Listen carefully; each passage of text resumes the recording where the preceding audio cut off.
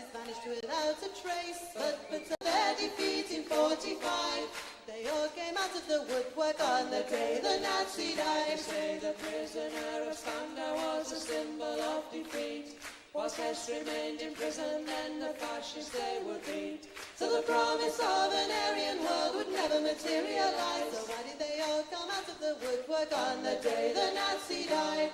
The world is riddled with maggots, the maggots are getting fat. They're making a tasty meal of all the bosses and bureaucrats.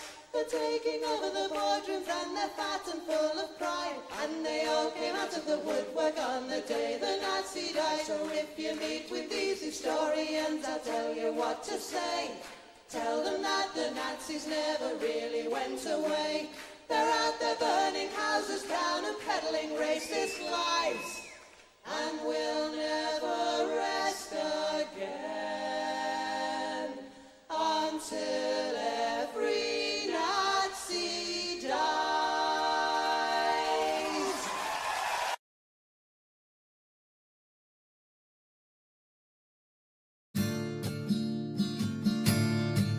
Woke up one morning and there were soldiers.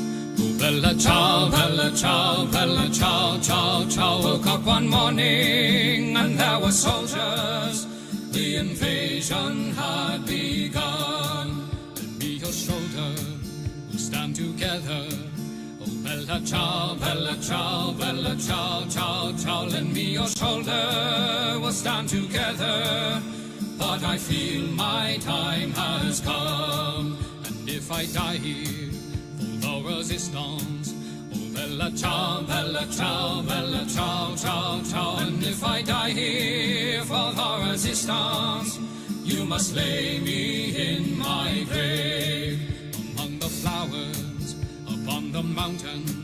Oh bella ciao, bella ciao, bella ciao, ciao, ciao. Among the flowers upon the mountain, let me rest among the brave. Someday the people will pick the flowers. Oh bella ciao, bella ciao, bella ciao, ciao, ciao. Someday the people will pick the flowers, and they will remember my name. This is the flower of the resistance. Oh bella ciao, bella ciao, bella ciao, ciao, ciao. This is the flower of the resistance, and those who died for liberty. This is the flower of the resistance.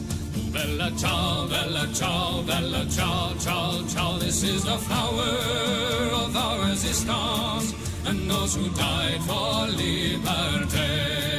This is the flower of the resistance, and those who died for liberty.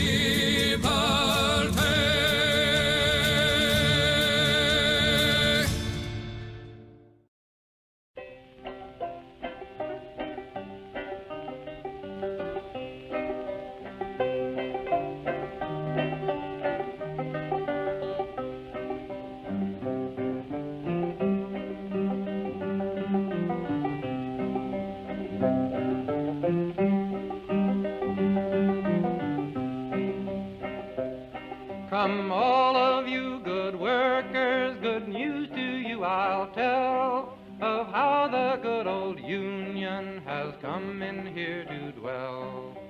Which side are you on? Which side are you on? My daddy was a miner and I'm a miner's son, and I'll stick with the Union till every battle's won. Which side are you on? Which side are you on? They say in Harlan County there are no neutrals there. You'll either be a Union man or a thug for J.H. Blair. Which side are you on? Which side are you on? Oh, workers, can you stand it? Oh, tell me how you can.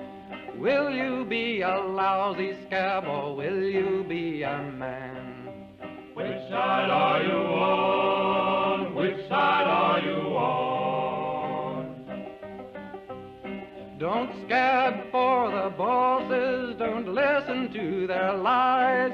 Us poor folks haven't got a chance unless we organize. Which side are you on? Which side are you on? Which side are you on? Which side are you on?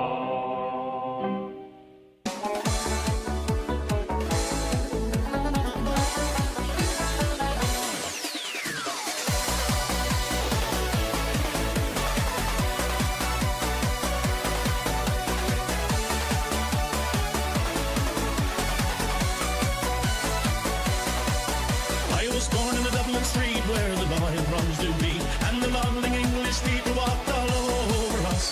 And every single night when they tell come home tight, he'd invite the neighbours out with this chorus. Come out, you black and tans, come out and fight me like a man. Show your wife how you won medals down in Flanders. Tell her how the IRA made you run like Galloway from the green and lovely lakes of Kilshandra.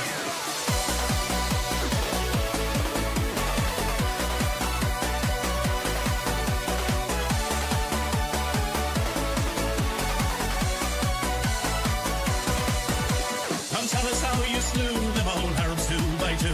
Like the Zulus, they had knives, bows and arrows. Of how brave you face one with your 16-pounder gun, and you frightened all the natives to the marrow. Come out, you black and tans, come out and fight me like a man.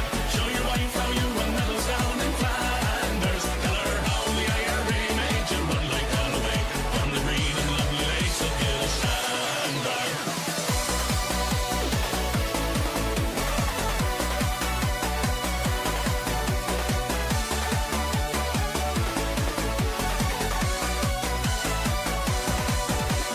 Let us hear you tell how you stand the brave Parnell and taught him well and truly persecuted. Where are the stares and jeers that you proudly let us hear when our heroes of 16 were executed? Come out, you black and tans, come out and fight me like a man. Show your wife how you won medals down in Flanders. Tell her how the IRA made you run like Galloway from the green and lovely lakes of Kilshandra.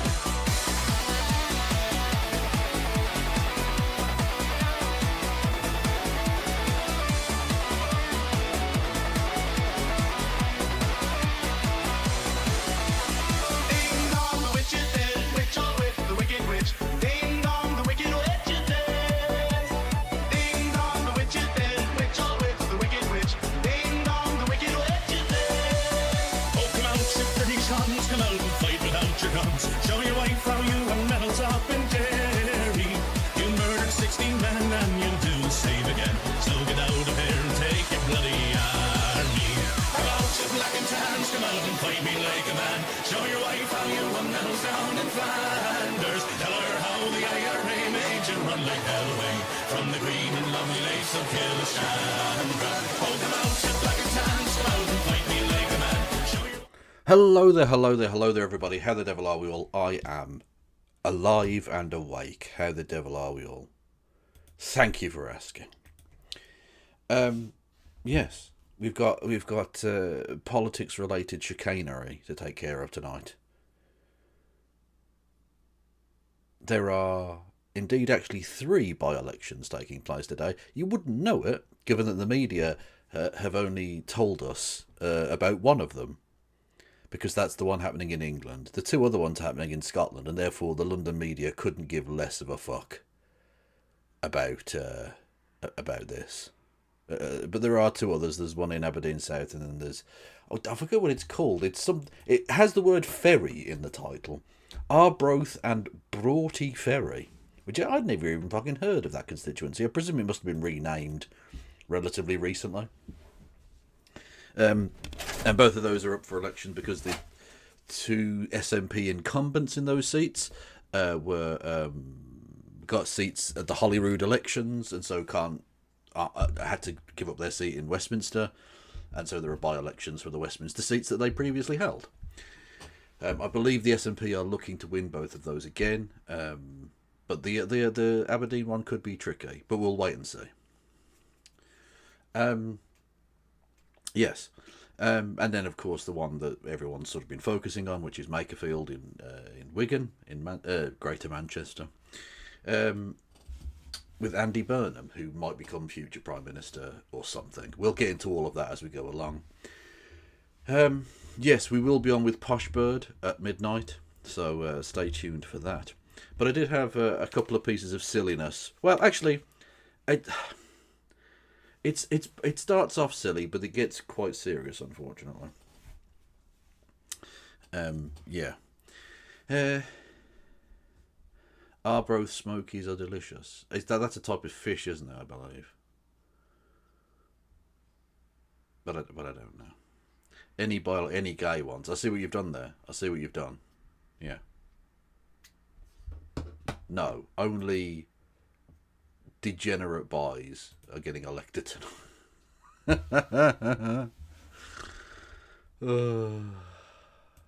Anyway. Hello there, 255. How the devil are you, sir? Question. Is it not a little disingenuous to say there's the main reason no one gives a fuck about the Scottish elections? Well, I mean, it would be disingenuous if I were making an absolutely 100% serious argument there. I wasn't. But, like, let's say, for instance, the Makerfield election wasn't taking place.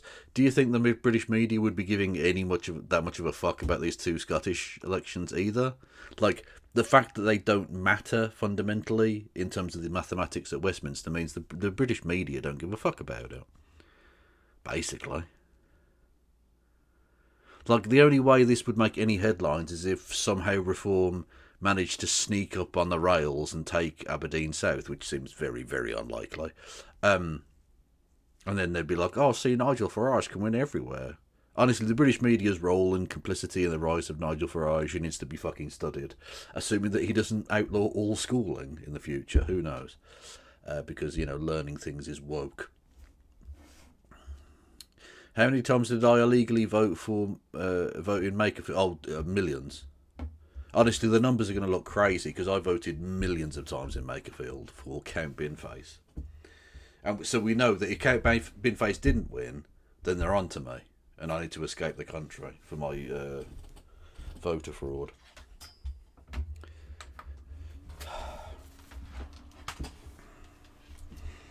Anyway.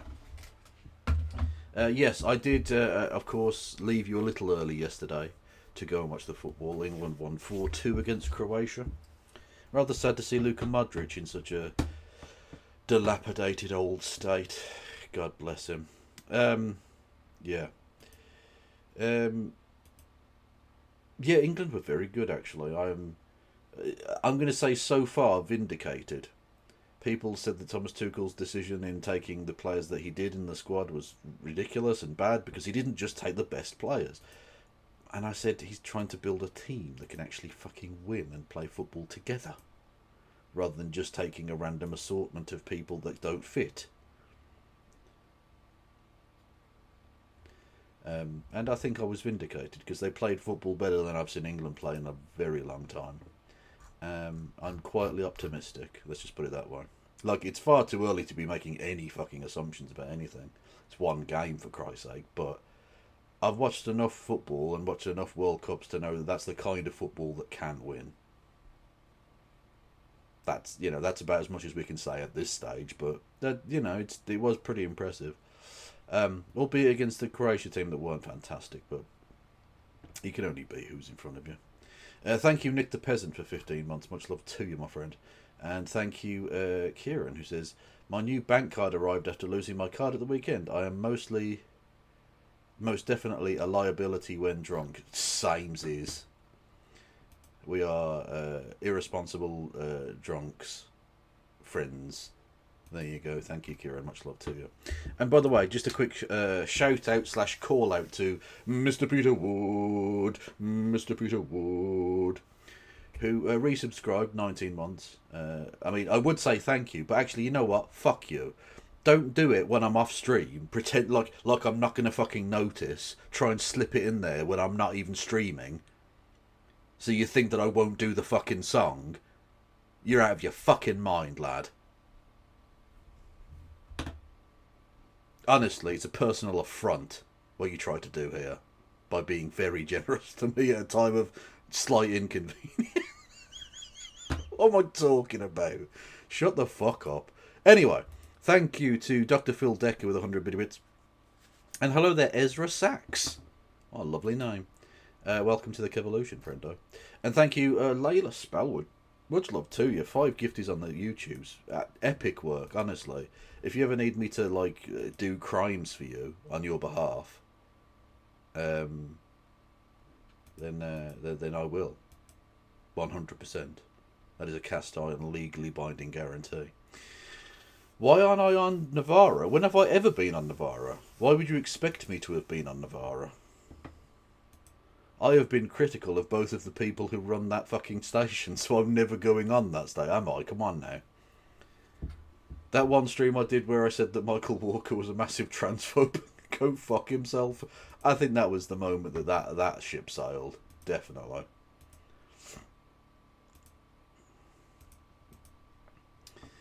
What's going on here?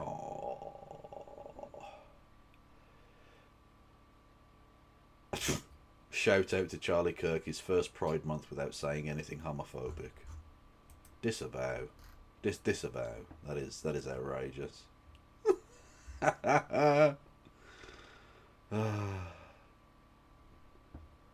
Anyway, right.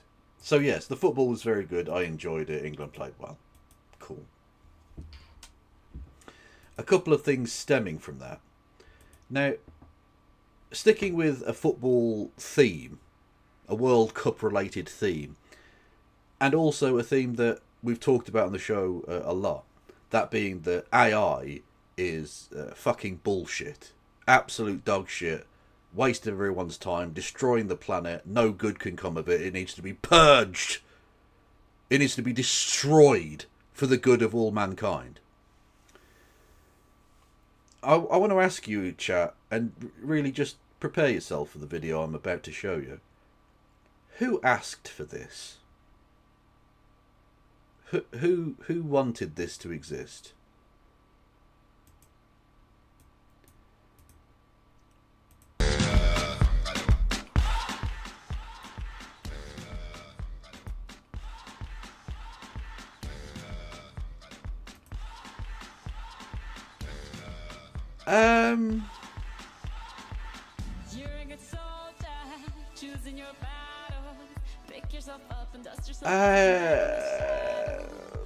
Yeah. The Erling Haaland is a child. They've made him into a child. That isn't even... They've not even yassified Lamine Yamal. That is literally just him in a wig. That's literally just him in a wig. But why is this happening? Who wanted this piece of media to exist?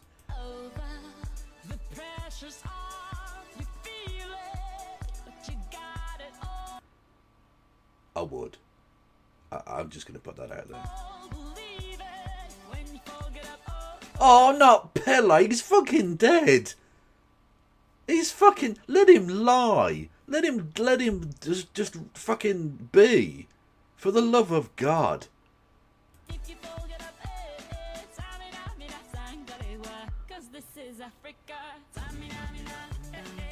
Waka waka hey hey. Oh, not Diego. You didn't do Diego like this. You didn't do this. You fucking monsters. Jesus Christ.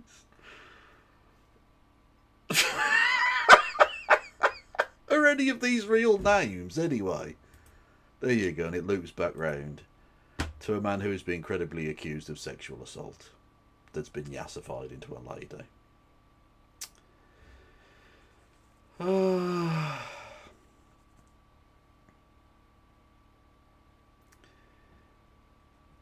Yeah, so that's a thing that happened. But there is, unfortunately, a genuine issue when it comes to women in the World Cup. That being that certainly here in Britain, when England lose, there is a very significant spike in domestic violence against intimate partners. and I presume probably children as well, but especially against adult partners. A grotesque scourge upon British society, and this may very well be the case in other places, I don't know, but certainly in England it is the case. And of course, as with all of these sorts of crimes, the person that you need to blame and put the focus on is the person doing the fucking crime and their punishment. Right? So leave it to Reform UK to do like the opposite of that. Where is she? Reform MP Sarah Pochin put, honestly, this might be the most repulsive thing a Reform Party MP has ever said. Possibly. That's a hotly contested topic, I'm sure. England won the football last night, and thank goodness they did, because on the occasions that England lose their football matches, the incidences of domestic violence go through the roof. So, boys, keep winning. What the fuck is wrong with you? What the actual fuck is that? Like, there's so much to pick apart with that. Right. Where do you even start? Where do you even start? Right. Why is your supposed strategy here for tackling domestic violence to hope that England continue to win? Because firstly, history would suggest they don't continue to win. So that's not a winning strategy anyway. It's also not a foolproof strategy even if they do win, because of course domestic violence happens anyway. Like, this is your solution here is not a solution in the slightest. I mean, a secondary adjunct point to that, but it's not the job of the England football team to prevent domestic violence particularly. Although at least they did, of course, kick out Mason Greenwood, an actual domestic abuser and rapist, from playing for England ever again, once that came to light. So that's something, I suppose. But it's really not their job to do that. And win, lose or draw, domestic violence still happens, Sarah. You absolute raging thunder twat. The fuck is... it's so horrific. As if the focus of this should possibly be on the result of a football game rather than someone fucking beating and in some cases murdering their intimate partner. And I just wanted to bring this up. Not only because it's a jarring juxtaposition, and you know I'm fond of those on the channel, to the previous thing we watched, but I just want people to bear this in mind whenever one of these absolute wankers goes on about how they really care about the grooming gangs because they care about the safety of women and girls, when their strategy for ending violence against women and girls seems to be Harry Kane scoring goals, I think.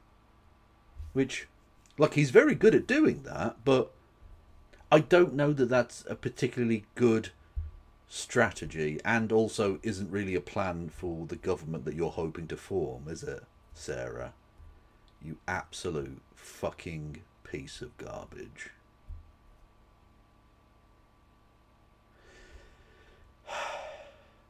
I'm glad I got that off my chest. I am. Also, fan of the tournament so far. This lad from the DRC. Here we go.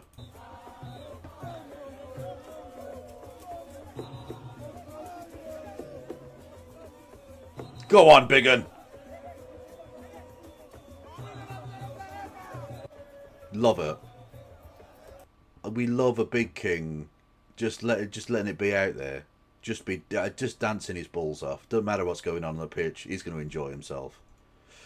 And then the Aussies, trust the Aussies to come up with a great chant. Aussie boys on a bender. Donald Trump is a sex offender.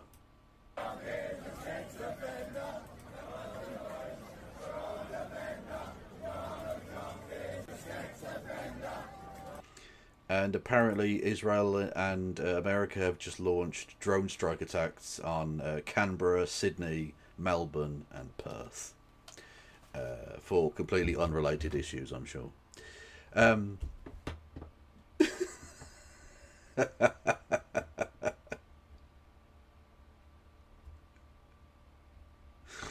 God bless. Right. Shall we check in with No Justice? Is she going? She might not even be going yet. I'm not sure. Where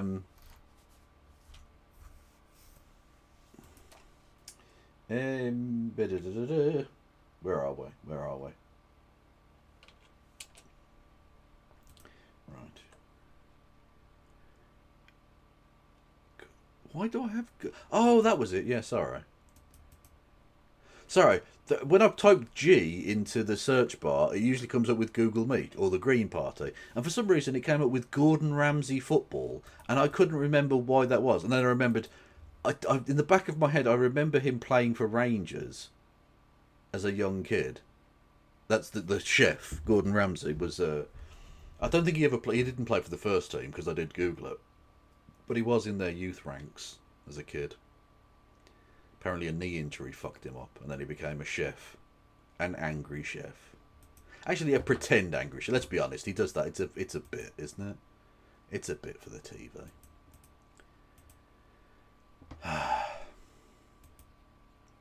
There we go. Right. Where are we? There's No Justice. She can pop in whenever she fancies. Let's take a cheeky gander on the Bieber got going on. Oh, I need to sign into the fucking... Oh, I actually hate the world and I want to die. Actually, that's not true. And I shouldn't really say that, but, you know. Yes, I've got a TV licence, you cunts. Jesus. The East Coast, and we can go now to... God, award-winning journalism. It's too early. Oh, okay. What we got going on? Oh, here's the bit where the BBC pretend to care about Aberdeen South. Yes, there are, Laura. A very positive start is what I'm hearing from the Tory activists here. Now, I can't promise you a count as dramatic, maybe, and as exciting as Makerfield, but the contest here is intriguing. It's significant for Scottish politics, and as we're hearing from Kevin, things are looking pretty tight at the moment. Now, it's an unusual contest because it was called because the SNP's former Westminster leader Stephen Flynn was elected to the Scottish Parliament last Rolled month. R's. Exactly 6 weeks ago. He was a well-known figure on the UK political stage, his shaven-headed appearance at Prime Minister's Questions. But in that vote last month... To be fair, I think he is bald. But you say shaven-headed, what? Yeah, now the Conservatives are seeing a route to victory here. They're really focused on the future of the North Sea oil and gas industry. Their leader, Kemi Badenoch, has been up here to... But there's no way the Tories win. There's not a fucking chance in this world that the Tories win this seat, surely. SNP chief executive who embezzled more than £400,000 of party funds. So there's real concern in the SNP that their vote might be dampened down just a little bit. Now, if the Conservatives do win this seat, we might be making history ourselves here as well, because apparently the Conservatives, they tell me, have not gained a seat at a Westminster by-election since Glasgow Pollock in 1967. So Makerfield might make history. We might make some history here in Aberdeen as well. That's the stuff of by-election programme dreams, isn't it, this kind of trivia? And Andrew, just before we leave you, we've heard that the future of the oil and gas industry on Aberdeen has really been a huge factor in the campaign. Has that been your experience when you've been there reporting? What kind of thing have people been picking up on? Yes, it really has been a very significant factor. In fact, this is the seat I grew up in. On the way here, I was just thinking back. I could remember the 1987 general election when the Conservatives held the seat, but it was lost to Labour, and the city has changed a lot since then. There has been a dramatic decline in the fortunes of North Sea oil and gas. You see the number of homes for sale, people concerned about negative equity. That is the thing that keeps people awake at night in this constituency. Now, people here do see, yes, maybe there does need to be room for change, but I think people feel the Scottish Government, the UK Government, successive governments have let them down. That change has been... And that's why they want to vote for the Tories? Really? It's been a very significant factor here. The Conservatives have been saying they wanted to make this a referendum on the future of North Sea oil and gas. Well, they may have been successful. Oh, that's what... Oh, okay. So that's why Kemi's been going so hard on this, because she wants to win this seat in order to keep her leadership. Okay, right. By-election makes a bit more sense now. Arbroath and Broughty Ferry. Louise Cowie's there for us tonight. And Louise, the SNP seems pretty hopeful of keeping this seat, even though it was very narrow at the general election. But what's the sense you're getting?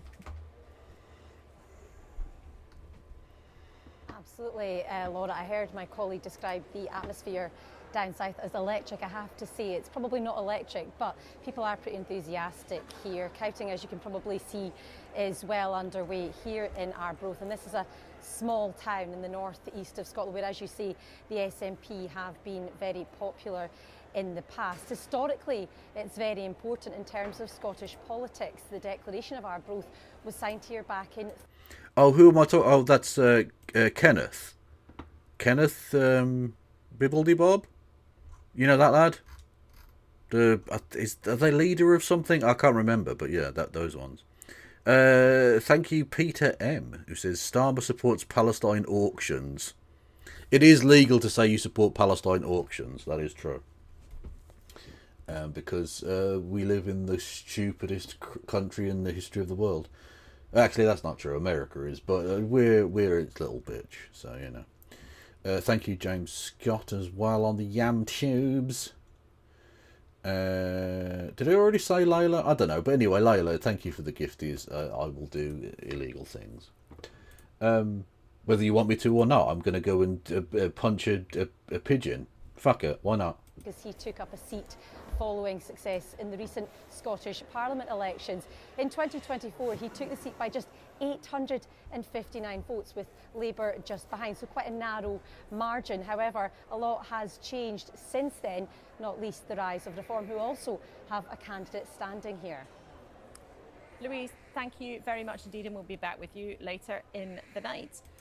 Let's then check in for the first time with the nation's favourite number cruncher, Professor Sir John. Sometimes may be good, sometimes may be shit. It's a big... Now, I should explain for Americans, this person is not actually from a crypt. They very much look like the reanimated corpse of a human being, but they are still technically alive. They have not yet passed away. Although he has the hair of a man who's just woken up, but whatever. Compared with the 52.5% that it was back in the 2024 general election. Now, actually, I've been digging up the records. The last time the turnout was higher in a by-election than in the preceding general election, you have to go back to 1982, and the by-election in Glasgow. What, the George Orwell book? When Roy Jenkins, one of the Gang of Four that created the Social Democratic Party, managed to win the seat for the party he had then more recently joined, indeed helped to form. So it's over, well over 40 years since we've had an increase in turnout in a by-election. If it were to be a high end of the estimates that have been talked about, i.e. close to 65%, and therefore we're talking about more than an 11-point increase in turnout, that would be the biggest rise in turnout as compared with the general election since the Torrington by-election of 1958. Now, I'm sure, Laura, the Torrington by-election of 1958 is immediately on your tongue, but actually it was the first by-election. It was the first by-election in which the then Liberal Party fought their first serious by-election contest. I'm a political nerd, and I'm bored by this.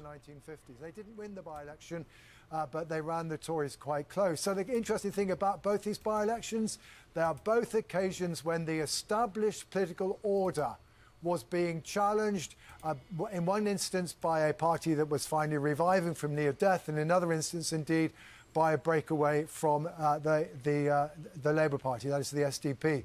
So if indeed the turnout breaks either of those two things, approaches any of those two things tonight, then it will be an indication of a gain as to how yet another challenger, in this instance Reform, Well, a lot of people argue about whether or not it's a good or a bad thing that our politics have become more fragmented and perhaps more polarised. But maybe one of the things it's going to do is to help drive up turnout in an era. Well, don't try and make it sound like a good thing. It means that the first past the post system is even less democratic than it's ever been. At least if it's two parties, then the party who gets most votes do represent something of a majority. Whereas when you're going to have MPs elected with like 21% of the vote or something, that's ridiculous. Campaign, and someone has said 3 million people that had never voted suddenly turned out, and they were almost sort of furious about that because it had ruined their sums and their expectations. Well, certainly one of the messages of the opinion polls is that those people who did not vote in 2024, this is the national opinion polls. All I'll say is anyone who's angry that people are actually voting is a fucking idiot. Go away. I've seen a little bit of the charter that's coming out of God Makerfield is that almighty. the Labour Party is concerned that if the turnout is very high, that might be to Reform's advantage, and that both they and perhaps the pollsters may be rather more confounded than they were anticipating at 10 o'clock this evening. But we'll have to wait and see. So it might be, or might not be good for Reform that's a high turnout, but arguably it's perhaps a good thing for democracy. John, thank you very much indeed for now. Let's then introduce Sophie Stowers from the polling group More in Common. It's great to have you with us. The reason we're lucky to have you with us tonight is because you've been to Makerfield 9 times, I think, and you've sat asking questions of voters, listening to voters. What have they said? What's been on their minds? Yeah, a lot of money on train fares for us at More in Common over the last few weeks. I mean, it's really interesting because on the face of it, right, this should be a Reform slam dunk. It's exactly the type of place they did really well in May. High Leave vote came second in 2024, but actually there's a lot of nuance when we've been talking to voters. I think a lot of people who in any other circumstance, a lot of long-term Labour voters who probably would have given Reform a go, have been attracted to Andy Burnham. They're willing to give him almost like one last go of voting Labour because they like him, they think he's got a decent record in Manchester, although that does come with caveats about some downsides of his time there, things like the homelessness initiative there, the clean air zone, things like that. So a few caveats there, but overall much more popular than Keir Starmer. So that personal factor for Burnham is real at a time when a lot of Labour politicians are just getting, almost booted out. Absolutely. I mean, if you look at our poll, Andy Burnham in Makerfield, Andy Burnham was on +7 approval rating, which I know might not sound great, but if you look at the fact that Keir Starmer was on -48, I think that really shows how attractive he has been. And what are the issues that are really getting people's goat when you get them in a room in the way that you do and you listen for an hour? By the way, if you look on the right hand side there, that would be the monster roving loony party. You can always tell them. There they are.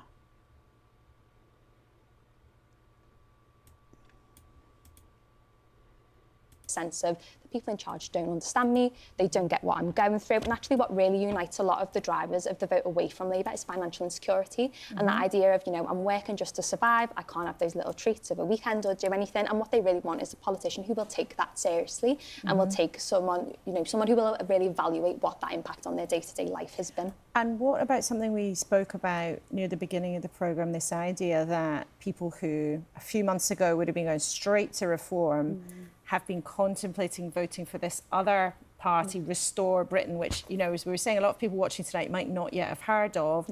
They've had a lot of traffic online. What it's just did Elon you Musk, see though. that was, concrete evidence of real interest? Did you see any? Yeah, I mean, I think if you look at the fact that this was a party that was virtually unknown to most people in Makerfield a few weeks ago, the fact that most people were aware of them and could name their leader, I think was quite remarkable. It really shows how much of a local impact they've had.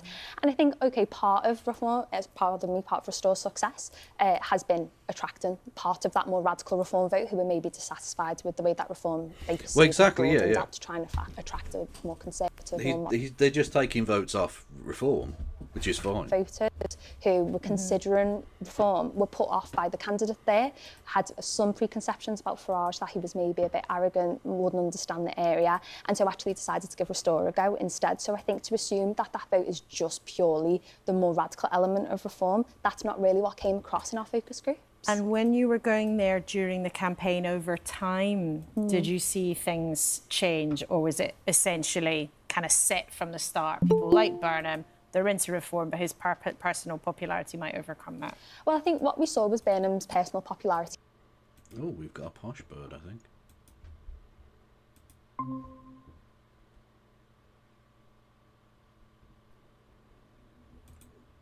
Are we ready for Burnhamocracy? I'm ready to make so many fields, Kev. Well, it is. Look, to make a field or not make a field, that is the question. Indeed so, indeed so. How are we? How are we? Alive. And I'm be honest with you, I'm not sure why anymore. But I am. How about yourself? Yeah, I'm not doing too bad, not doing too bad. I'm very tired, is what I am. I am extremely tired. Is that because you've been travelling? I mean, not only was I travelling, I was also just didn't sleep at all the night before either. So I'm going to have like 2 full nights with no sleep. So it's going to go well. Is this wise to do this stream? And that seems like an unhealthy thing to get you to do. Oh no. I mean, the content won't make itself. That is literally true until the AI takes over, and then it will, and then the humans will just cease needing to exist, I think. Which might be for the best, and you know what? Yeah, like, given everything that's going on, maybe that's for the best. Yeah, it is a bit weird when it's illegal to say you support Palestine action, but it's perfectly legal to say you support Palestine auctions. That's a good bit. Thank you. I stole it from my chat. I will just say that I just blatantly ripped that straight from my chat. But it is a fucking solid bit. Although, frankly, having had Owen Jones stealing my fucking bit on national TV this week... You're going to take him to clout court, Kev? I am. I'm going to sue him for my intellectual clout copyright. Of the thing that you stole from Trevor Moore. Well, to be fair, Trevor Moore didn't invent the concept of quotations. That's true. Like, that's a thing that already was like a thing, basically. But, I mean, I've done the joke so much, I've made it my own. I've taken a previously created bit of art and made it better, I think. By repeating it ad nauseum, which makes it better. I mean, you're a React streamer. It's what we do. Literally, that is precisely what is, and it's the best kind of content. Repetitive and boring. Yeah. 100%. Very, very, very, very true. Did you? So, before we get to Makerfield stuff, because I'm assuming people get incredibly bored of Makerfield stuff eventually. Given how much of it we're going to be talking about. Did you see the government's foreign state threat bill that they're introducing to Parliament? I have not seen that today. I'll be honest with you, I was mostly being very annoyed by England being shit at cricket. Oh, at least we're good at football. I'll put a pin in that. Because it'll go wrong, it always does. Actually, I started off really optimistic, and for some reason I'm now not optimistic for no reason. I started off by saying I think England have a legitimate chance, and now I'm like, nah, fuck it. We're going to lose on penalties to Portugal. I mean, defensively, I think there's plenty to learn from the first game, right? But I thought the attacking play, as someone who's definitely a huge expert at the football, right? I thought the attacking play was a real machine. Right, you may remember I think I was probably a little bit rude in chastising you for your criticism of the squad selection. When we briefly discussed that one night, because people said that he wasn't taking the best players, but he wasn't trying to take the best players. He was trying to take a squad of players that could fit together, and I think we saw that. Those passing, they're called passing diamonds. Basically, 4 players in a kind of diamond formation to give you 3 options of who to pass to. Right? It's a it's a well-drilled thing. You need to do it on the training ground, etc. And they've got it down very, very well, to the point where they're able to keep possession very, very effectively and attack very effectively. Now, like you say, they do have to defend better, but I've watched enough football. I am old enough that I can do the unk bit now and say I've seen enough World Cups to know that that's the kind of football that can win. I mean, I saw the Swiss players doing that on their game, and the commentator said lovely Swiss triangles, and somebody tweeted out that clip with when I'm trying to describe what a Toblerone is. that is lovely Swiss triangle. Yeah, that is literally it.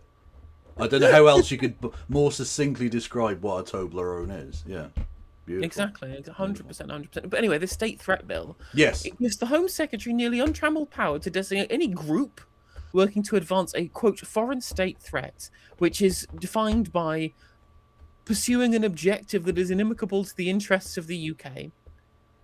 All of these things would be at the discretion of the Home Secretary. Oh, so it's just an authoritarian power grab from the authoritarian government that do authoritarian power grabs. And I'm sure Reform UK will not try and find any particular group in society to be found to be a foreign state threat. It definitely doesn't read exactly like NSPM 7, for example. Well, this is exactly, it's they might as well call it the laying the foundations for the fascist accusation of fifth columns bill. It's McCarthyism. Yeah. It's McCarthyism, right? Like, because again, like, whilst of course McCarthyism was about anti-communism, it was always filtered through the public as we have to do this to stop the Soviet Union, right? Yep. Yeah, exactly, yeah. And they'll just turn it on Muslims or whoever, yeah, of course.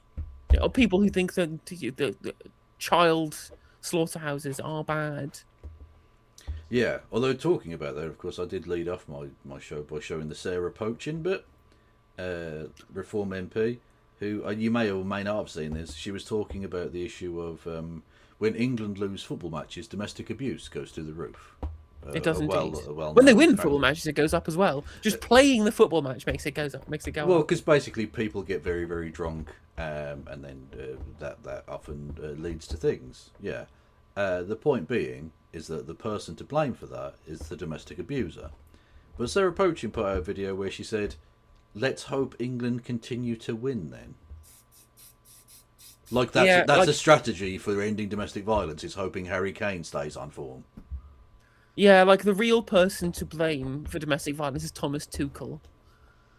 Yeah, like what a fucking insane. And just bear that in mind when these people go on about how they want to protect women and girls.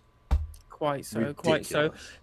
It was interesting as well. Like I made this observation myself. Like what's weird is that especially in the post Southgate era, like the English football team, it's kind of seen as like this kind of beacon of healthy masculinity, I think, to a lot of the public. Like Harry Kane may be a moron, but like he seems to genuinely care about being a good representative for men across the country, and likewise with people like Marcus Rashford trying to help feed kids. And yet our cricket team is known for starting fucking bar fights. And of course, having historically questionable racist tweets. Indeed, I mean, there's literally a whole ass fucking racism scandal at Yorkshire Cricket. Yeah, exactly. No one mentioned Michael Vaughan. That would be outrageous. Anyway, exactly. It's very odd.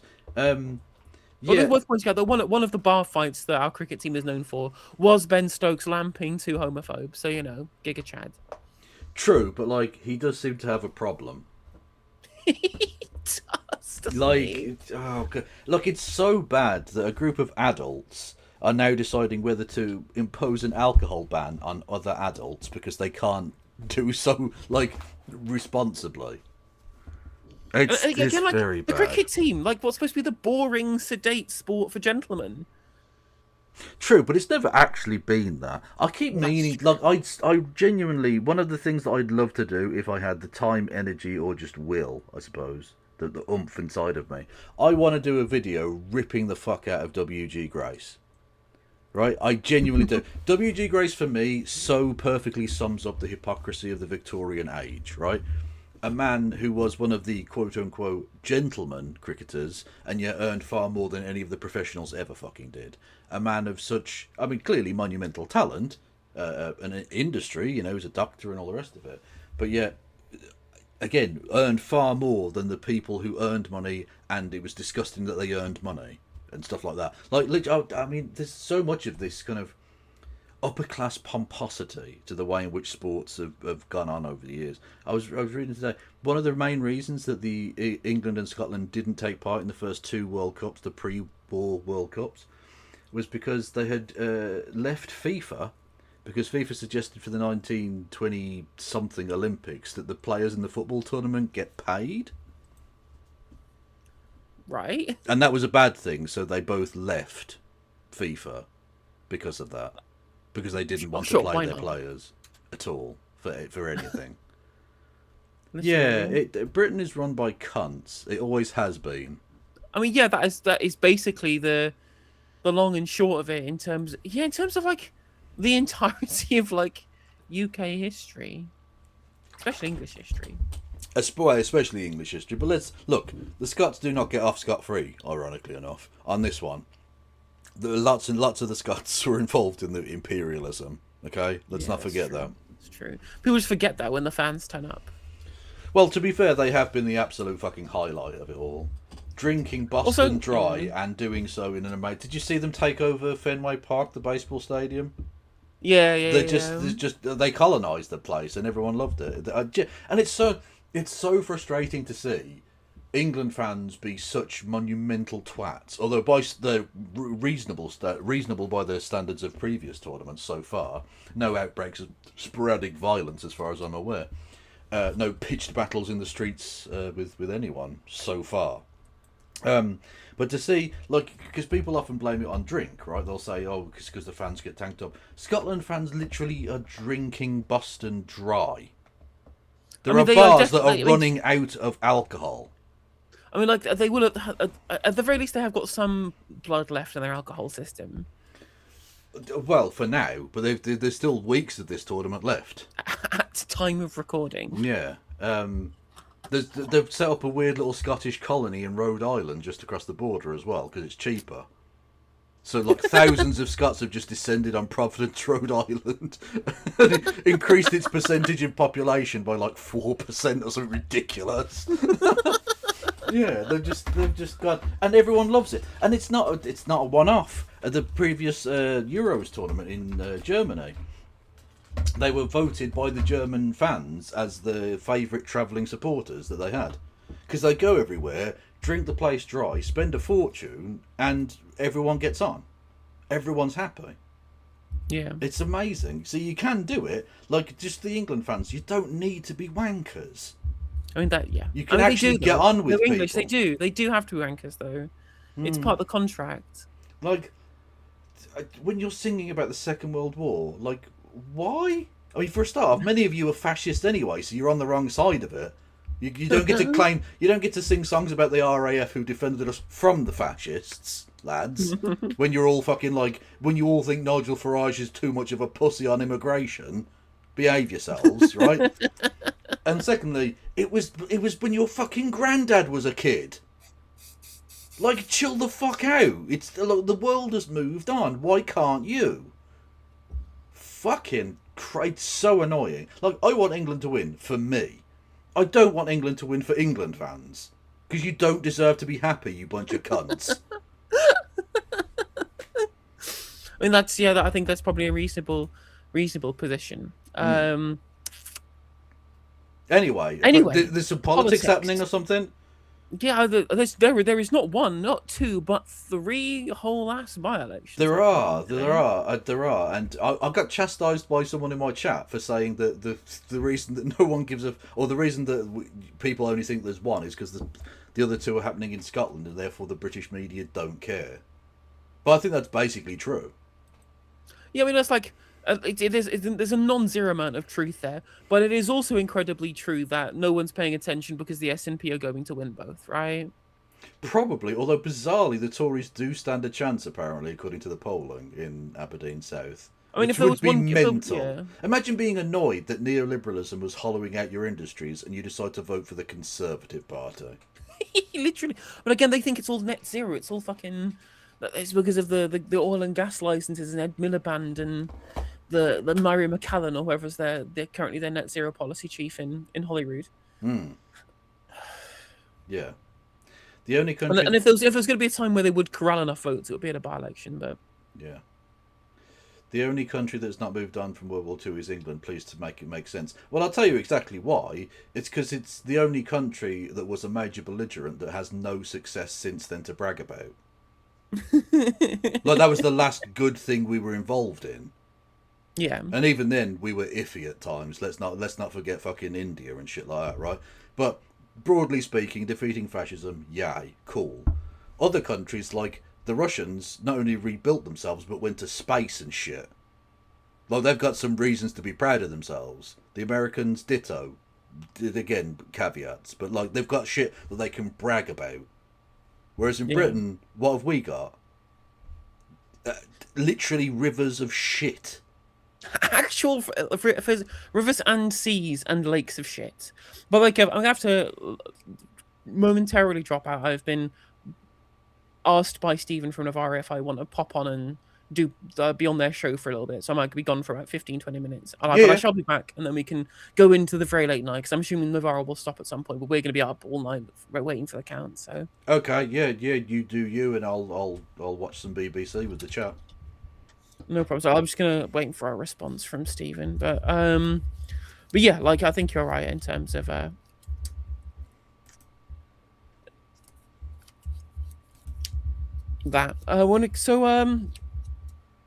The interesting things. Apparently, Andy Burnham has the names already. You'd expect him to do so, and he's just going to rock up to Keir Starmer and be like, "I have the names. Would you like to not get humiliated or get humiliated?" And offer him the ultimatum. Well, you can tell how much Keir Starmer's shitting himself, because he literally put out that thing in the interview the other day about how even if there's going to be a leadership thing, it shouldn't happen right away because we need to focus on the country right now. Like, he's so desperate. He's so desperate to avoid anything. But like, he'll definitely stand. I've said this before. He won't stand down until he's literally forced to by the Labour Party membership. He's not going anywhere. He's like a limper, and you could tell why he really enjoys the bits of it he enjoys, but from the G7 bit, because he doesn't enjoy the actual day-to-day governing. He likes being Prime Minister. Yeah, it's so true, isn't it? And like, apparently he's got £100,000 already in the kitty to be able to fight a leadership election. Like, he's serious about dragging this shit out and getting not just totally humiliated, but actually dragging the Labour Party down with him for his own ego. You can't make this guy up. You literally cannot make this guy up. Well, because that's the thing. The only actual policy that Labour Together ever had was that Labour Together should run the Labour Party. Yeah. So any threat to it is like the only existential threat they can possibly perceive. So they would literally rather burn the entire party and country down than peacefully cede control of anything to anyone else. Yep. Again, faction above party above country every time. Yeah. Every time. But literally, sorry. You go on. Go for it, sorry. No, go on. Also, Ben in chat says that the data on from canvassing on the ground reckons the turnout today is going to be higher than in the general election, which does make sense to me. And apparently, whilst canvassing for Labour, they were shouted at by Restore canvassers and called a pedo protector. Well, I mean, like, you only have Keir Starmer to thank for that, Ben. To be fair, he has protected pedos, or friends of pedos, or whatever. Like, multiple noncing scandals don't go unnoticed, is what I would suggest, yeah. But yeah, no, we saw the corpse of John Curtis on the show earlier. And he was suggesting that it could be upwards of 60% turnout, which apparently significantly above 3,000 canvassers. 3,000 Labour canvassers have been there today. You know who hasn't been to Makerfield in the entirety of the by-election though? Keir Starmer, yeah, because obviously, like, ironically, what he should have done, and I said this before, right?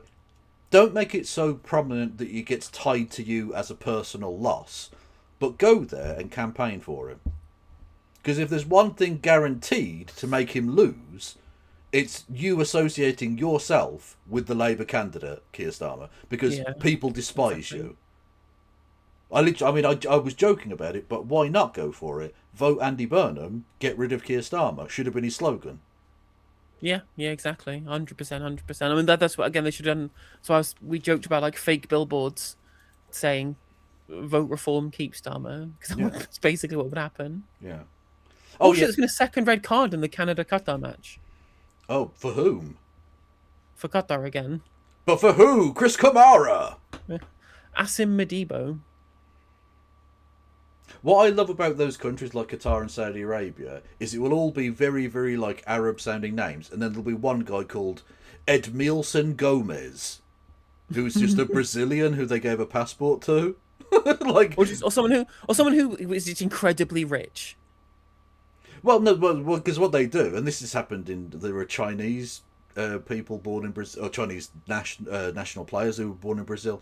Basically, they get like second and third division Brazilians who are never going to make it into the Brazil team, but are still better than the Chinese players. And they will essentially purchase them on the basis of like, we'll give you a passport if you play for us. And they do. I mean, that's basically how the world works now. Free movement is for the rich, wealthy, and well-connected, and Yep. everybody else gets like trapped in their little misery boxes. Especially those of us who've voted to leave the place where we had freedom of movement. Yes, quite so, quite so. Why does Danny Kruger exist? Get him off my fucking screen. Good lord. Sorry, go on. On the subject of Brexit, did you see that Makerfield electorate is now pro-EU? How? They just voted reform overwhelmingly in the locals, didn't they? Who the fuck knows at this point? Average voter meme, right? Median.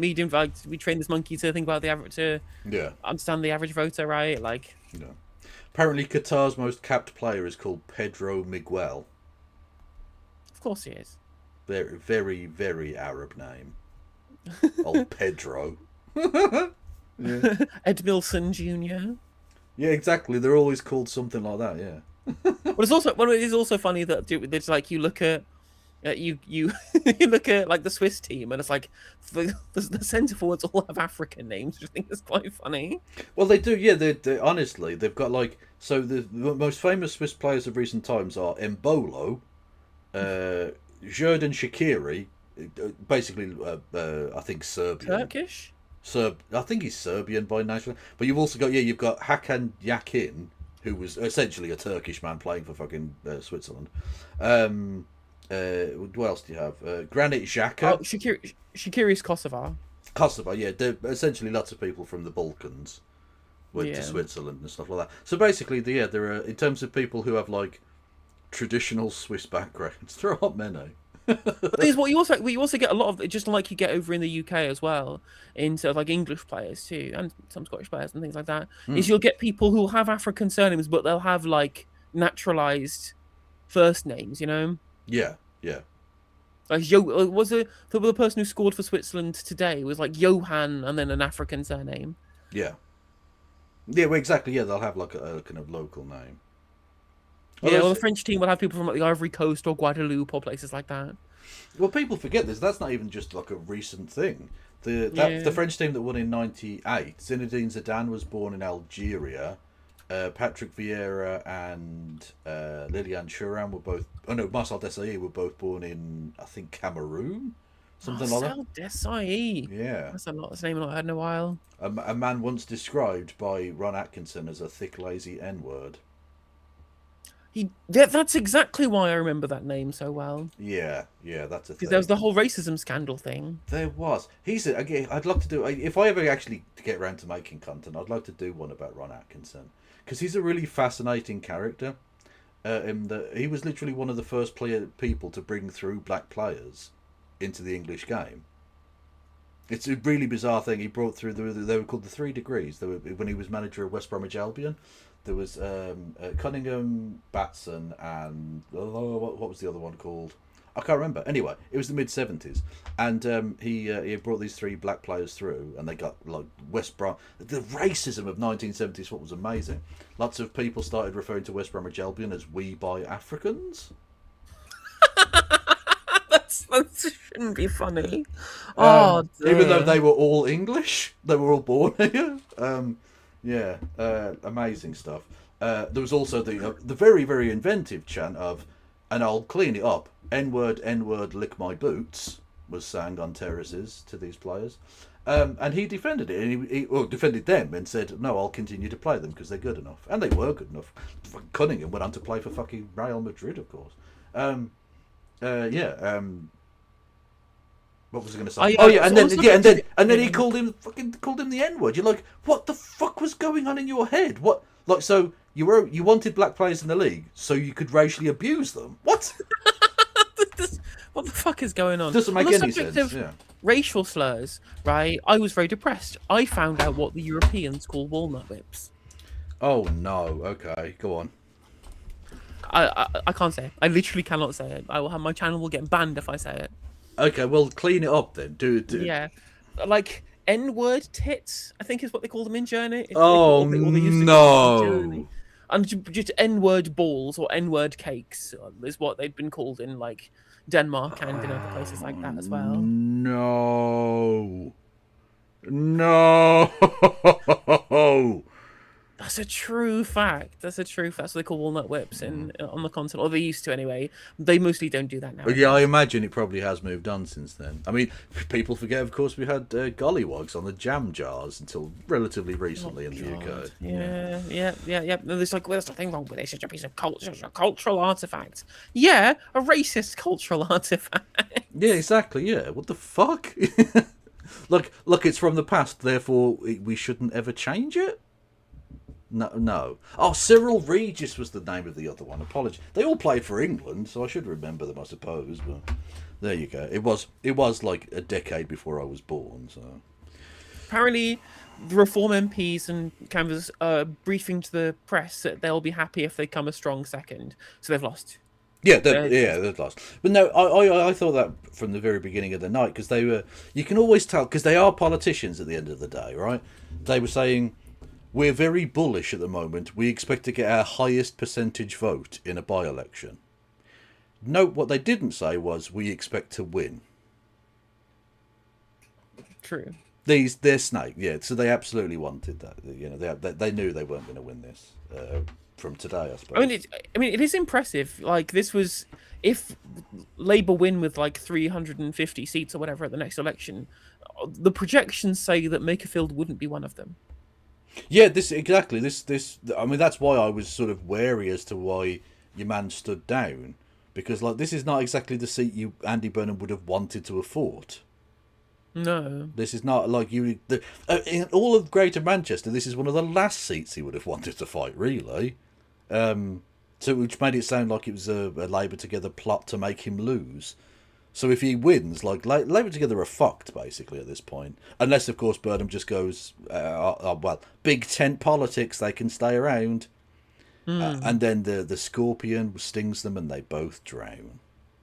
Yeah, literally so true. On other news that's broken in the last couple of days, right? Like things aren't big. There's not just big news in this country. There's also a pretty big piece of news. And whilst of course we all know about like the Trump wranglings in Iran, have you seen the reaction to the MOU?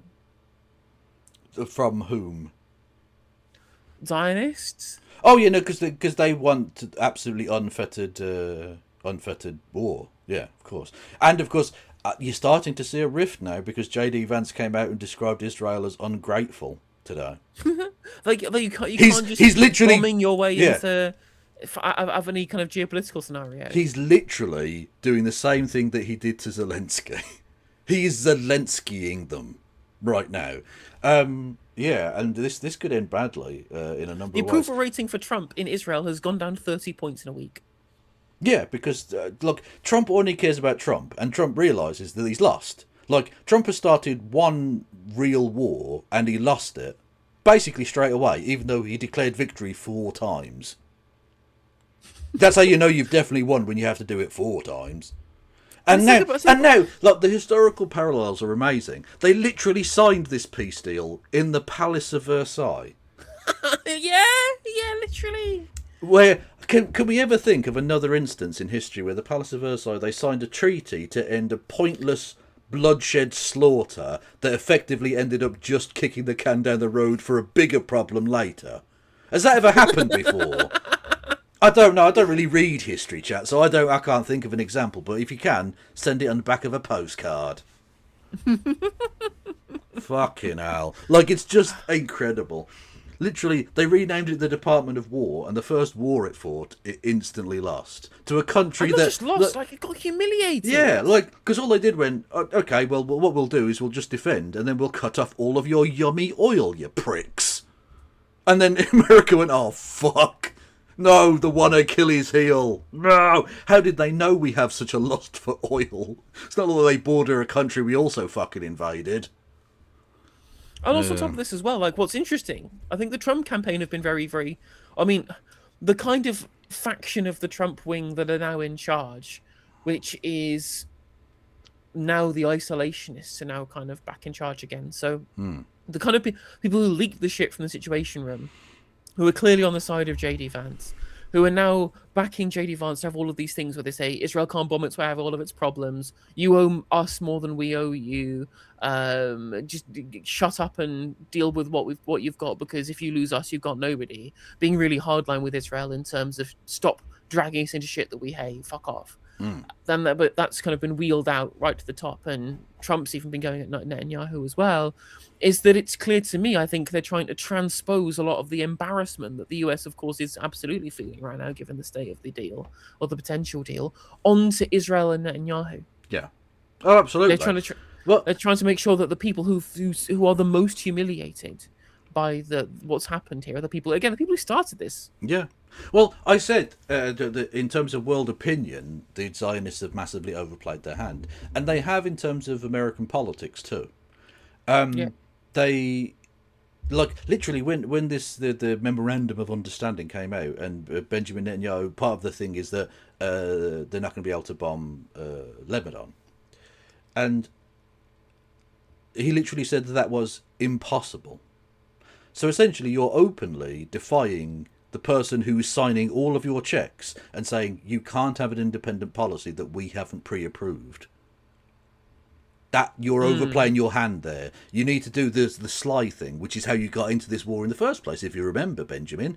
You got Lindsey Graham, who, by the way, absolute traitor, should be hanged as such, who personally trained you to manipulate the American president into thinking this was a good idea. What you didn't do is come out and demand that it was impossible he didn't do that thing you wanted him to do. You can't, you're not actually the master of this situation. You've got to realise that they've well overplayed their hand, and 100%. 100%. The political ramifications are going to be massive. I genuinely think you might end up actually seeing Benjamin Netanyahu in jail, because the only thing stopping him so far is Trump. And if Trump gets pissed off, not only will he happily allow the Benjamin Netanyahu administration to fall, but his calls for clemency from the Supreme Court of Israel will suddenly dry up, I imagine. Yeah, quite literally. Well, Netanyahu's just entire career is literally going to implode now. Yeah. He's taken on non-belligerence, and all that's left him is the colonization left, like, the IDF totally tied up so they couldn't defend from Al-Aqsa flood on October the 7th. His expansionary program and military belligerence, which of course everyone else supports in around like Israel politics as well. Like, it's not like he's unique in this fact, but of course he is somebody who has pushed this really, really hard, has broken the Israel-US relationship, potentially even irreparably, and has made them a pariah state internationally, and has basically left them empty. Like, not even Orban wants anything to do with them, because he doesn't have any power now. Like, Magyar is in control, and Magyar has called out Netanyahu on this stuff. So there's literally nobody left for Israel other than America, and Netanyahu shut that relationship up. And so yeah, he'll have to go to fucking jail. There's no reason for. I mean, listen, there's an election coming up soon as well, isn't there? In Israel, there's an actual scheduled election. Yeah. He's gonna get brutalized in that election. And what you'll probably actually get is you'll get a Naftali Bennett, potentially, someone like that. Who's also a massive cunt, by the way. Yeah. Yeah, and what will happen is they will refocus away from expansionism into Lebanon, Syria, and war with Iran, and they'll just go back into the Palestinians. Yeah. They'll just start slaughtering Palestinians again. They'll just expand settlements in the West Bank and do more around like the rights to Judea and Samaria, and go like full like weirdo ethno-nationalist over this stuff rather than Lebensraum, you know? Well, exactly. Because essentially, Zionism was winning by doing death by 1,000 cuts. Right? Stealing little parcels of land here and there, a little settlement here, a farm there, encroach on a little thing, a little cheeky Golan Heights, something like that. Whereas they went, what about if we just do it in 4 cuts instead? But that's too big. It's too big a thing. People realise it. The boa constrictor doesn't crush its opponent. It waits for its opponent to breathe in, and then it tightens and never lets go again. And that's the strategy they needed to employ if they wanted to win long term. And now they've made it obvious. The world can see exactly what this is. And again, the generation that were most firmly supportive of Israel is dying, and a new generation that's coming forward has only ever seen Israel as the brutal, totalitarian, slaughtering, genocidal, ethno-nationalist freak house that it is. Yeah. And so the support for for the Zionist entity is going to crumble over the course of the next 10, 20, 50 years. It's already very, very low, but they've already got the bought and paid up shills.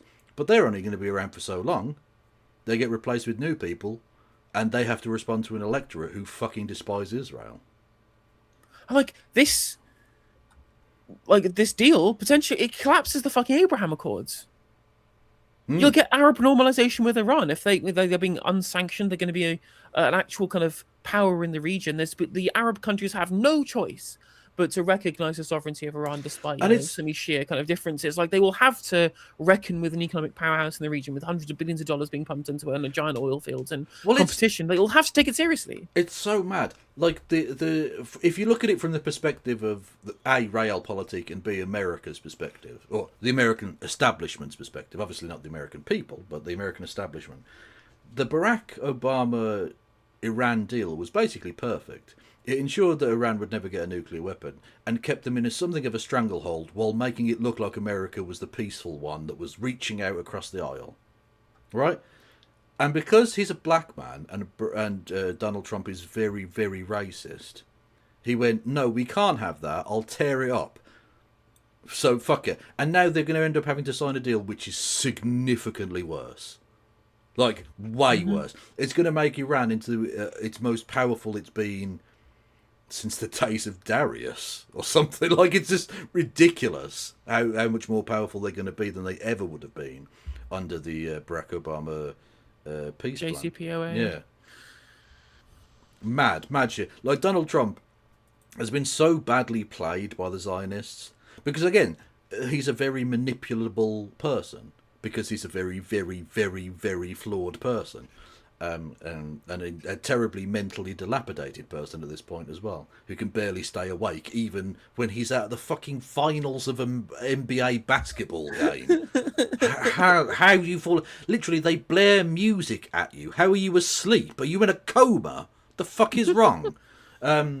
Yeah, maybe he just slips into a fugue state. I don't know, but either way, he's like gone at this point. And he's been so badly played to the point where his legacy will be making Iran more powerful than it's been since, well, in living memory, basically.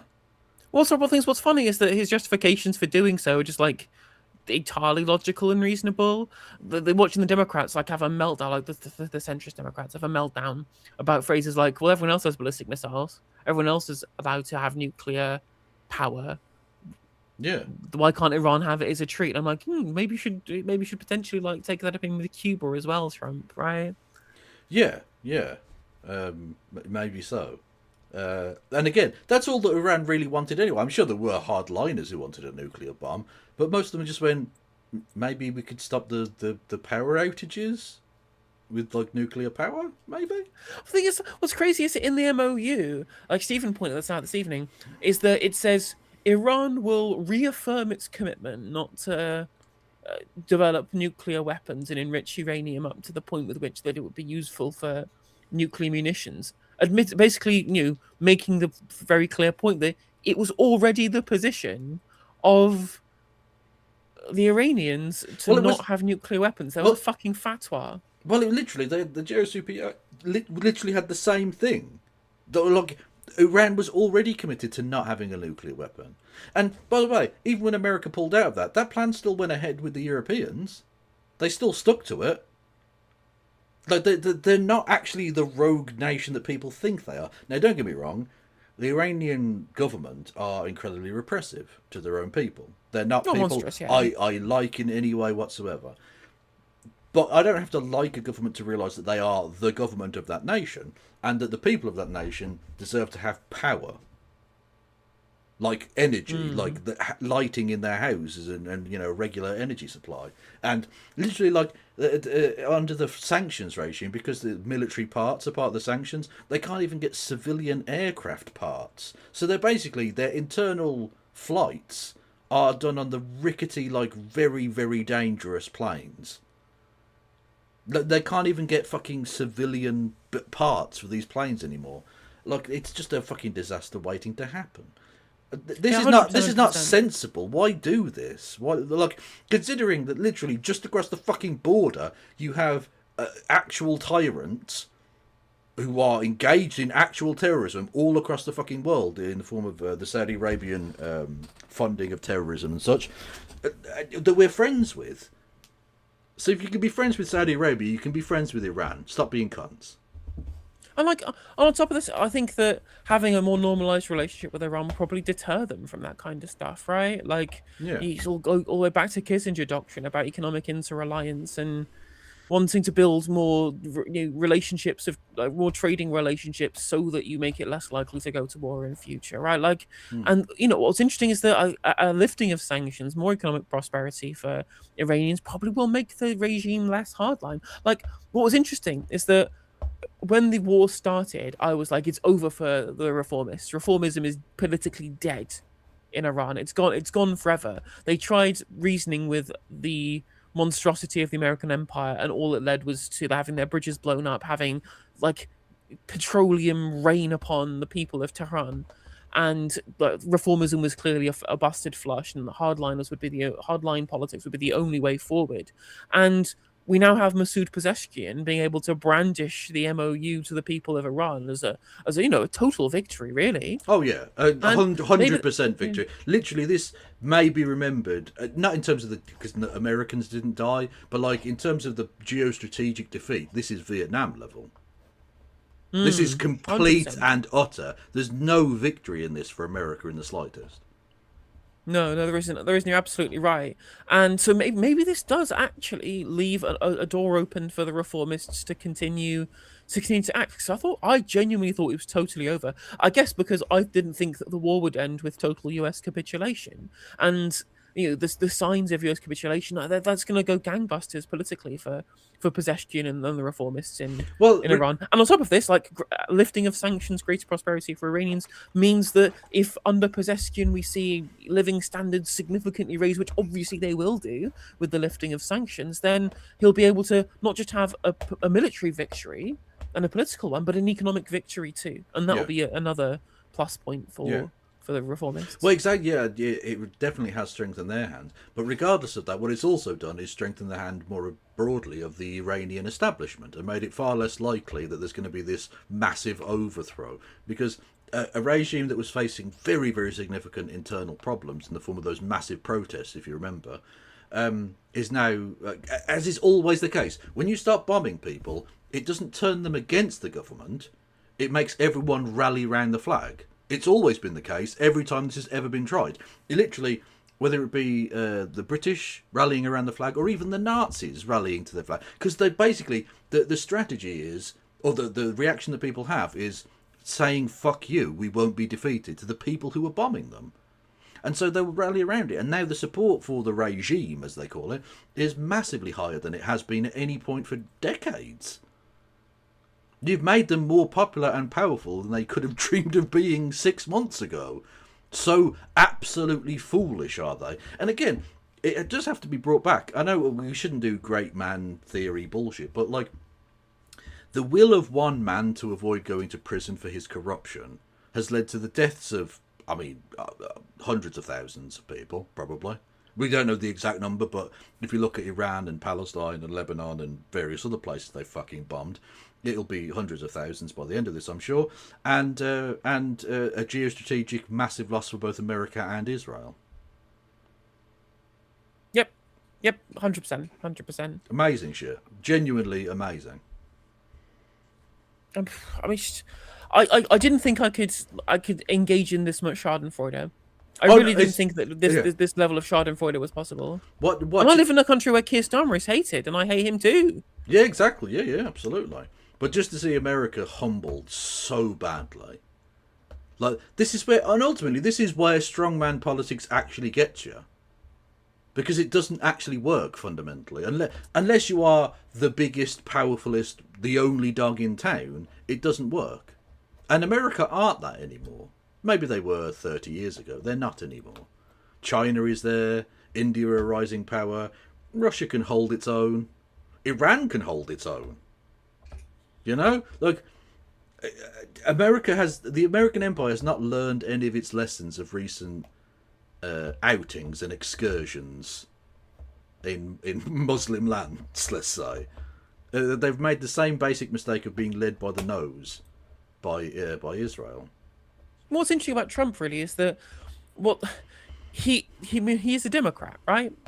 He's literally always been a Democrat his life, right? His singular concern is just capitalism. His singular concern is capitalism and maintaining capitalism. That's why he's so obsessed with like, the art of the deal, and that's how he views military conflict, right? As a negotiation that you'd have around a boardroom table, rather than something that's about advancing the goals of America. Great, right? So I don't think he ever really cared about this expansion into South America stuff. Like he was just getting in the ear from Stephen Miller, and that shit's kind of sailed. And apparently, like they might even be, they might shuffle Pete Hegseth out of the Secretary of War position, according to some Israeli news sources. So that could potentially happen. And so he just looked at this and went, right, oh well, okay, well America's gonna be poorer. What the fuck are we doing this for? Yeah. You don't care about Israel. Don't care about Zionism. Don't care about American exceptionalism. Don't care. Just want more money. Need this country to be rich, and it was making the country poor, and it was like this bad, isn't it? Well, and on top of this, it was going to make them extra poor because it was creating the situations that was meaning that everybody else was getting off of oil and gas, so there'd be no one to fucking sell all of the new oil and gas that he's opened and thrown loads of investment. It's not the poverty that's the problem for him, because he doesn't give a fuck about that. It's the fact that poverty was causing him personally to be less popular. Also true, yeah, exactly. That's the thing. Ultimately, what Trump wants is essentially a radiation from the fact that he never got his own father's love. And so he's always needed people to fawn over him and be like, for him to be popular and liked and seen and respected. And what he can't take is people going, you promised us cheap eggs, and now eggs cost more than gold, you cunt. The fuck is wrong with you? Yep. Yeah, and they went, okay, well, I'll tell you what, we'll just go to Iran and say, what do you want for you to open the Straits of Hormuz immediately? We will give you anything. I will literally give you Baron Trump. You can have my actual fucking son. We just need that oil flowing now.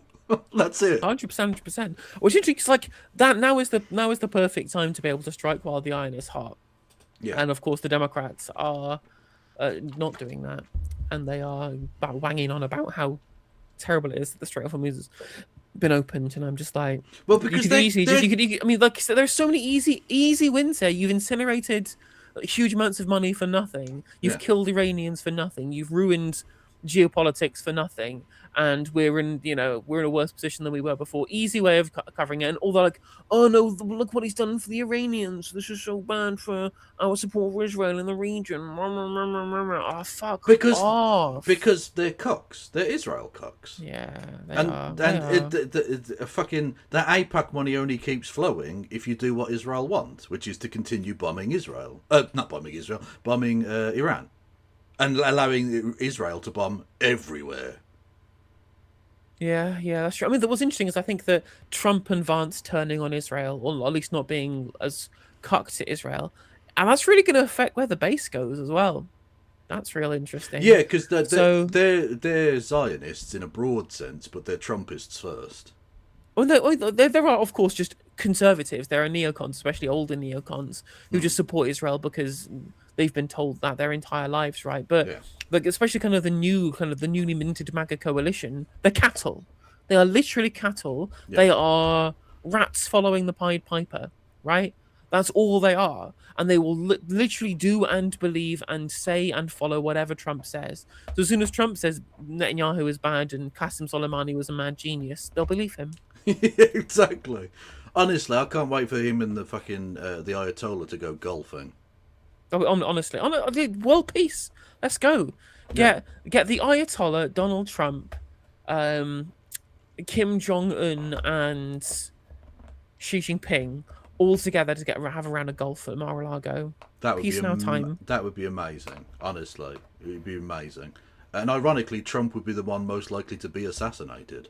Literally. I don't know. Those Pahlavists in the United States are real fucking crazy.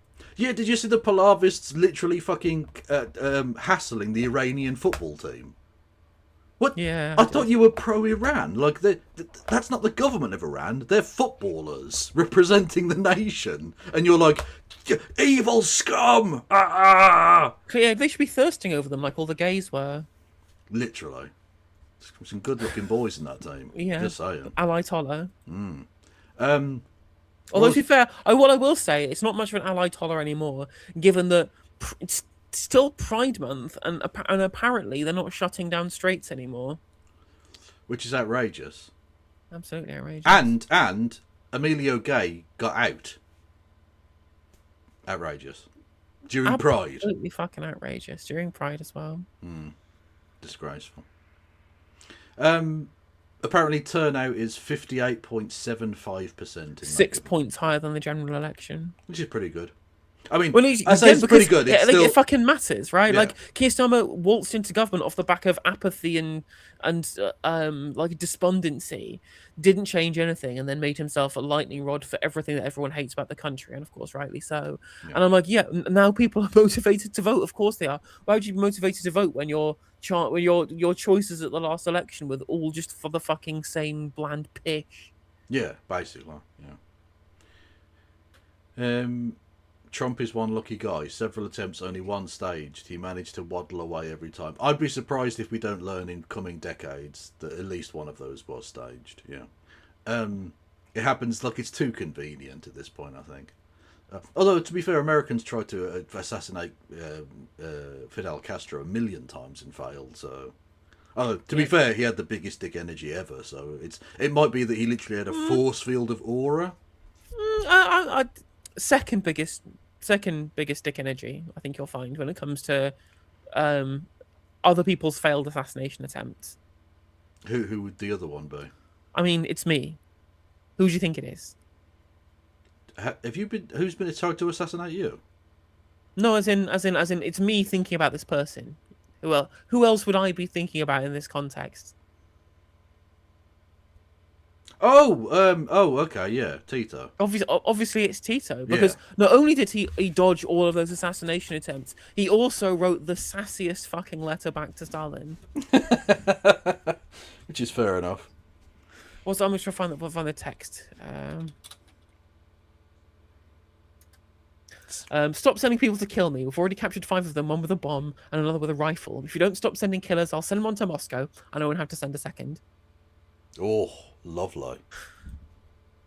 And that's the thing. The Ukrainian rent boys didn't have to send a letter to Starmer because they knew he wouldn't read it. Because he can't read. No, he doesn't read. He's just like, okay, for this assassination attempt, what's the dress code? Don't know. Oh dear. But no, also, to be fair, if they're going to send him a letter, they would have to find out what Jenny Chapman's address was first. Starmer's pep talk. Has Starmer done a pep talk for the England team? Please link it, because it's going to be the cringiest thing I've ever fucking seen. Oh my fucking god. That's amazing. On the subject of Ukrainian Red Boys, did you see there was a massive Russian psyop? Yeah, oh, absolutely. Yeah, of course it was. Yeah, that's why. I mean, like, I carried on doing the fucking bits of about the Ukrainian Red Boys, but yeah, it was like a Russian psyop thing or something. Like, so were they actually trying to kill him or just shit him up? I don't know. I thought they were trying to. I think they were just trying to cause a ruckus. Yeah. Trying to make people think that the country was on fire, and of course to negatively polarize the population against Ukrainians. But it was so cack-handed. Like, the Russians are usually a little better than that, I think. Well, that's because the Ukrainians that they targeted were desperate and wanted any amount of money and didn't really care about the end goals, of course, right? Like. Yeah, I guess. Yeah. Although in saying that, they did do the fucking Novichok thing, which was pretty obvious, I suppose. But they were just going to Salisbury to look at the cathedral. Honest. Oh, like Litvinenko as well. Yeah. Yeah, to be fair, I mean, it's good to see Trump has ended the forever wars by deciding to just admit defeat after 106 days or whatever. Yeah, brilliant. Yeah, at least he didn't go, let's stay here for 20 years and then admit defeat. So in that sense, he kept his promise. No more forever wars. We'll just lose wars quickly now. Yeah, at least he didn't drag it out like the Vietnam War was. Yeah, exactly. And killed fewer people, although more schoolgirls. I'm not sure that's true either, actually. But yeah, okay, I know the point you're making. But they did firebomb schools and stuff in Vietnam. Yeah. Yeah, no, that's true. I went back to one of my tweets earlier. I was quote tweeting Tim Montgomery, who's like a reform, like thought leader. They do the think former differently. the former leader of Conservative Home, of course. Yeah, if I indeed so. And he was said it was in response to like Italians saying that they wouldn't allow Trump to use their military bases to strike Iran. He was like, Europe doesn't deserve America. They're the last hope for humanity. And I was like, this was 2 days after they bombed a school full of children, and I'm just like, conservatives in this country are fucking insane. How cocked do you have to be to like do that level? Like, I understand if geopolitically you think it's efficacious to support America broadly. Like, I think you're a monster, but I get it. I can understand the rationale. But how cocked do you have to be like, they're the last best hope of humanity. We don't deserve them. I mean, get in the bin, mate. What the fuck is wrong with you? Like, most of Europe would happily say, yeah, we don't deserve them. Please leave. Please get out of our countries, you prick. Yeah, it's like, again, the Yankification is so cut, and I would very much like people to fuck off. Yeah. Move to America. Oh, no. Go live in their shithole. Stop turning this one into a shithole. Oh, no, what would we do without their spying bases that are used to spy on our citizens? I think we'd be okay, actually. Yeah, Hegseth was briefing out today to the press saying, like, America are going to reconsider having troops in Europe. Good! Fuck off! Yeah, please leave. Countries have been asking you to leave for fucking ages. Although, to be fair, I do remember this. I think it was Lyndon Johnson. It came up with, honestly, the coldest response to anything. When France left, they didn't leave NATO, but they left the central command structure bit of NATO. Back in the 60s, and they asked the American soldiers, they asked the American government to remove their soldiers from French soil, and he literally responded to the French Prime Minister with, "Does that include the ones in the cemeteries?" Jeez. Oh, that is. Oh, what a line! That is a banger. That is.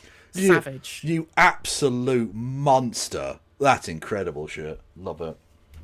That's it. I like a mic drop. I like a quality mic drop.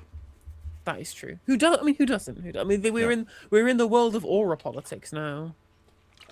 True. And that guy literally had big dick energy because he had a massive cock apparently. And he was very fond of showing it to people. Literally true, by the way. He literally did. This audio recording of him, Lyndon Johnson, talking to his tailor, going on about how much more room he needs in the crotch. He said, "You've made my trousers too tight. It hurts." Because apparently he had a big old dick, you know. Yeah. Fair. Well, there you go. Apparently 6-0 to Canada now. Oh, that's rough. Because Canada are shit. I mean, but they don't use slave labor, so No, but they do kill their natives and then hide their bodies for decades. That is also a thing that they do. That's also a thing that they do. And then could give it a funny little name like residential school. Yeah, that sounds nice. It's not. Yeah. Oh, that's brilliant. Yeah, the better response would have been yes. Just tell Lyndon, yeah, get rid of all of them, you cunt. Yeah, go on, dig them up. Fuck off. I mean, that's how you start a war, though. Like, there's only so far you can push it. Yeah. Yeah, I mean, that is basically true. Basically true. Are you going on Navarro or not? I thought you were. They asked me to, and then they said, let's do it in a bit. We'll send you a link when we're ready, and they have not done so yet. So. Oh. Keep my girl waiting. Unbelievable. How did it go today? I presume you were on Navarro earlier, were you? Yeah, it was really, really good. We had a really, really good show today. I was with Stephen and we basically talked about Makerfield and then we talked about Iran. Nice. Had some really interesting conversations. And we looked at all of the Israeli cope. Did you see the tweet from this Israeli news anchor just saying Biden come back, which I thought was really fucking funny, given the fact that Israel just tripled and quadrupled down on getting into bed with rat fucker transitional man du jour, you know? Well, exactly, yeah. They literally were like, Joe Biden is a threat to Israel and all this shit, and now they want him back. Look, but the thing is, Trump has bent over backwards for Israel. Like, did they just expect that to carry on forever? I mean, presumably so. Yeah, I don't know. At the expense of its internal polling as well, right? Well, that's the thing that ultimately he's annoyed by.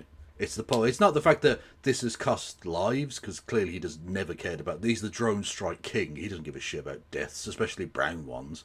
He doesn't care about the poverty he's causing his own people. He's only annoyed that that poverty has upset his people and made him less popular. Did they see the bit where he said, "I love the inflation"?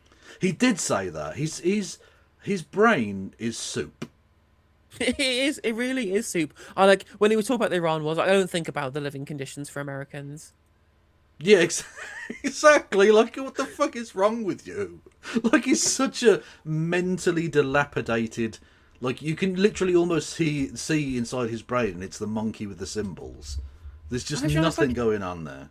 You got to remember, Kamala Harris lost to this man. It's true, but to be fair, she didn't have like a good run at it, if that makes sense. Because the previous mentally dilapidated old racist in the bed with Israel, that was incumbent, decided that even though did you see that his wife thought that he was having a stroke during that debate? No. Yeah, Jill Biden apparently confided to one of her aides that she thought her husband might have been having a stroke during the debate that he did with Trump, before he then had to pull out, if you remember.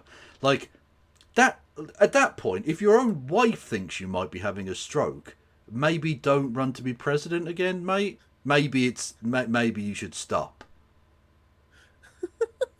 But there's something intoxicating for these kind of power-hungry freaks, isn't there? We see it with all of them, basically. Like, none of them want to willingly step aside. Even when it's obvious they absolutely fucking should, Mr. Starmer.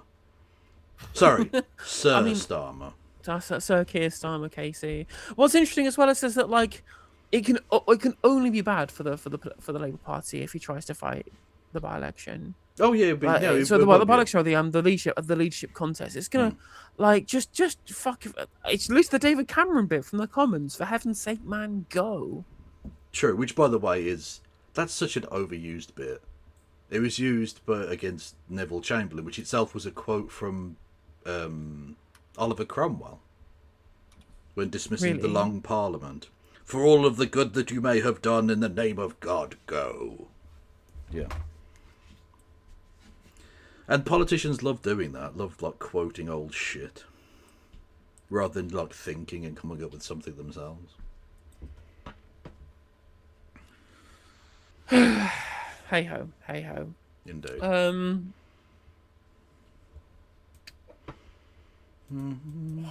There's still no news from when we might actually know the result, right? I'm not seeing any rumblings. I can't. Can I see? Oh yeah, there's still some counting going on. Yeah.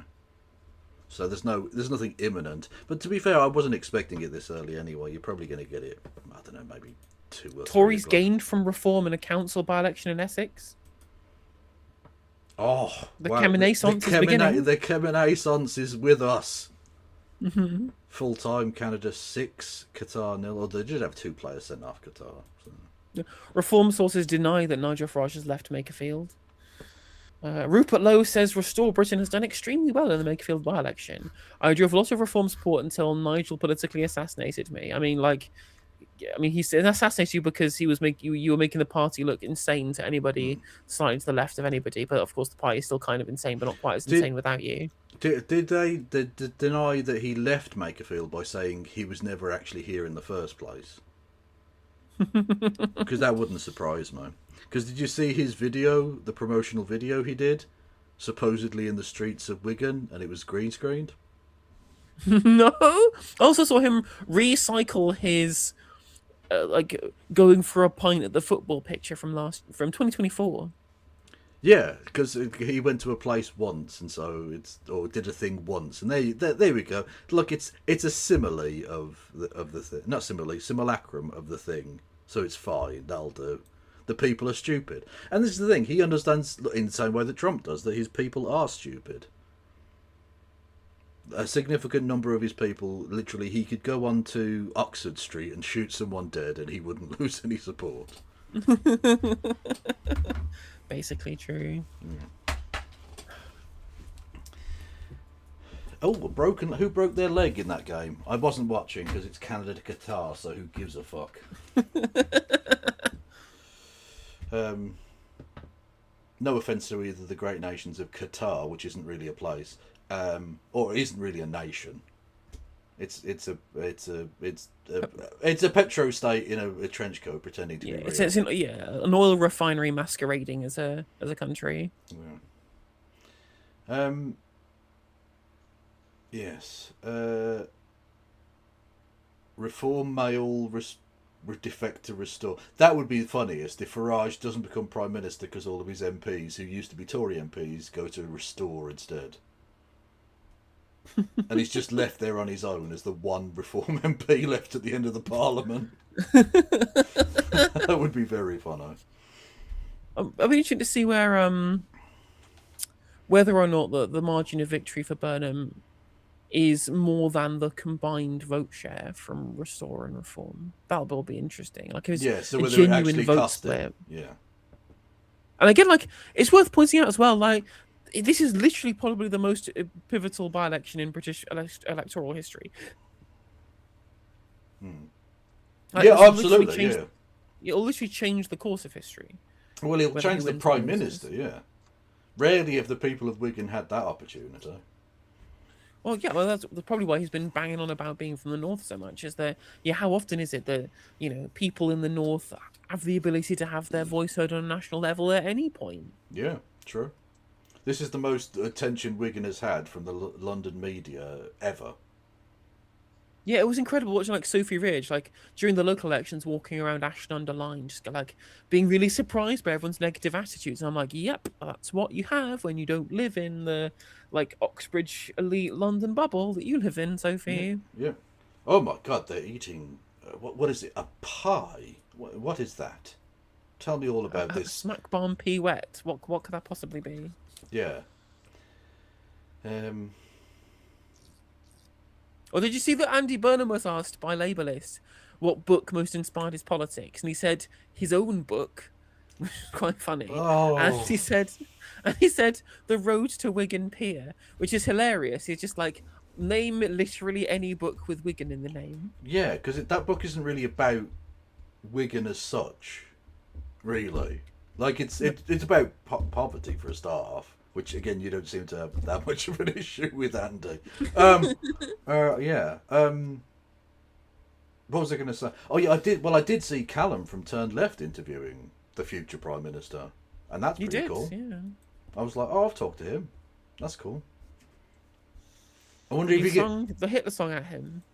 I have. That is one of the people I have sung my Hitler song to, yes. It is the song of my people. Oh dear. But like, it literally reminds me. Somebody pointed out on Twitter that him just saying "The Road to Wigan Pier" like is literally the equivalent of him saying, "My favorite book is The Best of George Orwell." Yeah, that's true. The Best of George. Yeah, basically, you just name a thing with Wigan in it.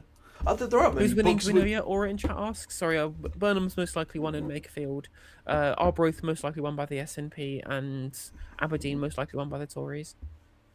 I'd be mad if the Tories did win. Though that would, that's what it makes so much more sense now that she's just been banging on about oil and nothing else for weeks. Because this is the only way she can stave off a leadership contest in her own party. Yeah, the SNP have conceded to Aberdeen South already. Oh, have they? Oh, wow. Oh, that's mad. Just now, 5 minutes ago. Okay, well, there you go. Arbroath was always going to go SNP, and it looks like Andy Burnham might have been probably winning by like 5,000 votes or something in Makerfield.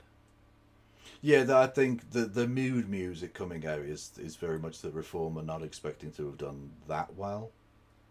No, 100%. But they'll still come out with this shit about like, oh, it's the highest percentage in this thing ever, and yeah, but you lost. You didn't win. It's first past the post, mate. You don't get prize. You don't get a fucking consolation prize. Yeah. Yeah, you don't get a medal. There isn't a podium. Well, there is a podium to speak of, but there isn't like a three-way split thing. You know, it's So suddenly they want participation trophies. exactly Typical millennials. So fucking woke. Why does Sarah Olney look like a character that Rosie Holt would do? She does, doesn't she? Yeah. And basically, what's interesting, I genuinely think, right, which is hilarious, we're just talking about the Tories winning a by-election in Aberdeen South, right? I genuinely think there's an actual non-zero chance that either the Monster Even Looney Party or Cam Binface gets more votes than the Tories in Makerfield. That would be hilarious. Honestly, either would be funny, but Count Binface especially, because like at least the Monster Raven Looney Party have name recognition.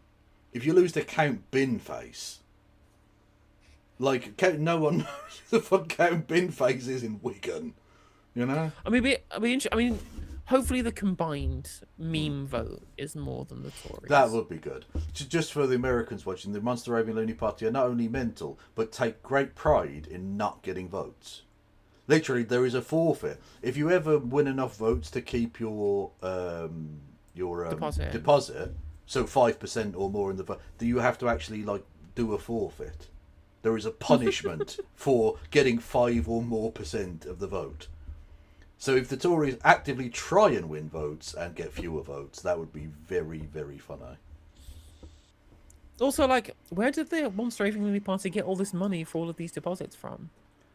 Well, I presume the candidate themselves has to like stump it up. And in Lord Hope just like paying loads extra in tax just because the goodness of his heart.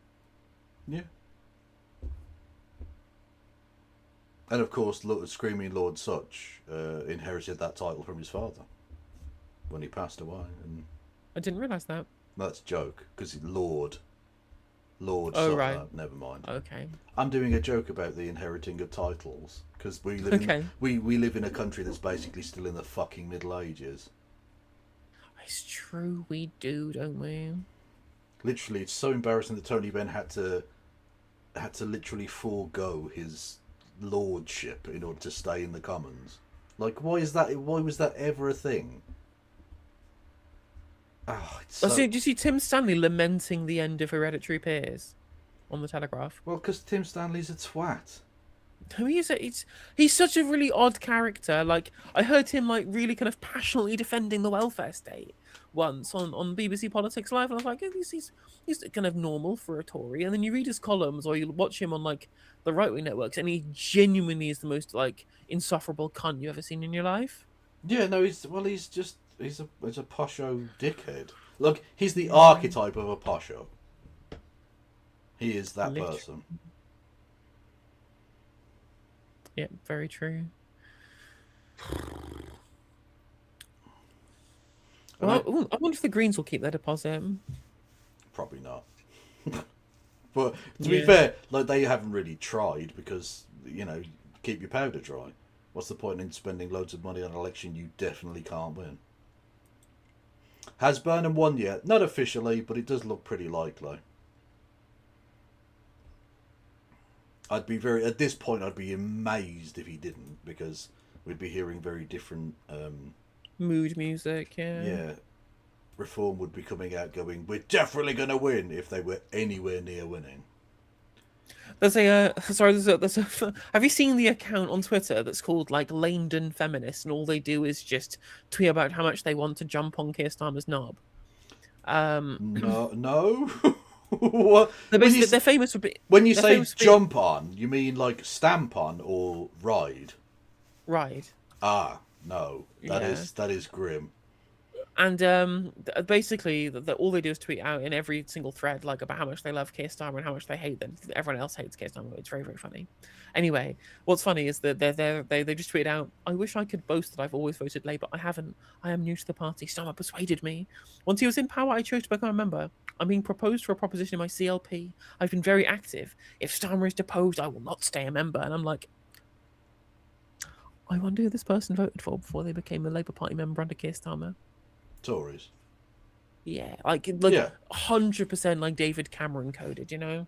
Oh, absolutely. Yeah. No, this is peak like rightoid, sort of vaguely socially liberal. Yeah, the hugger hoodie types, right? Yeah, exactly. Yeah. Scott. David Cameron got a gay marriage. No, that was the Labour Party. Yep.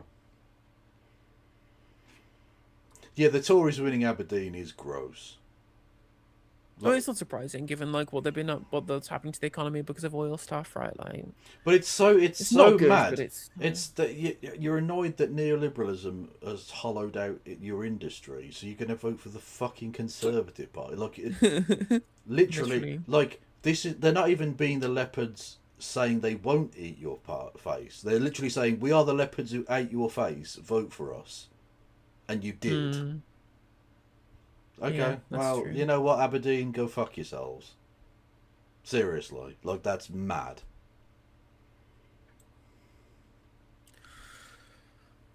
Hey ho. Yeah, the idea that anyone views Starmer in a sexual manner is deeply disturbing to me. Yeah, you know what? I mean, Kieran, literally, Caitlin Moran did a whole article for the Times about how much she found Keir Starmer attractive. Yeah, that was very, very grim. Yeah. Oh, thank you, Madcap, for raiding. I missed that. I haven't got my alerts on, but thank you. Yeah.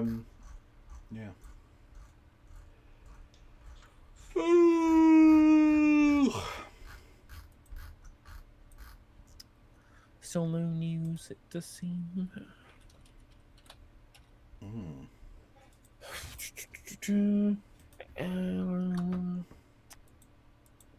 I would say like let's watch like a stream from like a news channel, but then I realised that like as soon as we start, I'll almost certainly get called in by Navarra. So I'm just gonna wait until I have spoken to Navarra, and then we'll go and watch some telly. Well, I've got the BBC on my thing anyway, but yeah. Well, who's on the BBC right now? Award-winning journalist.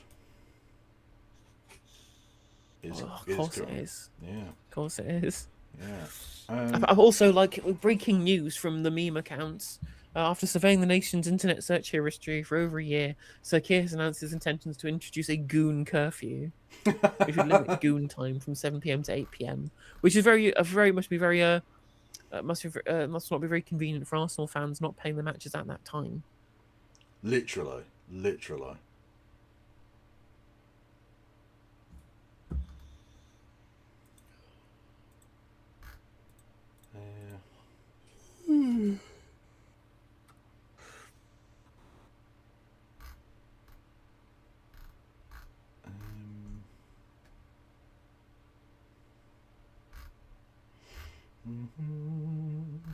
Let's have a look.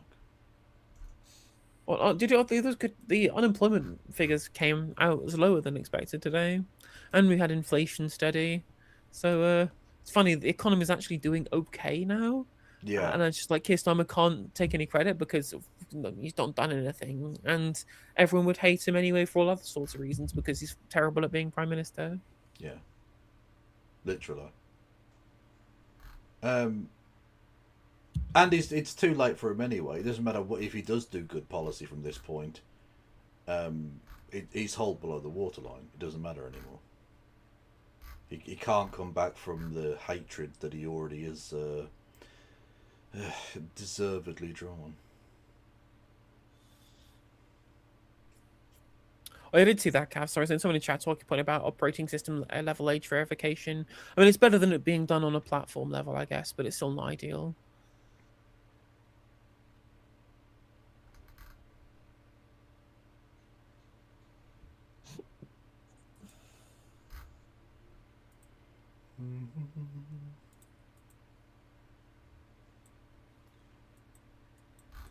I wonder what percentage of Labour voters at the last election voted for David Cameron twice.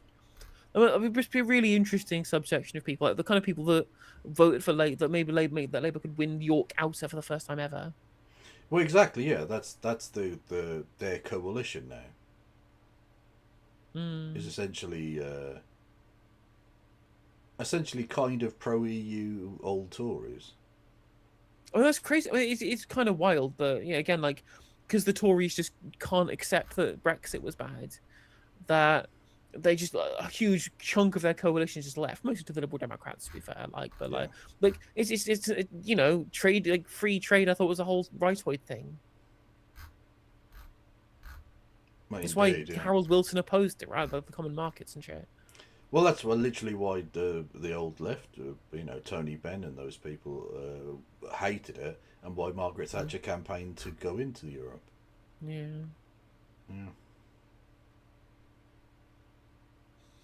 Yvette Cooper tweeting out about how terrible it is the Rapid Support Forces are having an offensive in Sudan, and I'm just like, well, maybe you should stop being good friends with the people who fund them. Literally. Or interesting thing about the fact that if Andy Burnham becomes MP is there will be a by-election again. Yes. For the Manchester mayoralty. Yeah. Yeah, Starmer was talking about that. Like, there shouldn't be a leadership campaign until after the very divisive mayoral campaign in Manchester. Well, it does make sense. They want to split resources because it's going to be supplementary vote most likely, which means that there is a significant chance that the Greens could win. True, but like, if Andy Burnham wants to have any impact as an incoming Prime Minister, how long does he wait to actually fucking do anything? I mean, I guess he's got to wait until like the Strait of Hormuz economic impact actually hit, blame it on Starmer, and then usurp him, right? Well, so you wait till next year? I mean, that stuff's coming in the summer, right? Well, we're in the summer. Like, it depends. Like, unless he's decided going to side or hold the leadership election over Christmas, which seems very unlikely. Like, he needs to do it relatively soon or wait till next year. Yeah, I mean, that probably is the case too, actually. Things are just so fucked. Everything's so fucked. Yeah. Oh, dear. Literally.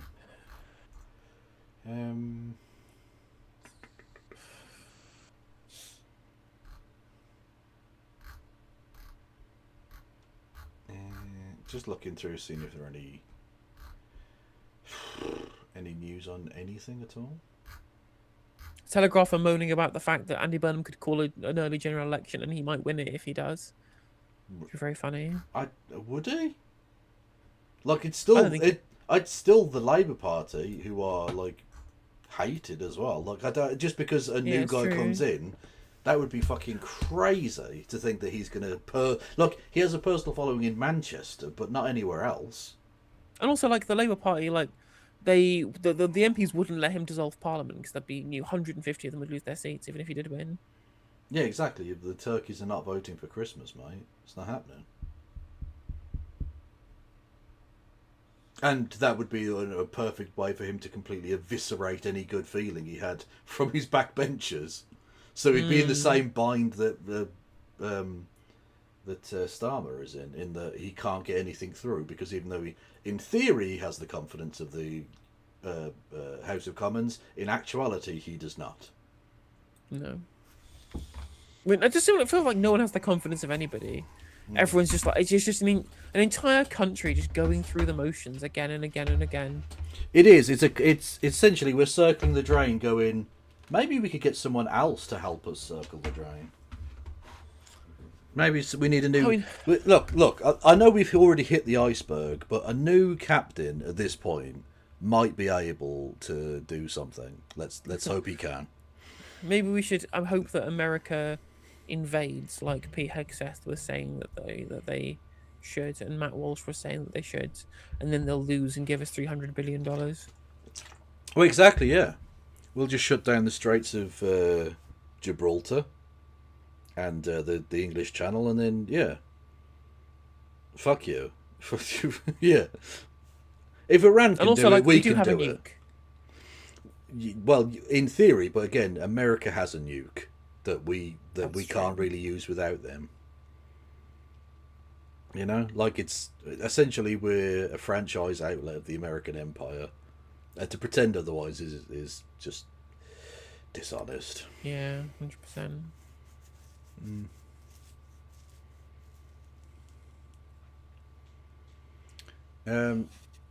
Even if 150 vote against it, well, okay. Realistically, like the mathematics of it aren't as simple as he would go forward with the vote. He realistically would not come for a dissolution of Parliament vote until you realised you had the votes. So he's not going to go into a general election having had to rely on Tory votes for his own dissolution of Parliament. Like, that would just be like, yeah, that's the beginning of the longest suicide note in history. Like, you can't do it. So realistically, he would realise, 200 of my own backbenchers won't vote for this. I can't do it, therefore. Like, he's been in Parliament before. He's been in government before. He knows how it works. Yeah. So like, literally, in reality, he could get enough votes from Parliament to call a general election, but he wouldn't. Unless he's feeling particularly like he wants to go down as the most ineffective Prime Minister ever. I mean, he might even be the even shorter serving Prime Minister than Liz Truss. It should be very funny. Maybe he would wait until like the 47th day, just to make sure that if he dissolves Parliament... I think that has to be the standard, right? Like, you don't want to be Liz Truss. You have to be like, okay, get to day 47 and then start acting mental as fuck. Because you don't want to be that person. Like, at least you can go, well, I did kill the Queen with my bare hands, so I stand on my record. The number of monarchs murdered to days served, that ratio is off the charts, and you can't take that away from me, chat.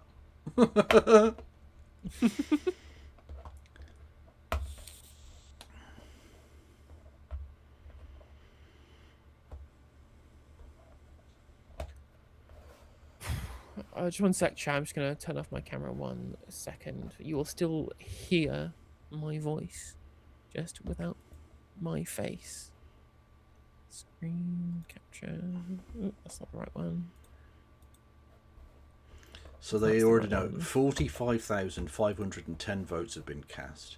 So if you know how many votes have been cast, like, they count them twice then or something? They count them and then they see who voted which one. What? I don't get it. I don't know how they. I mean, quite literally, the funniest result would be if there was a recount because it was like Runcorn and Helsby, but we know that's not going to be the case. No. If they're already having to deny that Farage has left, it means A, Farage has left. Straight away, absolutely he has. And secondly, it means they've definitely lost. Because it's the Trump thing, you don't want to be associated with losing. If there was any chance they might win, he'd be there, because you need his smiling, stupid fucking face on the front page of all the papers with the winning candidate, right? Whereas what he's not going to do is stand next to not Richard Kenyon, what's his first name? Robert Kenyon. Robert Kenyon. I mean, to be fair, you're not the first person to forget his name. Zia Yusuf forgot his name earlier today. Yeah, exactly. But my excuse is I don't care about him, and I'm not in the same party as him, and I'm not the fucking leader of anything. But anyway, but much like Zia Yusuf, Robert Kenyon is not going to be in Parliament, and he doesn't want to be stood next to him, looking sad. The optics don't work for Farage on that one, And he is very much a man that knows the optics. It is really weird how balkanised our country is now. With the Tories essentially disappearing in huge swathes of England, but still being a electoral force in Scotland and Wales.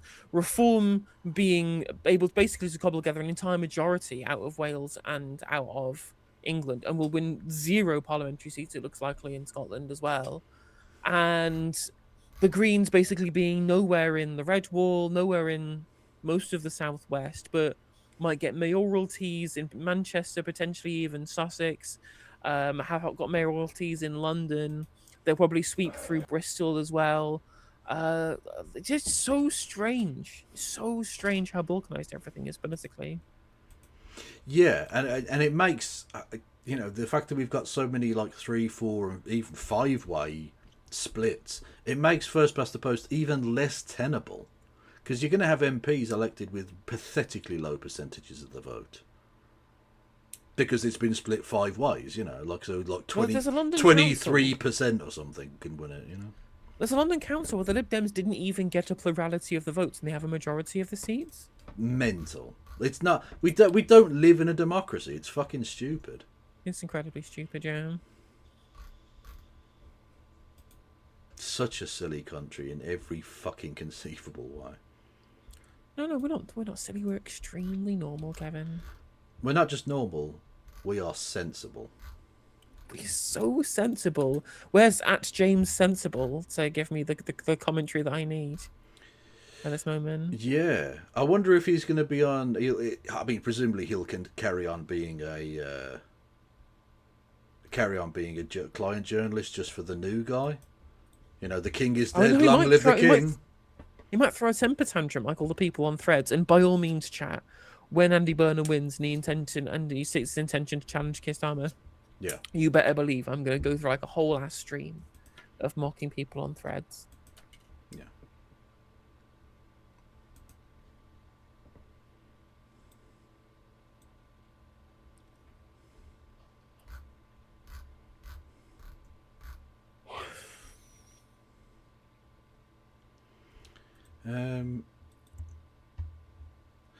Oh, London's Met Police says they are not investigating the Great Israeli Real Estate Event.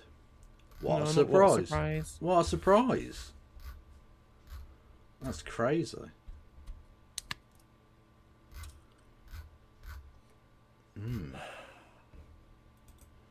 Yeah, chat, we're just waiting on, well, anything to happen.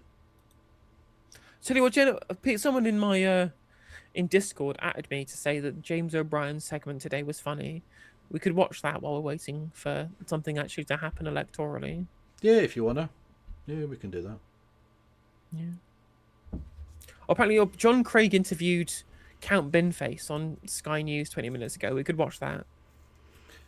Send me whichever you would want to watch most or whatever, and I'm happy to. Well, let's watch the Count Binface can't take so long. Let's try watching that. It's just on the regular Sky News live feed from about 20 minutes ago. Okay, let's have a look. Sky News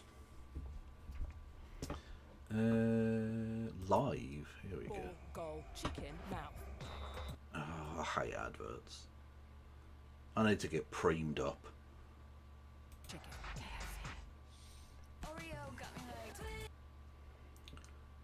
Also, look, don't think that I don't know how Google Ads works, YouTube. You're advertising to me with Oreos and KFC, you cheeky cunts. I don't appreciate the very personal call out, alright? I mean, obviously, yes, but, you know. Okay, where are we? Where's Kevin Fang? Oh, here he is. Yeah, hang on. Right.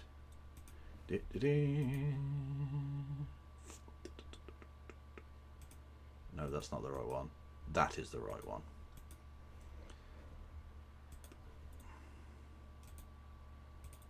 Chin's been saying that a few times. A man with a bin on his head. And it's not the Tory candidate. Solid burn. Okay, I wasn't expecting that. Got him. Yeah. Was. Yeah. Okay. Anyway, I better. To talk to him. No, I'm going to hand you back to. Does he? Okay, so he didn't even know that's a candidate. What kind of rock have you been living under, John Craig, Sky News political correspondent? Yeah, you're in Makerfield. Maybe look at the list of people that are standing in that election. It's the rules that you have to tell everyone all the candidates. Yeah. Although it always just gets flashed up on the screens. These fucking idiots don't know anything. It's Andy Burnham or Robert Kenyon. That's it. Everyone else is just also ran. Fucking. This is the political class, everyone. Brilliant journalism. Thank you. It's not like, I don't know, he's the most recognisable of all of the candidates ever. Because he's got a bin on his fucking head. No? Okay. Ah. Oh, right. Okay. You want to talk to me? Yeah, go on then. Go on then. Right, Back to the nation. Who are you? Go on then. Oh, God. Ring up the Pulitzer Committee. I think we have a winner for this year, lads. We don't need to bother looking. This is journalism at its sweetest. My name, what kind of journalist is this? You don't know? Have a look. I've got my list here. Burnham. What? I've got my list here. It's the one that's called Count Binface. Because he has a bin for a face. It's... What? Is he like, are you Andrew Burnham or Robert Kenyon? No. Like, I was expecting there to be a reform candidate, and it's just some Kenyan. Yeah, exactly. Turn up for the books. Hey. Yeah. So, sorry, you're in a deeper shit. Yeah. So you're Count Binface. I didn't realise that royalty could stand in elections. Oh no. No, I realise that. Oh, you're Still the funniest thing when Count Dankula, you know, the fucking Scottish YouTube twat. I was chatting to him once, and he said that when he joined UKIP back in the day, and he turned up at one of their like national conventions, and he was introduced to these people as Count Binface. One of them curtsied because they thought he was Count Dankula. Oh my god, incredible! I mean, of course they would expect the aristocracy to join UKIP, wouldn't they? Like, what? Oh, you know, he's part of the Gloucestershire Dankula family. With their family seat at Keckington Hall. What the fuck is wrong with you? Count Binface, yeah? There you go. You did go to journalism school. Excellent. Absolutely rinsing him. Oh, you did go to journalism school. Well done. Time ago. I beg your pardon? I said a long time ago. Yeah. Oh well, I wouldn't have known. Why are you standing in this election? Just a stunt? It's A, because it's happening. B, I was at a loose end. C, because I believe elected mayors should serve out their terms before they're eligible to stand for Parliament. Oh, you've made a sensible serious political point there. Well, no, you're supposed to be impartial, mate. So let me carry on. Oh, this is the best thing ever. Oh, I love it. Literally just the London media class having their arse handed to them by a man with a bin for a face. It's perfect. This is democracy manifest. I'm going to rephrase the traffic lights on Liverpool Road. I'll price cap Wigan kebabs at £2. I'll make cyclists who disobey the highway code have to ride unicycles instead. And I will turn HS2 into FFS1 and reroute it. Not going to swear, are you? No, I'm perfectly... Although we are past the watershed, but don't worry, I'm a... No, we don't want you swearing, please. I promise I won't. I'm a good boy. And no, but I'm going to reroute it through rail executives' homes. I'm going to build at least one affordable house. I mean, I could go on. What's Andy said he's going to do? Oh, he said lots he's going to do, and he changes his mind from time to time. But anyway, honestly, one of these two people did a journalism tonight, and it's not the bloke holding the microphone. Are you going to save your deposit? Probably not. No, in a word. But if I could beat the Tories or the Lib Dems, that would be quite funny. Yeah, I suppose they wouldn't find it very funny, though, would they? How many votes do you think you're going to get?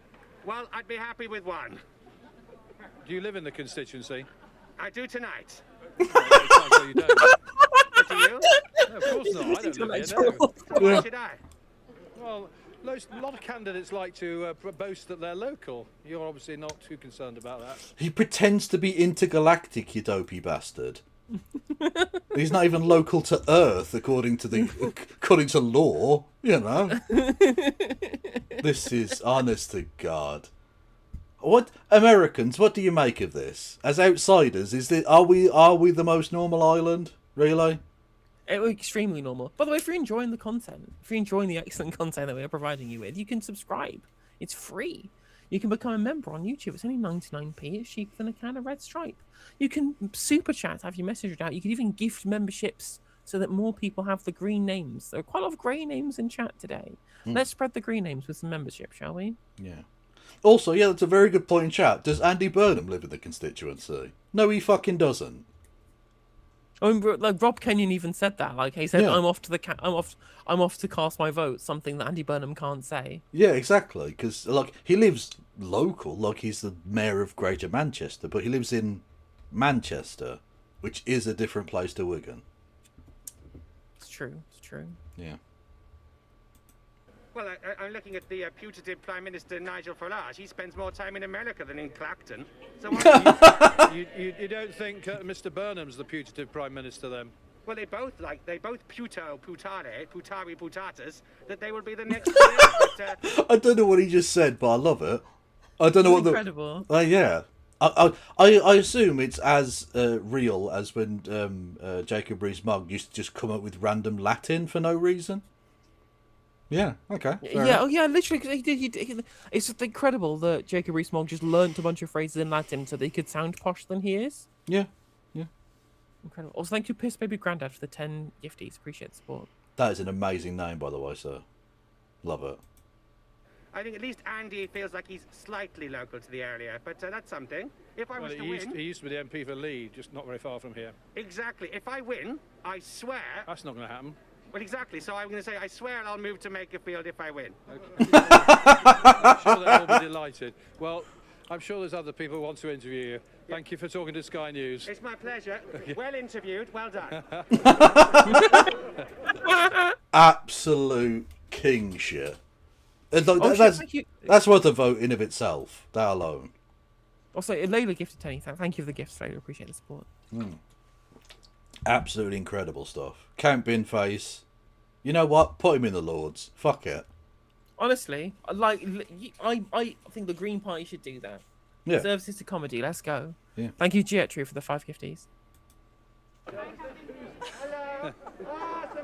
Although, to be fair, he did do a Hypno Boob reference in his campaign song, so I don't think the Green Party will be giving him that. Okay, fair enough.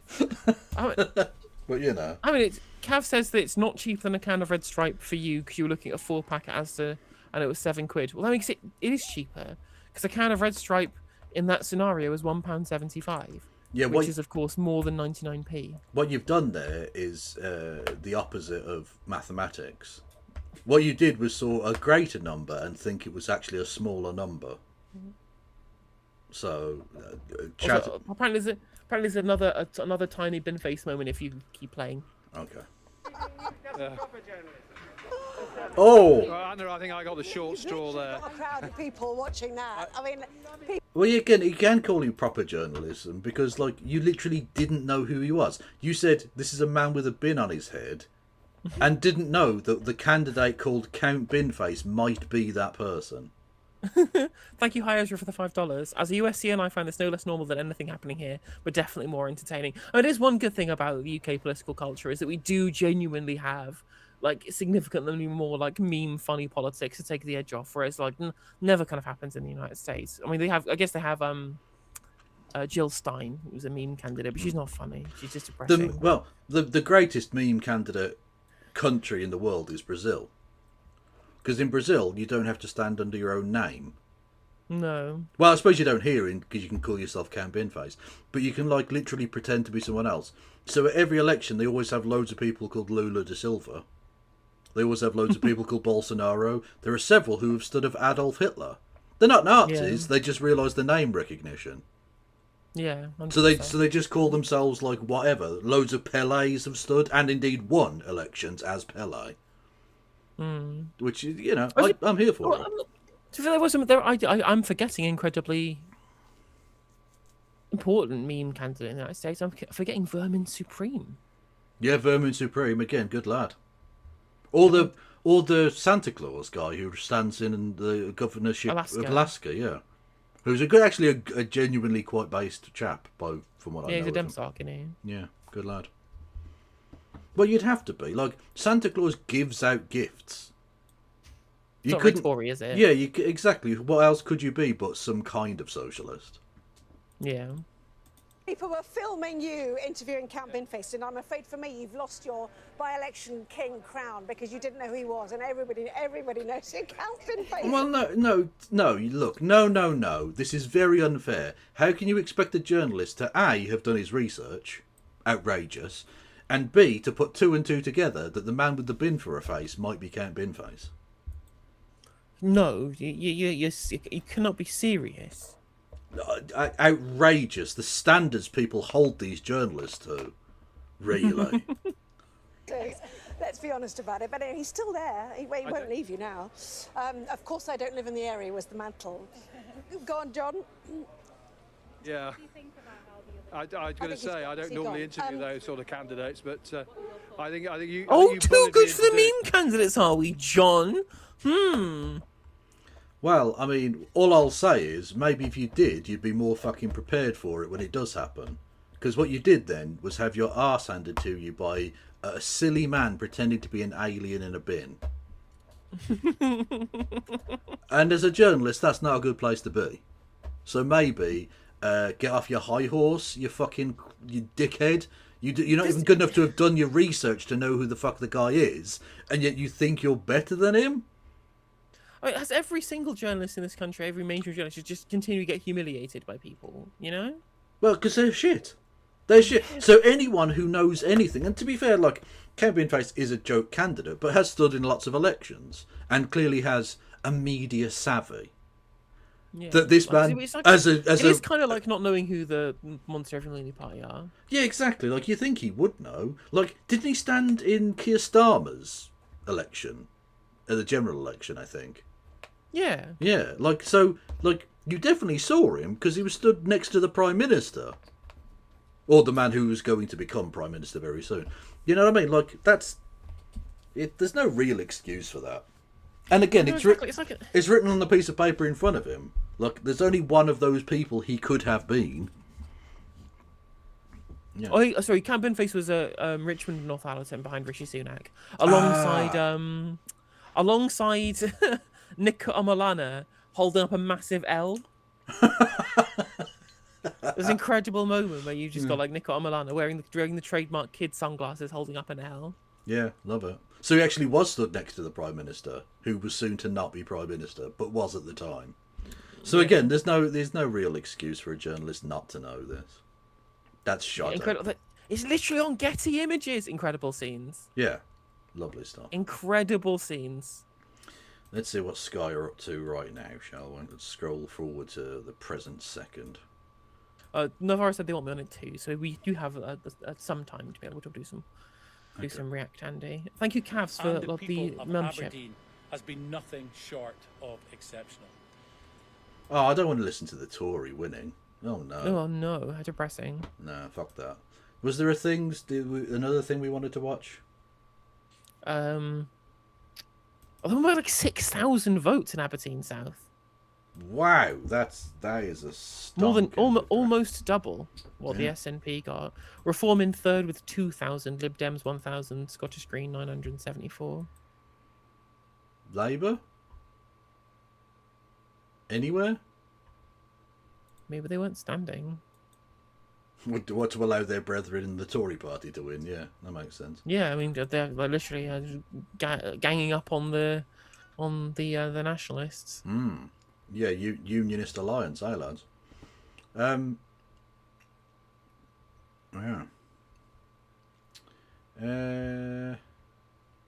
Oh yeah, the guy dressed as Elmo stood in Keir Starmer's seat. Yeah, that's true. That's true. Didn't that person stand in Theresa May's seat in 2017? I don't know, but they all do this, don't they? Like literally, the reason that the Monster Raving Loony Party became a thing was that Screaming Lord Such played in a rock and roll band and wanted to get advertisement for his band so they get more gigs. So he just decided to stand in high profile, and that's what they do. They always Monster Raving Loony people are always at the ones where there are going to be cameras. Yeah, for sure. Yeah, they did so. Like Howling Lord Hope stood at Theresa May's seat in 2017, as did the Elmo, who apparently stands in seats specifically to try and raise awareness for like Fathers for Justice type stuff. And the precursor to Count Bin Face, Lord Buckethead, also stood behind Theresa May at the count in 2017. Fair enough. That is democracy, finger-licking manifest. Indeed so. What's the charge? Eating some succulent fried chicken? Yes. Do we really want to watch J.O.B.? Oh, that was it. Yeah, someone said James O'Brien's bit from today. Yeah, it could be quite funny. Yeah. Well, because I said J.O.B., I just put job, but that's obviously not going to bring up the thing I need. James O'Brien, right? From today. Oh, there are several bits from today. There's why are Black England players still getting abused? A closer look at Trump. What do racists get out of racism? It's just the whole show from today. Oh, okay. I can't make my mind up about the Prime Minister. Oh, Jesus Christ.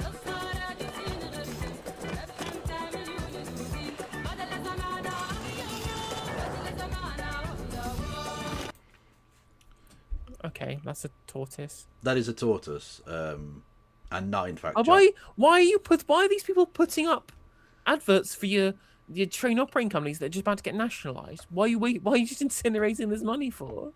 I don't know. And why are they playing the same advert twice? They're double incinerating that money. Okay. It's 4 minutes after 10, and it's one of those mornings where I changed my mind about what we were going to talk about as I made my way down the stairs to the studio. I won't bore you with the details, but it's a slightly more convoluted journey than usual because of the building work that has been unfolding at Global Towers for what feels like a very, very long time, but I believe they're ahead of schedule. Anyway, you're not interested in that. So Keir Starmer has warned Andy Burnham against launching an immediate challenge to his leadership if he becomes an MP. And so Wes Streeting, not yet. Wes Streeting has essentially moved in the opposite direction by revealing that he is prepared to trigger a leadership election next week. And I realised something as I contemplated the possibility of talking about this today. Well, hang on. Why is he prepared to do that next week when he wasn't prepared to do that a month ago?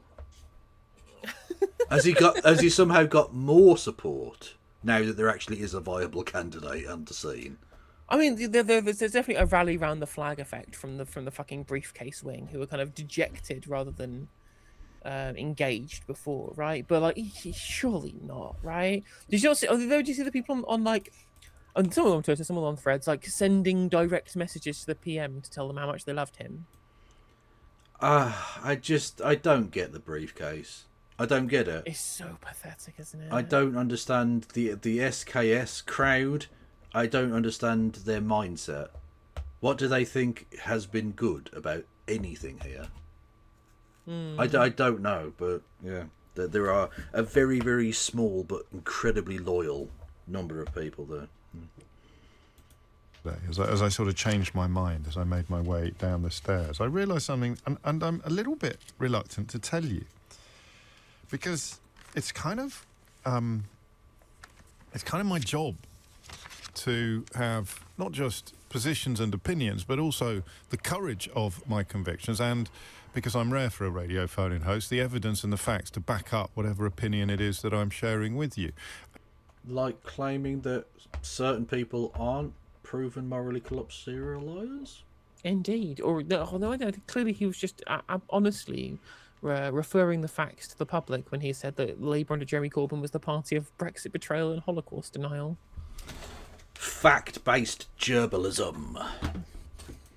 And I have not been backwards in coming forwards over the last few years with my opinions of politicians, most of which have been negative, I suppose. It's a lot easier to arrive at a negative position than it is at a positive.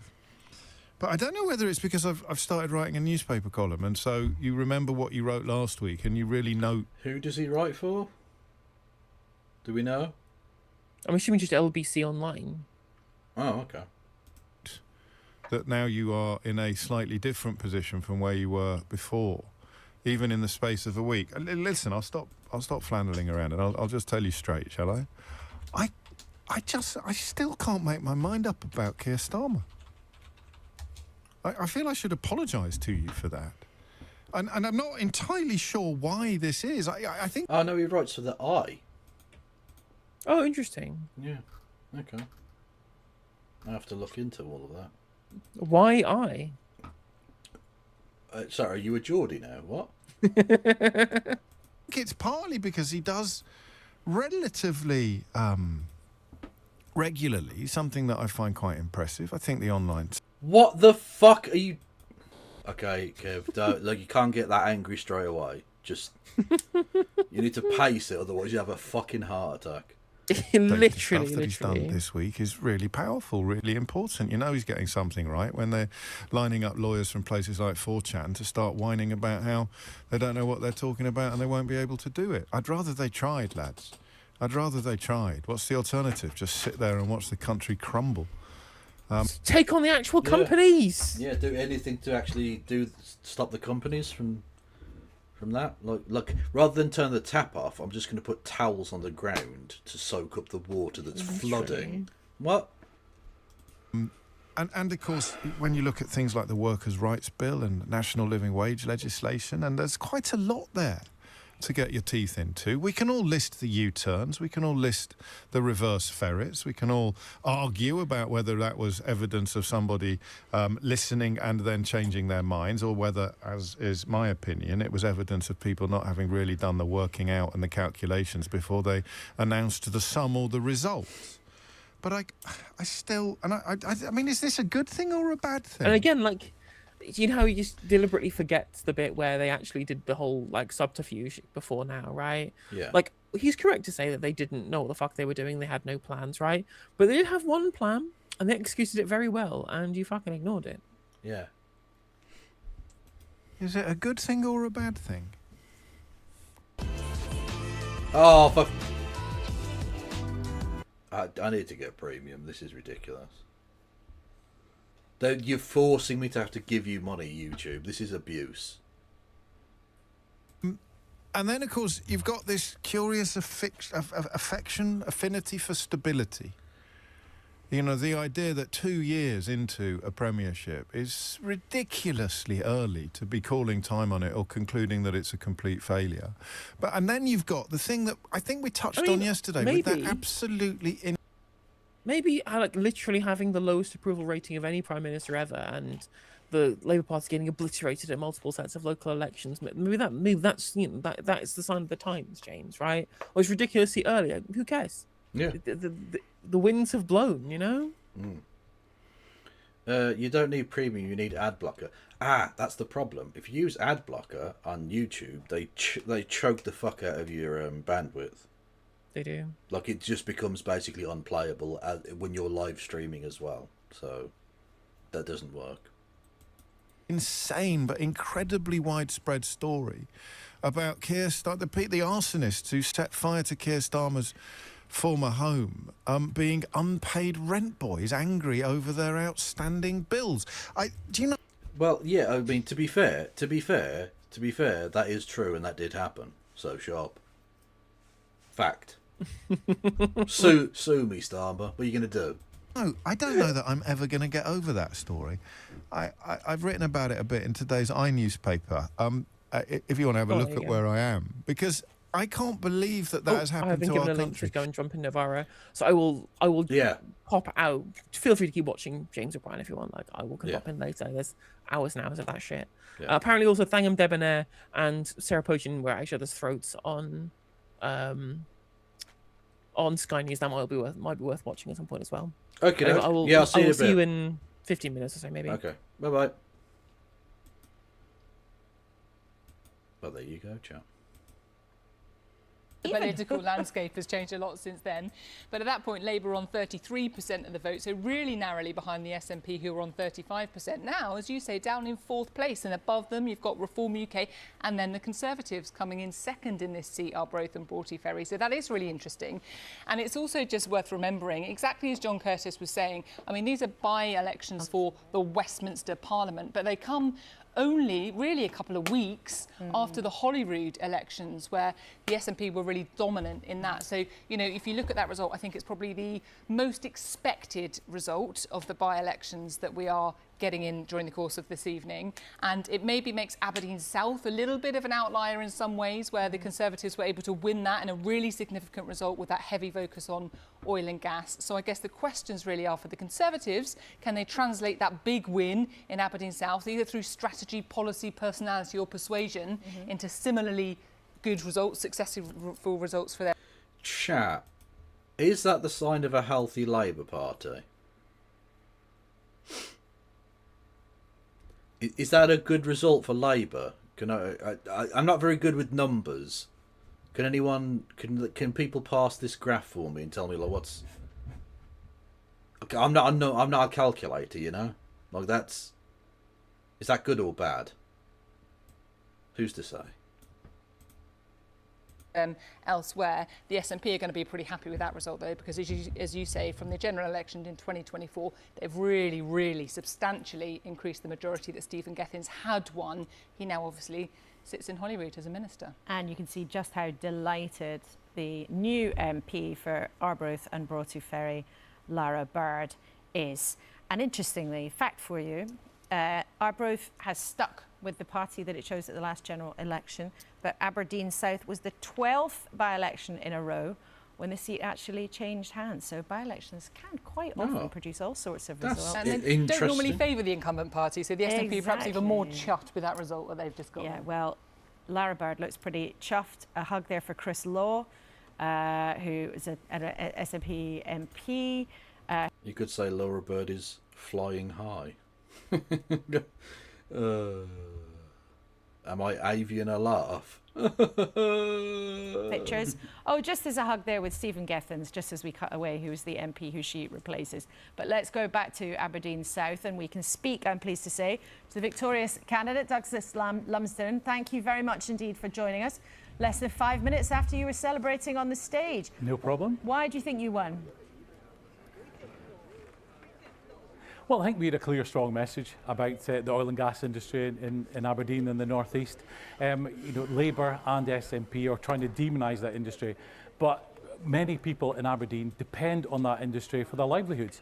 We said we've turned this election into a referendum on oil and gas, and we've sent a really strong message to both Labour and the SNP. They need that industry. We need to back those jobs. What does that actually mean in concrete terms? Because we were discussing a few minutes ago, it's not so long that the Conservatives legislated to put a net zero target in law, which is something now many people on your side of politics now complain about. Mm-hmm. Well, Kemi Bidnos came in and she's looked at all the policies. She's on many things, but surely it doesn't make sense for us to be importing more oil and gas and actually leaving our own resources in the ground. It simply doesn't make sense. And we're losing thousands of jobs every month in the North Sea, and that has to stop. And surely Ed Miliband now needs to act on this. This is a clear signal that their policies is wrong. What do you think other... Their policies is wrong. Very clear strategy focusing on one issue which worked in that part of the world. Obviously, Aberdeen well, having been a co-leader of the council and having worked in that industry before. But is there something that you think your colleagues around the country who are struggling could learn from what you did? Yeah, you're right, we had a really clear message during this campaign. It was stop the SNP and also back the oil and gas industry. And many voters will have seen that, they know. And the people of Aberdeen are one issue voter fucking idiots, or at least 14,308 of them. We think that was the right strategy. Obviously, it was, because we gained nearly 50% of the vote. That was unthinkable just a few weeks ago. So it's really pleasing, and I'm sure we'll be looking at how we can replicate that in other parts of the country. OK, Douglas Lumsden, thank you very much indeed for joining us, fresh from your victory in Aberdeen South. Just briefly, how does it feel to have made history? The Tories haven't taken a seat like that for decades, since the 1960s. 1967, I was told just Glasgow before I came on stage. But so it's a brilliant feeling, and just shows you that the Conservatives can win again. Well done, Douglas. No, they can't. You won because oil and gas, and it's Aberdeen. See you Monday. I'll see you soon, Kevin. You will. Thank you very much indeed, Douglas Lumsden, and thank you also to you, Kevin Holloway. We're going to say goodbye to you now, but it's been good to have you with us for the first. He wasn't talking to me then, he was talking to Kevin Hollinrake, the Tory fucking gobshite. What is happening in Makerfield? So we are 2 down, 1 to go. The SNP held Arbroath and Broughty Ferry, but the Conservatives convincingly won Aberdeen South from them. But all eyes now on the by-election that really matters, because this by-election matters to every single one of us, because of course this by-election is being held because Andy Burnham wants to replace Keir Starmer as Prime Minister, and a victory there tonight may well send him on his way there. And we... Who's that one with the bin on his head?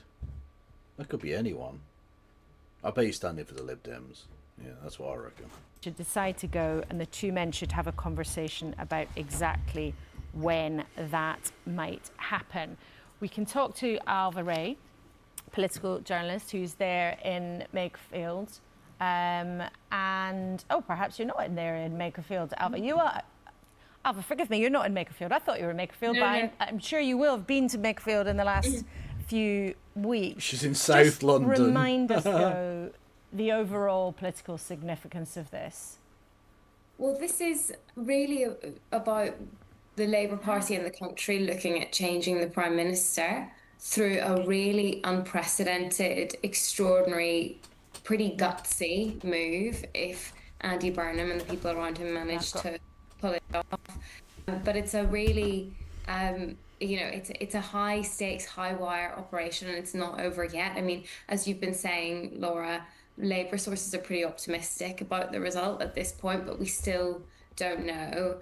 But I think almost the conversation within the Labour Party is already getting ahead of that. You know, Louise Haigh gave you quite a few pointers in that interview, putting on the record really what Andy Burnham's team have been saying privately, that he doesn't particularly want a leadership contest, but he does basically, if he wins, want Keir Starmer to stand down over the weekend and set out a timetable for his transition so that Andy Burnham can become the Prime Minister. He's going to transition? Oh, good for her. Question is whether Keir Starmer would go. The indications are that he's determined to fight. Behind the scenes, Andy Burnham's team have been collecting the names of Labour MPs who would nominate him for a leadership challenge if it came to that. I gather the plan is to sort of present that to Keir Starmer if Keir Starmer doesn't go of his own accord. But I think it would depend on the exact number, whether that would be enough to push Keir Starmer. So it's still sort of all hanging. He's not going to resign unless the Labour Party kick him out. If indeed there is a victory, may also have a play in that. And I would emphasise to people watching that we don't have official results, but an unofficial estimate has reached us here in the studio from Newsnight's Nick Watt from Labour sources, that they are looking at a 54% vote for Andy Burnham. Now, that would be a whopping result, and a victory of that kind of order would make it surely much harder for Keir Starmer to try to stay. Absolutely, and they will talk, we've already heard it, about the Burnham effect, that this is a personal vote for Andy Burnham. He is a rare popular politician, basically, at a time when... What's this Thangam Debonair getting angry? Okay. I think I could be interested. They're normally given asylum, and they're not given British citizenship now. When if people apply for asylum, that is to have refugee status. They're allowed. That is not the same. Are you ever going to let me finish a sentence? They're allowed to stay for 10 years plus, and they are lost. Let her talk. They are lost in our society. The Home Office don't know where they are. None of these things are true, and you know it, Sarah. Just repeatingly saying that the only danger. If you're saying that the only danger, are you really saying the only danger to women is from people who come from other countries? Are you really saying that there are no white people, white men who? And you keep cutting in. We're talking about domestic and you keep smiling when we're talking about violence against women and girls. I can't understand why you really. Oh my God. Oh my God, I have 26 years of experience in violence against women and girls. Oh, well, I see you and raised you 6 years, Sarah. There are women being raped by white men, and you don't want to talk about that. You only want to talk about when there's an incident of violence against women and girls by someone who is brown. That is your thing, and you want to blame all brown people. You want to blame all brown people, and you are causing harm to actual people. So. Fair play. You know what? I hate Thangam Debonair for various other reasons. But when she's right, she's right. Fair play to her. Excellent. Excellent stuff. Just seen on Twitter there's an exit poll that puts Count Binface ahead of the Tories. Oh, love it. If Count Binface beats the Tories, that would be fucking brilliant. Because the Tories are obviously going to try and push, oh, we won the thing in Aberdeen, but like, you literally lost to Count Binface, mate. Yeah, a very rare Thangam Debonair W, yeah. But I think that you know, there's so many different players in the cabinet, some very obviously supporting Andy Burnham, other people clearly very unhappy with the Prime Minister's leadership, but maybe with their own agendas. I think it's just interesting to see where they all land. I think, you know, we didn't really see John. No, I don't care what she has to say particularly. She's not screaming at Sarah poaching, so I'm not interested. Thank you, Marcus Drake, who says, subscribe to this channel, commit crimes and give me money about it. Visit France. Sorry, I'm encouraging poor decisions. True. But in giving me money, you already made poor decisions yourself, so I think that counts. By the way, everyone, if you're enjoying the content, don't forget to hit the follow button or subscribe. You can also give me money in the form of bits and subscriptions and memberships and super chats and blah, blah, blah, blah, blah. All of that shit. You get the idea. But at the same time, I'll even turn. You know what? I'll even turn the alert box on so Gennaro Gattuso will shout at me. What a sentence! Hi, so James Cleverly here for the Conservatives here in the studio. Welcome to you. Hi. Hang on, Sir James. Is Cleverly a sir? Tap together with what we've been told, not as an official statement, but from the count messages reaching us that Andy Burnham could be looking at a vote of 54%. That would be big. I mean, that Very would be big. an absolutely resounding victory. Fantastic. If If that's it's the case. Yeah. I'm still quietly confident. by the Quietly way, confident. You've got it written down. I can see it from over here. But if the victory is of that order, if indeed MPs are listing their names to Oh, say he is to a the sun sir. that time is up, how much more? What would it take for him to conclude that it was time to go? Well, I'd go back to what I said earlier, and it might get a bit boring, but we do need stability at the top to continue to deliver. And But what if the the public stability don't means you're want to losing? see. What's the point of having Well, it? we're 2 years in, and we're starting to turn the corner on many policies that are starting to be delivered, and the public. Oh, fucking Mike Tapp. Go back to fucking talking about your fucking breakfast, you dopey cunt. Oh, he was knighted in 2025. Well, there you go. And look. Sometimes may be good, sometimes may be shit. There he is. There's the lad. There's Gennaro. Thank you to Tree Fuck Tunes. No notes. Thank you. And thank you to Wayward Historian. Oh, fuck me. Wayward Historian. It says, super chats are fun and I like making bad choices. Give Kevin money. Not my words. The words of Top Gear magazine. Or Wayward Historian, one of them. What they see. They don't see what's going on behind the scenes, quite rightly, because they're normal, ordinary, hard-working people, and we don't want to replicate what the last government did. And if we want to deliver and continue delivering, then we need that stability. But voters you describe as ordinary, normal working people are telling you repeatedly at the ballot box that they don't like what you're doing. And we're just watching these pictures in Makerfield. I've been told they might have moved to bundle counting, by the way, which is, if you're a niche person, that means that they might not be that far off a declaration. So we're watching this very carefully. I don't mean super imminently. I do hope so, because I'm getting tired of this shit. Telling you, not just in your party, but the public's been telling you that they're not impressed with Keir Starmer. We're 6 points behind in the polls 2 years in. We've seen governments overcome deficits much larger than that. We did it. You know, we were 18 points down in 2021, then we won a massive landslide. And I really want to get the public back on side. I'm not in denial that you're right in what you say. Yeah. Absolutely. We can't deny that. But you get them back on side by delivery. And my view is delivery comes through stability. But what do you say then to your colleagues? What do you say to Lou Hay tonight? No, I absolutely. Hello there, good scrunge. Hello, I'm a drunk. Also a green. Same here. We can be green drunk friends. And you should therefore become. You should hit the follow button. It's free and makes you drunker and greener. That because Andy Burnham hasn't laid out his political agenda. So, you know, from my point of view as a minister, how would I get behind an individual if I don't know their politics? I know Keir Starmer's, and I'm well and truly behind him, and I do want to see that stability so we can deliver. So what would your direct message be then to colleagues who are maybe watching this tonight or are going to wake up tomorrow morning, back off? I mean, it's Mike Tapp, who cares?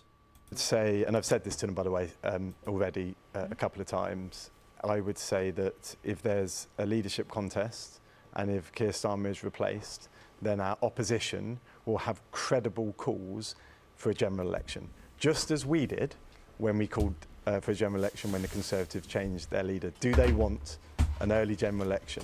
That's the question that I would ask. So you think if Andy Burnham becomes Prime Minister, there has to be a general election? I'm not saying there has to be, but I'm saying there will be credible calls for it. And would you? And there will be a lot of pressure on it. I won't want that because I want Labour in government to deliver. I want 5 years, I want 10 years, because that's how long it takes to turn around the mess that we inherited. But there will be credible pressure, which is why, by the way, our opposition are staying very quiet because you don't interrupt their enemy when they're making mistakes. Okay, I'm not sure the opposition parties. Well, the Reform have gone quiet. very quiet on this over the last few months. Okay, well, Mike Tapp, thank you very much indeed for now.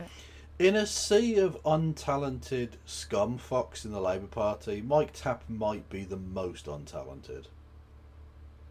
Like, genuinely, a just skillless politician.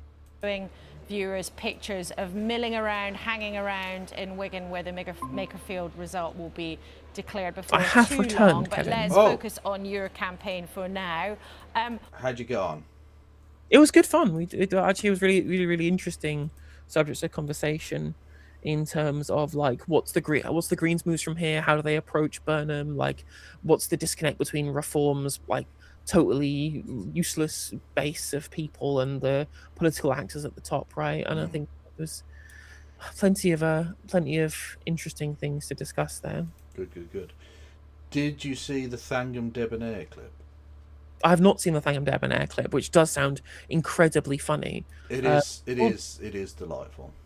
I'm just gonna have to move things around because my headphones have just run out of battery. So I'm going to have to grab my honking grey headphones. So just bear with us 1 sec.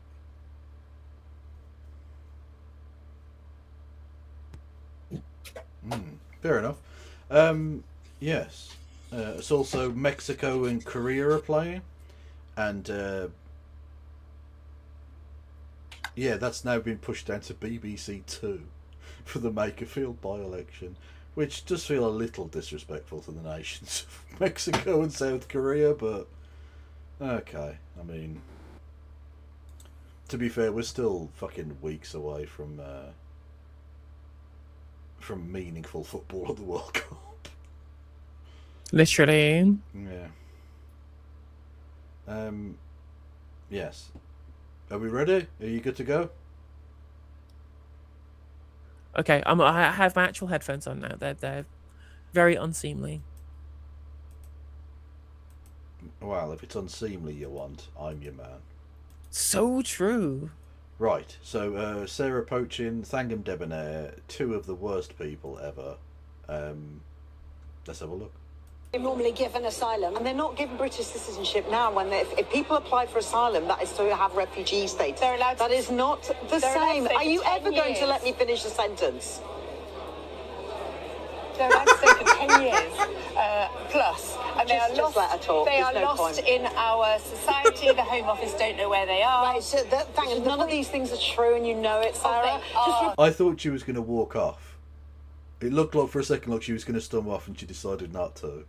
I remember the time when she pretended to fall asleep on Newsnight. Yeah, she's a very weird, a very, very strange person. Yeah. And a loser. Let's not forget she lost to the Tiny Green Queen. She did, and then was like sitting there stony faced, refusing to clap. Yeah. No one likes a sore loser. So true.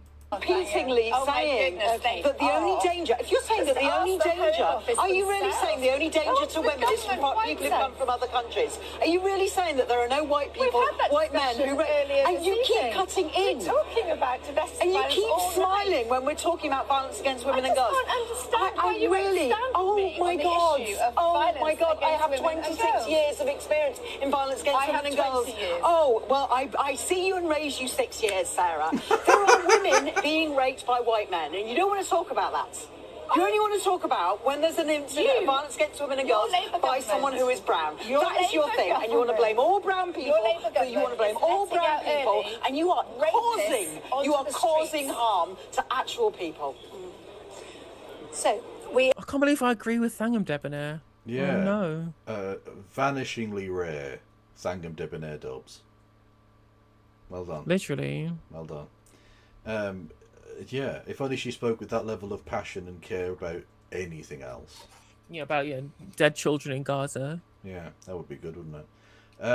Or rape victims in Gaza, or destroyed buildings in Gaza. No, sorry. Yeah, anything, just anything about the genocide. Yeah. Someone did inform me, by the way, that one of the local papers had an exit poll that suggested that Campbell Face would beat the Tories. I mean, that would be very, very funny. That would be exceptionally funny. Because, like, the Tories are obviously going to try and push we won in Aberdeen. As if that's the be-all and end-all of it. All right, well, again, it's just balkanisation, isn't it? Like, the people, there's been crazy swings in terms of who gets votes where. Like, the Scottish electorate is way different from the Yorkshire electorate, which is way different to the Somerset electorate, which is different to the London electorate, which is different to the And, of course, Norwich electorate. Aberdeen is not like any other part of Scotland. There are clearly a lot of people who are, A, wankers, and B, one-issue voters. Yeah. And if there's anything Tories love, it's wankers. Because that's their entire voter base. Thank you, XX Forever, who, I hope that's not coded turf nonsense. I presume not. I'm reading too much into that. Thank you for the 10 memberships. I presume you wouldn't be a turf and give me money. That wouldn't make any sense. Yes. Okie doke. Yes, apparently they're doing bundle voting now, so they're not far off possibly doing some kind of announcement. They're doing the usual, milling around for fucking ages and ages doing nothing. Remember how long it took? Remember how long it fucking took for milling around and Gorton and Denton? Bloody Anna Spencer taking a sweet time, just like any plumber. Exactly. Again, it shows we've got green. The Muffin Man. Let's go. Boom. Who, by the way, had an absolute beauty on Twitter today. But it's interesting that when the next opportunity came along here in Makerfield... Did you see him on Twitter earlier? It just doesn't seem that you were in the game. He said he was wearing an England shirt and he tweeted out, "Come on England," because of the game yesterday. And some racist idiot said, "Take that shirt off, you fucking scum." And he went, "You'll have to buy me dinner first." Solid burns. And going forward, we will be challenging constituencies like this. I mean, we've got to remember where the Green Party's come from. Just 9 months ago, we were a party of 60,000 members. We're now a party of over 230,000 members. Flex. So we've gone on that rapid growth trajectory where we're still having to work on some of the things that we should have done or should have had in place, or the larger parties have had in place. But give us a year and watch where we get to. But in the last few months, we've also seen that Zach Polanski's, had various different embarrassments over not maybe paying his council tax properly. He just got cleared for that. Over what he did as some of his previous jobs, where he had been not entirely 100% crystal clear about what his roles had been. Right, but they're just going to push the shit, aren't they? It's the same smears. It doesn't matter. Just throw it all at the wall and see what sticks. Oh yeah, the XX thing.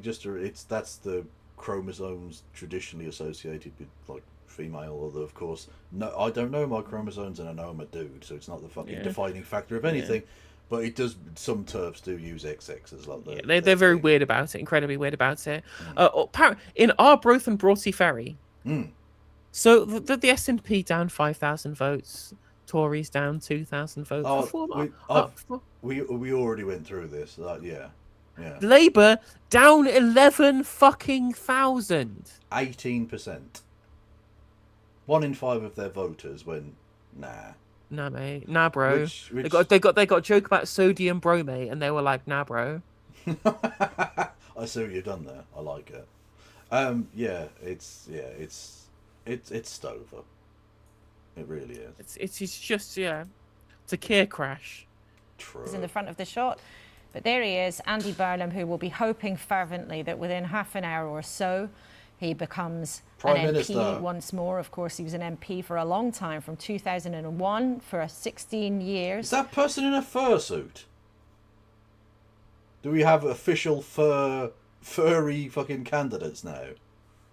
I'm here for it. Shots, you can see Louise Haigh there, Lisa Nandy there, his close supporters in Parliament, senior figures in the Labour Party who have been helping him secure what he hopes will be a historic victory that will affect every single one of us if it comes to pass.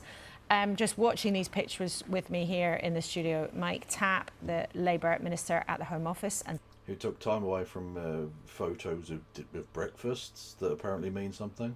And trying to get his political opponents arrested. Yeah, scumbag. Yeah. He is literally the fucking worst cunt ever.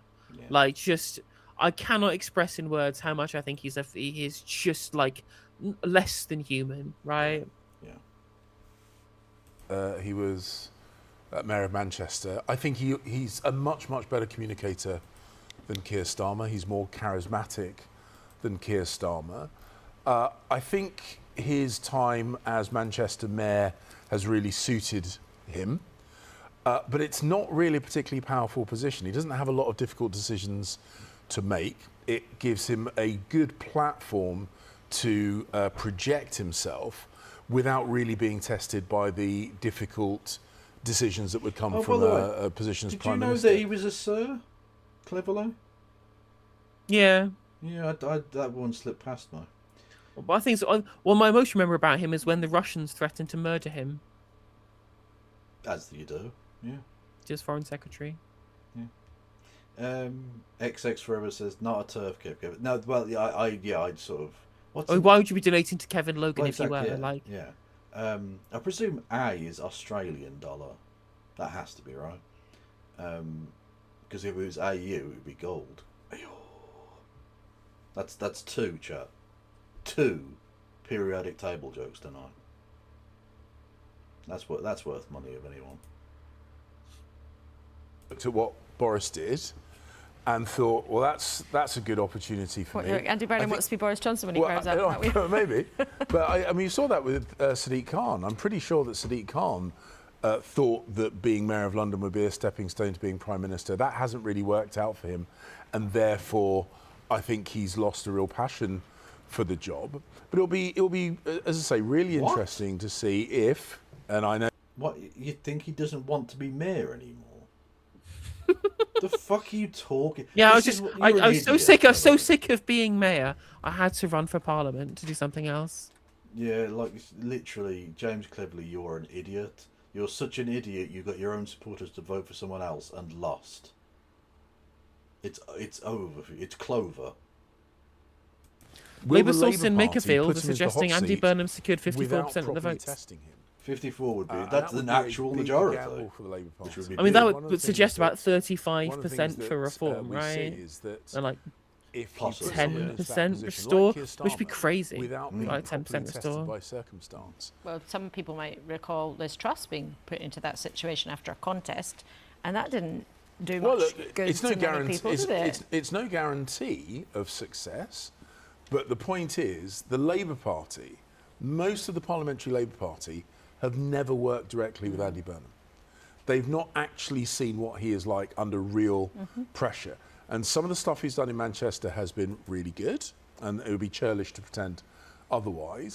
But he has not had to ever deal with some of the intense geopolitical pressures that a Prime Minister has got to deal with. Okay, but look, no one has dealt with that before they become Prime Minister, unless they were also Foreign Secretary, which very few have been. So, like, it's like anything. Like, the way you gain experience in the job is by doing the job. Now, I think he'll be a shit Prime Minister. But clearly, he's the only man who can now occupy that position for the Labour Party. And he's going to be Prime Minister in the not-too-distant future. Exactly. And also, like, a lot of the geopolitical stuff's quieting down now. It looks like Ukraine might be winding down somewhat. It looks like Putin's ready to make a deal, even though Ukraine were striking deep into Moscow today, which probably would hasten a deal, if anything. Yeah. Like, the Iran stuff looks like there might be something happening there. I guess there'd be Gaza, really, and we don't know what he's doing. Well, yeah, again, Turn Left asked him directly about it, and he waffled. He literally went, "Oh, well, we're all deeply concerned with what's going on over there." Motherfucker, you don't have it. You're Labour friends of Israel. I can't imagine you've changed that much. No. You just realise it's toxic for the brand, so you're going to pretend to at least be neutral for the time being. But don't expect any change in policy in that regard. But we will see.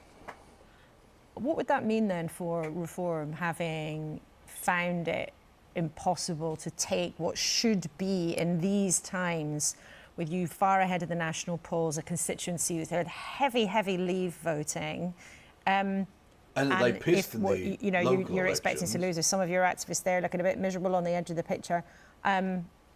What does it say about Reform's they keep prospects? saying it was a Leave voting, and I'm like, okay, but it's not Leave supporting anymore. Party, we should still bear that Well, in is mind. that just demographic change? Yeah, well, there's people that, I mean, people are changing their minds, of course. I think that's true, given the shit show. But yeah, people are fucking dead. Yeah, people are dead. People have literally died who voted for Brexit. And on top of this, we've also got, like, was Michelle Barnier today saying that maybe if the UK rejoined, they'd be able to get the sweetheart deal again with the outside of Schengen, but with passport free travel. Those are the two things, right? Also, Count Binface is now chatting with the future Prime Minister. That's very funny. The two things that would have to happen in order for it to even be viable, I think, is no Euro and no Schengen. Like, I personally don't give too much of a fuck about Schengen, but whatever. The British public would not accept it. Schengen, but yeah, but UK would hate him. Yeah. So, like, those are the two things that the British public would have to have absolute guarantees that no Schengen, no Eurozone. And I think at this point, most people are like, yeah, fuck it. Yeah, let's just do it. Yeah, I think you'd probably be right. Also, interesting, another fact about Brexit. Let's find out. We're going to do a segment on it tomorrow, whilst there's not many people watching right now. Is that there's a graph came out from the FT showing that Jeremy Corbyn in 2017 won more Brexit voters than Keir Starmer did in 2024. That doesn't surprise me. Yeah. Again, all of that stuff about Labour losing traditional base people in 2017 and 2019 under Corbyn, only for them to be brought back by Keir Starmer. It's just not true. It's just not true. And in fact, those people drifted further away under Keir Starmer. Keir Starmer didn't win because of the traditional Labour vote. He won because of fucking middle-class Mondeo men, just like Tony Blair did. Yeah. Don't threaten the mortgages, don't threaten the landlordism, don't threaten to raise taxes or whatever. Just, C2 voter, white van man, home counties twats, yeah. Pretty much. I do want to know what Count Binface is saying, because Lisa Nandy is chuckling her balls off. Yeah. As much as it is very important to look at results across the country, but we are watching here, Make Tap, images of the man who looks like he knows he's won a by-election. Count Binface? Yeah, absolutely. Reform signalling through Alex Wilson here at the table that they are expecting to lose to Labour. Beaming smiles from Andy Burnham, not just because he's having a laugh with Count Binface. This looks like no. To be fair, Journey and Jordan, she's getting fucking cuddly with Burnham because A, she knows he's going to be Prime Minister soon and wants to be in the cabinet, and B, she's also a Wigan MP. Yeah, they're literally the MP for Wigan. Yeah, so like it's understandable that a neighbouring seat being Labour would also help and so on. And of course, it reflects well on her, because look at her. She's now got that Farage moment of being smiley next to the winning person, you know? It's good for her. Who do you think would end up being in a... you think they'd end up in an Andy Burnham cabinet? I think some of the more Starmerite people would go. But I honestly, I think a lot of the just bang average motherfuckers would remain, because what are his choices ultimately? That parliamentary party is not exactly replete with talent, because it was deliberately chosen to be just Starmer's little fucking briefcase brigade. Yeah. So it's not like there are shining beacons of talent and industry there. They're just, you know, there are so many of them that are so interchangeable that if they literally disappeared and were replaced by a totally different person, would we notice? Literally, who knows what the fuck any of these people are, right? Like, yeah, exactly. Who have the 24 intake, who's not like a giant, massive fucking thunder cunt you only know from them being a dickhead. Like, do you know the names of, right? Yeah, like, exactly, yeah. I can name you Rosie Writing, MP for Kettering. Adam Jogi, because he posted misinformation about the Greens. And I know Baggy Shanker, because he's got no fucking incredible name. Yeah, that is, to be MP fair. MP in Derby. He sounds like an amazing ragga artist from the 60s. Either that, or he sounds like he's going to be making sitar music. Yeah. To make some ragas. He got 3 caps for India as a middle order batsman in the 1970s. That's also possible. But ironically, he lost his council leadership in Derby Council. We got a motion of no confidence because he did not make public an invoice for almost £100 million. That is a lot of money for Derbyshire Council. That is a lot of money. Jesus Christ. Yeah.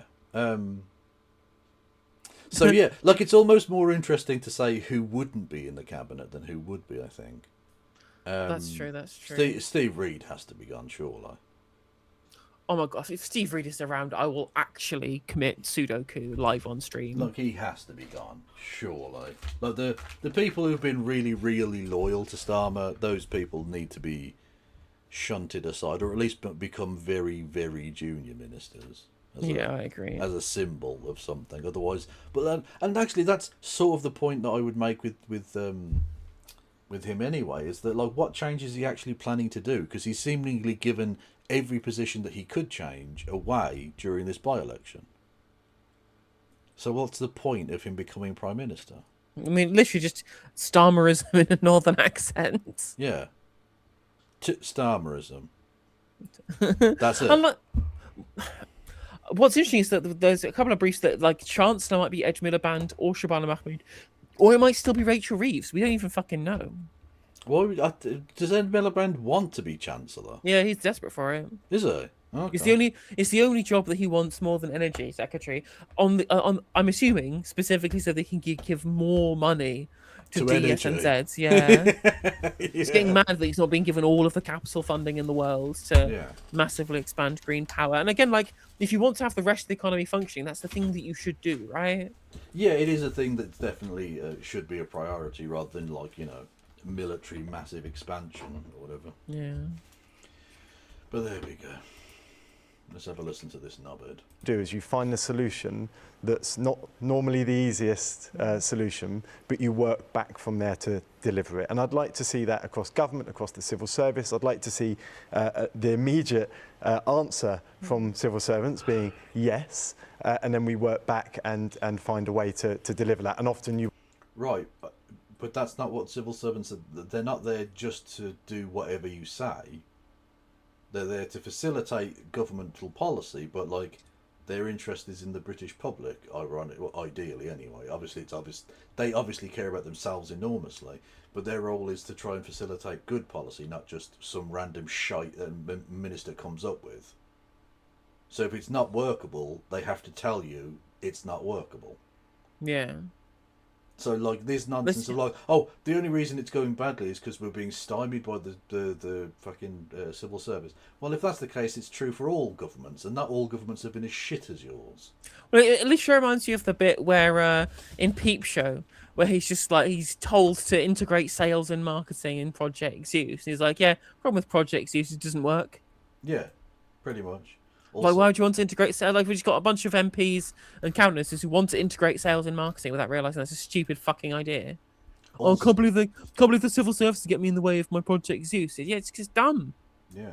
Also, on that point, greatest England flag ever that I saw at the World Cup. Boom. Gotta love Incredible scenes. You know, incredible scenes. Any flag with Johnson on it is a flag I will salute. Literally. God bless him. I'll be Charles, and you can be my Camilla. You'll be the velvet glove on into my stick. Consultio/Consultius. Consultius. Best name for anything ever. In 50% of the workforce, new logo, boom, out. You are now a fully trained management consultant. Amplified the energy, the energy shocks. Everyone's bills went through the roof. Everyone's bills went through the roof. So a lot of the plans that Boris had as Prime Minister weren't able to be What's delivered interesting, through Kev, actually? circumstances. Sorry to interrupt, James Cleverly again. But what's interesting is that we had like loads of people watching our live coverage of Gorton and Denton, right? Yes. Are you getting significantly fewer viewers than this time? I am. Then Gorton Denton. Yeah. Yeah, a little bit. Yeah. Yeah, like, no far I've only got 2,000 people watching. I was expecting way more. Like, this is a really pivotal by-election. Did everyone just like assume that Burnham was going to win?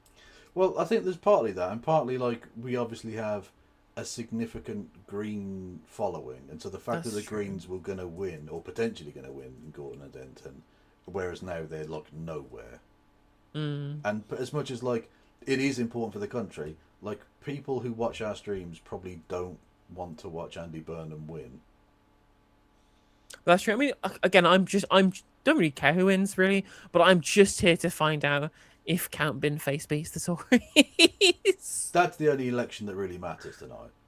Literally. It's the straight race between the Kemenaissance and a man with a bin for a face. True. Also, there's Mexico versus South Korea, so there is that, but that's not technically an election.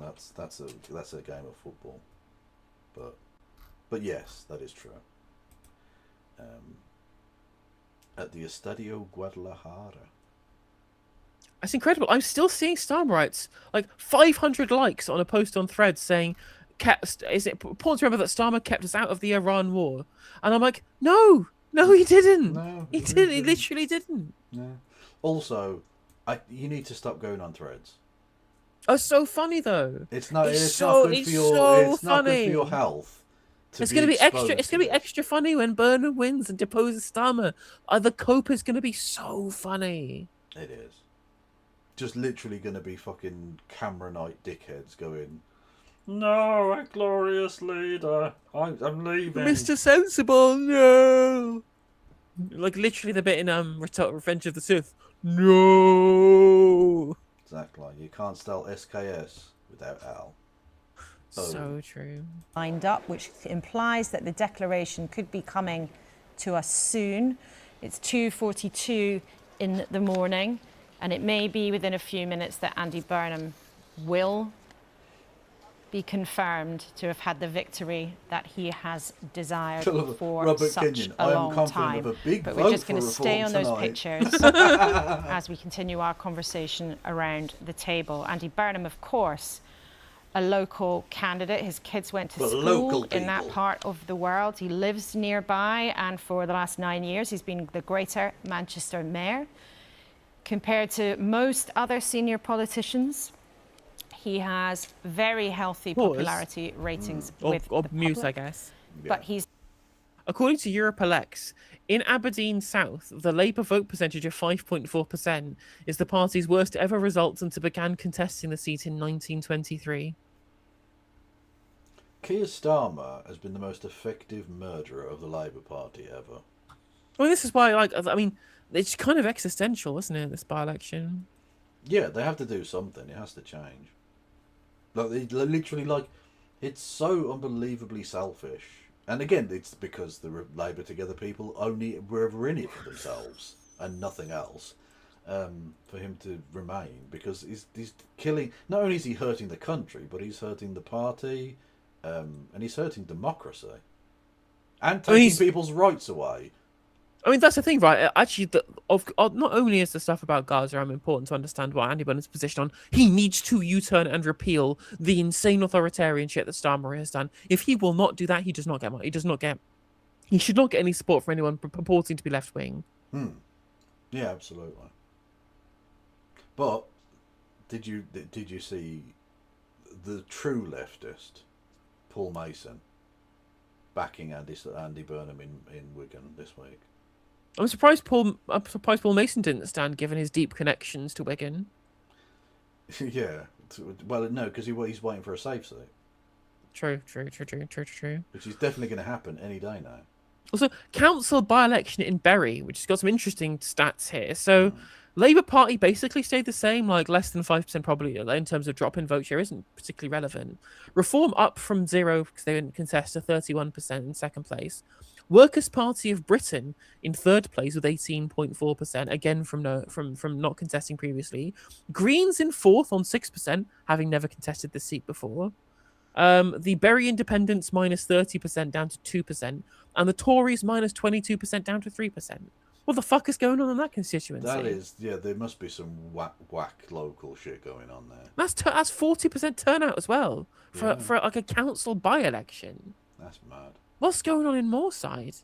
Yeah, that's anyone local to that want to give us the debrief, because there must be something mental going on there.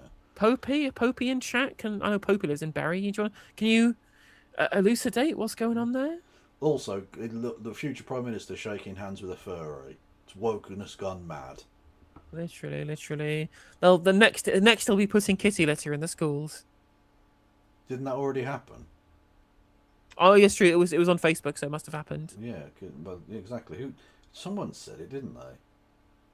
Was it that Burble Singh twat? Yeah, it was Burble. Yeah.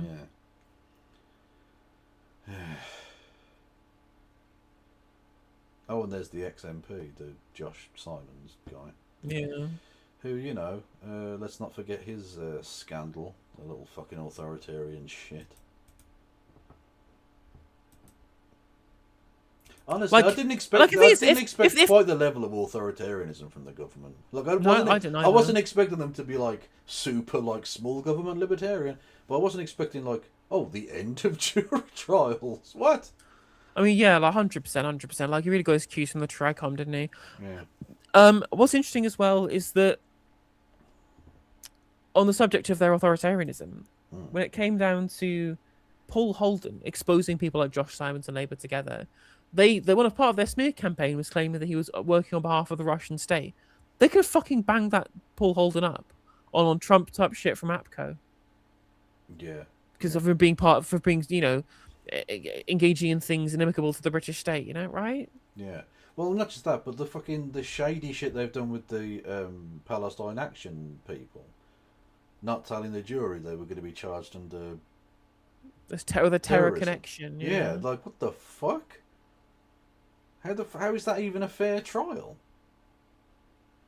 Well, I mean, he doesn't believe in fair trials, I guess. Which is ironic for a lawyer, but there we go. Human rights lawyer, no less. What happens is there becomes a direct challenge between Andy Burnham and Keir Starmer. And this is not just a leadership challenge in terms of the Labour Party. You are talking about who is going to be the Prime Minister of the country. And that is why it's impossible, really, to overstate the significance of what we are about to hear in the next few minutes. And it would be our 7th Prime Minister in 10 years. I mean, for a country that not so long ago was seen as relatively stable, our politics were a bit boring, that is an extraordinary thing to come to pass. Yeah, and you can debate for many, many hours, as I have with some people in Westminster, the reasons for that. Is it a restless electorate? Is it the performance of the politicians at the top? You can have the arguments about it. But in the case of the Labour Party, which is the context that we are discussing, of course, right now, you've got to remember that when Keir Starmer came to power, what he was talking about was a period of stability and not doing what had gone before. Now, clearly, Keir Starmer doesn't want this. We have heard from Keir Starmer he's going to stand and fight. He doesn't think that this is the right thing for the country. Let's see what comes to pass in the next few hours and days. But what is clear is that the Conservatives were punished for what happened. Now, whether that's because what they did in their terms of their record in government, or whether people were fed up with them turning over leaders at the top, which is what some Conservative MPs will readily admit. Of course, there is a risk for the Labour Party in doing this as well, that the electorate might be unforgiving. But there are so many Labour MPs that look at the popularity ratings of Keir Starmer, look at what they see, and actually what Keir Starmer himself has acknowledged as some mistakes or missteps, and think there's a sort of inevitability to this. Now, that is one section of the party, is not the entire party, but it is worth saying, Laura, that I was in Makerfield. So many Labour MPs went up to Makerfield. Of course, they wanted a Labour victory in this constituency, as Keir Starmer himself said he wanted. But there were people there like Steve Reid, a housing secretary, a very close ally of Keir Starmer, there signing the pledge wall alongside Andy Burnham. And, you know, there was one that said to me, there's a sort of feeling of a coalescing around Andy Burnham the wind now. is blowing. Yeah, so you've got to, you know, the next few days are going to be very uncertain. And we heard from Mike Tapp, who acknowledged the next few weeks could be pretty difficult. And Keir Starmer's been clear that he does want to be in a leadership challenge. But I do think that you know, what's going to happen now, for the just $2. don't underestimate how significant it's going to be. So we can just see that was a momentary moment of excitement. I think it was the returning officer or somebody working to help them, testing the microphone rather than being about to invite the candidates up on stage. And there is Count Binface having a whale of a time making sure to get in as many camera shots. See? That's why she's award-winning. Yeah, exactly. She knows. That's why she's winning awards. Absolutely, absolutely. Done our research. Love it. Hi Ezra says with $2, Starmer is to the right of Peter Magyar. Yeah, he is. It's the right. Did you say right, Joe Biden? Yeah. Westminster, and as he there lines up at the side of the stage, and people who know him only from his time as a popular mayor of Greater Manchester, and they're not. Those two pictures of him don't always add up. Well, and you've got to remember, this is a guy that twice stood for the Labour leadership before. 2010 and 2015. And lost neither both time did he times, win yeah. it. Neither time did he win it. And also the Parliamentary Labour Party now is made up of a different group of MPs, some of whom are fairly new intake, as we still call them, so people that were elected in 2024, so won't have maybe a personal memory of Andy Burnham's time in government when he held several ministerial posts. They may never have met him.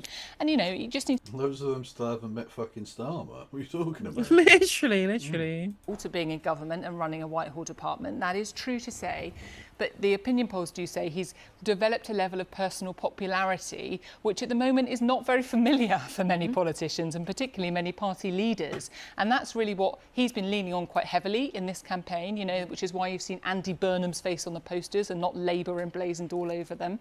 But obviously the question will be if, and we're still a couple of hurdles, a couple of leaps of the if away from this happening. But if he does end up in number 10, does that personal popularity continue? Can he do what he's done in Manchester? He keeps talking about it. Can that be a reasonable and realistic template for governing an entire country?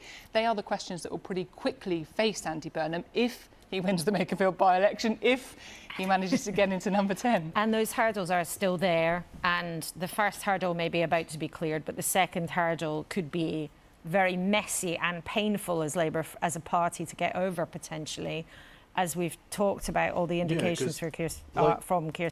Because look at what they did to Carl Turner just for opposing one policy. An insane policy at that. Yeah, they were briefing about his fucking mental health. Like anyone who's any kind of threat, a serious threat, like they're going to be fucking like a bin diving outside his house to try and get any dirt they can on him. Like they're gonna fucking honestly, we're about to hear so many accusations of anti-Semitism against this man. Criticism around Keir Starmer from that part of the Labour Party has been about the way he communicates, not just to the country, but also to his own party. You know, is he talking enough to his backbench Labour MPs? Can he convince them to go along with his vision or policy platform or what he wants from the country? So I think there are some people who would say don't underestimate the power of a good communicator, someone that could get party and country on side. When it comes to policy, I mean, Andy Burnham really, during the course of the last few weeks, has been trying to navigate something of a dual pitch. So on one hand, he's been trying to make an argument to the voters of Makerfield, who have got his immediate future in their very hands. And at the same time, he's being understandably quizzed on his vision for the country, because everybody knew, of course, what the eventuality would be if Andy Burnham won this by-election, that he could soon have his eyes on number 10. And there are a couple of things couple of arguments he has been making. He has said he would stick to Labour's fiscal rules. So Rachel Reeves has made a lot of those. So that's things like not to borrow for day-to-day spending. Yes, he was quizzed. He said he didn't want to take an exam on them. I can tell you them if you like. The second one, to get debt falling by the end of the Parliament as a percentage of national income. Stick to that. He said he'd broadly stick to Labour's manifesto pledges, because you've got to remember Labour was elected on a manifesto less than 2 years ago. And by the public. And if this works out as he wants it, he will not have a mandate from the general public. He might have a mandate from the 77,000 people of Makerfield. But I know you've spent a lot of time in Makerfield in the last few weeks. How much of this do you think might be down to the candidate that Reform selected? So local guy, well known, Nigel Farage went to see him, went on the campaign trail. I think we can be pretty sure if Reform thought that they were in for the win, Nigel Farage would be in those images somewhere that we're seeing. We haven't. Well, look, I for one welcome the introduction of analingus as a topic of public debate.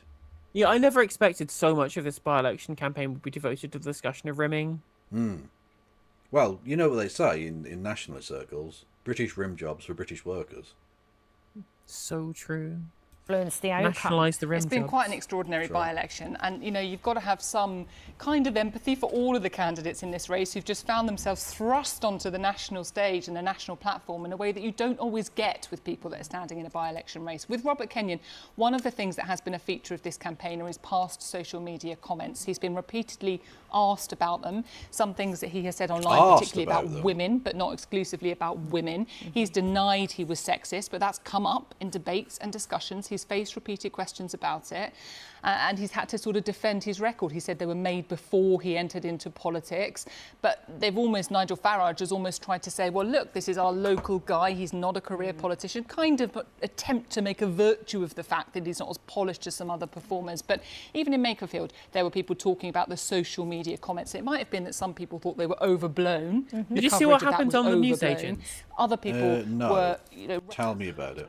When they were vox popping people in Makerfield, a girl literally was, they were interviewing Reform politicians, and this girl was driving past and just screamed sexist out the window of the car. And so they flagged her down and got her an interview and said, yeah, like, you're trying to deny he's a sexist. He literally said the words, I'm a sexist, right? Like, you can't deny that when he just said those words. So that's the level to which that it was cutting through. People were literally, like, flagging down Reform canvassers to proclaim their opposition to this guy being a sexist. And then Lewis Goodall literally went to Reform canvassers and said, what about the time he said he would lick Carol Vorderman's arsehole? And, honestly, like, Lewis Goodall, I mean, he may be a melt sometimes, but he's quite funny.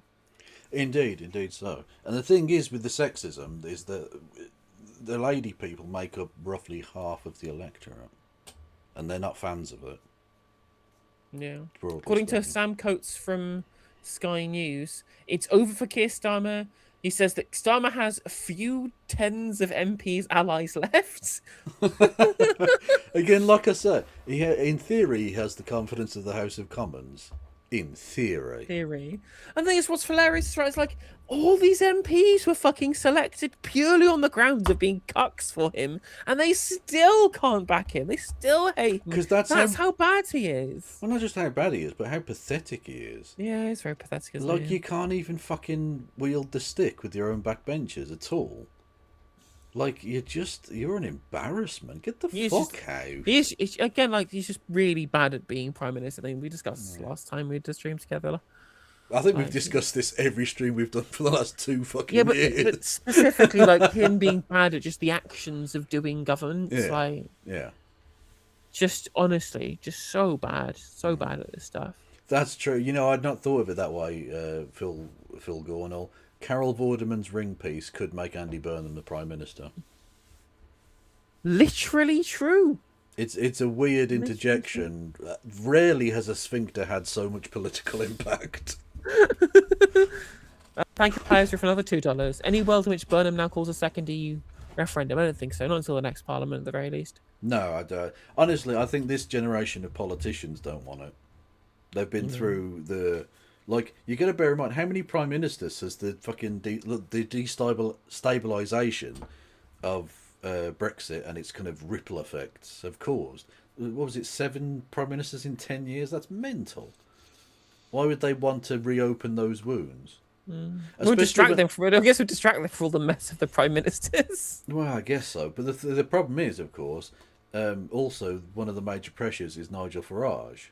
And so do you want to give him the potential of yet another massive stage in which he can push his shit? Because, like, as much as I think people are generally in favour of it, let's not bear in mind the fact that the polling suggested people were largely in favour of remaining until that referendum started, Yes, and all of true. the bullshit. You know? And that's actually rhetorically one of the worst things that happened, was that the Project Fear label got attached to one side when they were both doing it. Yeah, it's true. It's true. And also, like, establishment versus anti-establishment, when, like, both sides had establishment voices backing each of them. You didn't really have any anti-establishment position on either. Yeah, exactly. Like, there is a Lexit position, but that's not the argument that was being made. Was it when it was never going to be the result of Brexit, because Yeah. we have a right-wing political system. Yeah. Of one of the big unions said to me a few weeks ago that Andy Burnham cannot do this unless he takes on a seat where he can beat reform. So if we go a little bit further into history, he tried to run for the Gorton and Denton by-election, a more left-wing naturally placed where the challengers were Greens and Reform. The Greens, of course, ended up winning. But as I understand it, he was told quite clearly that he had to show he could beat Reform. And we expect in the next couple of minutes that is what he will have been shown to have done. Let's just listen in a little bit to what's happening there in Makerfield, because it feels to me, and maybe we can see some of the wide pictures, that it may well be about to happen. You can just hear a little bit of the rumbling atmosphere there, a bit of murmuring. No actual invitation yet for the candidates to go up. Okay, that is... I am disgusted with how funny I found this line. Who was it? Reformer losing to Rectarian voting.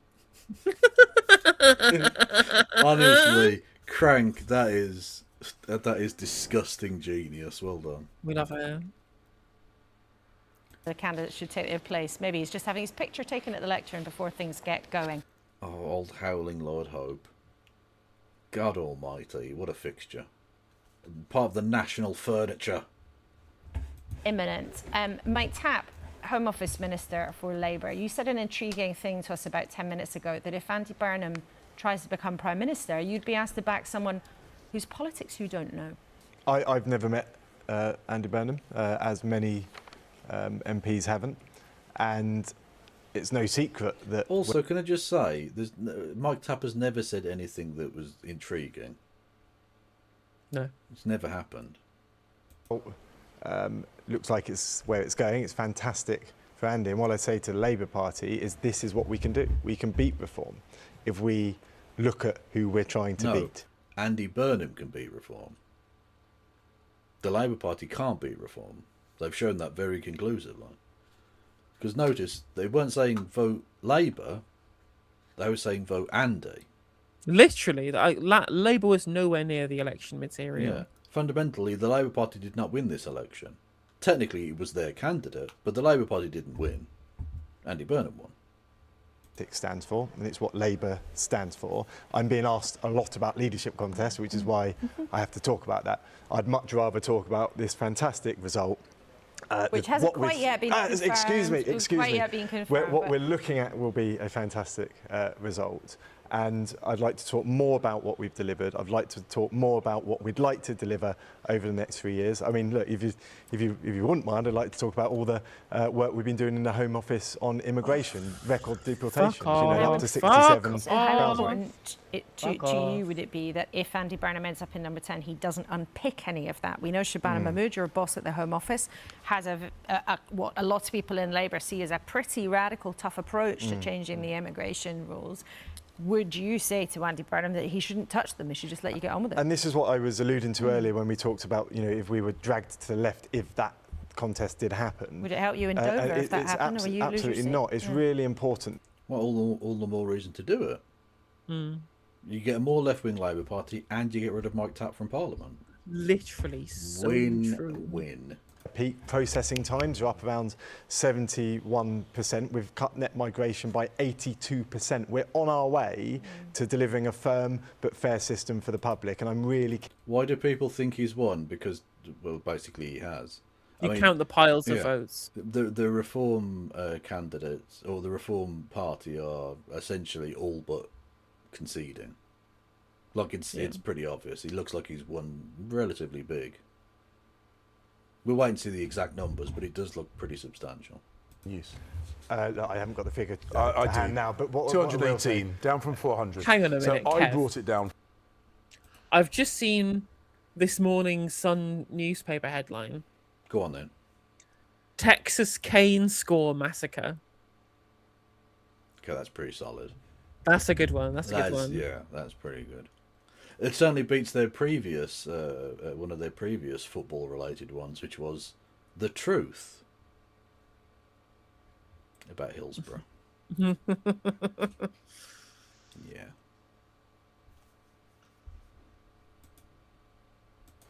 Andy Burnham already flip-flopping on a number of really big issues. He started off by saying that the bond markets could get stuffed before clearly being corrected by someone on his campaign team saying a country that's borrowed as much as the UK can't tell the bond markets to do one. He's flip-flopped on spending commitments.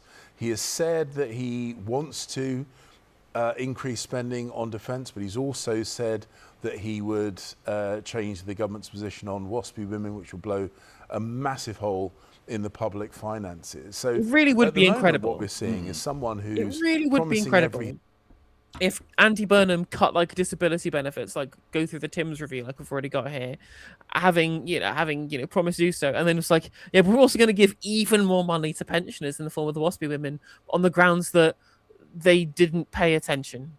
Yeah. Great. Yeah. Costume, Count Binface making his way onto the stage, but let us not let the quirks of British elections and the silly costume. That is a furry. What's Sarah Wakefield doing? Oh, there she is. She's a candidate. Yeah.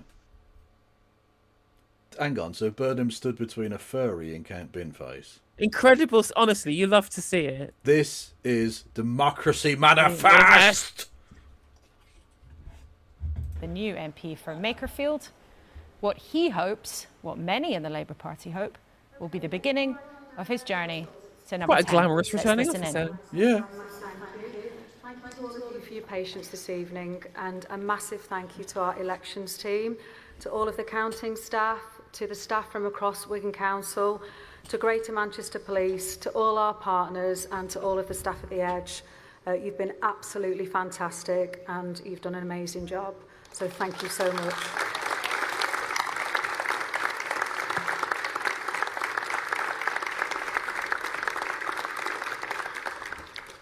Declaration of a result of the poll. Election of a Member of Parliament for Makerfield constituency on Thursday, the 18th of June.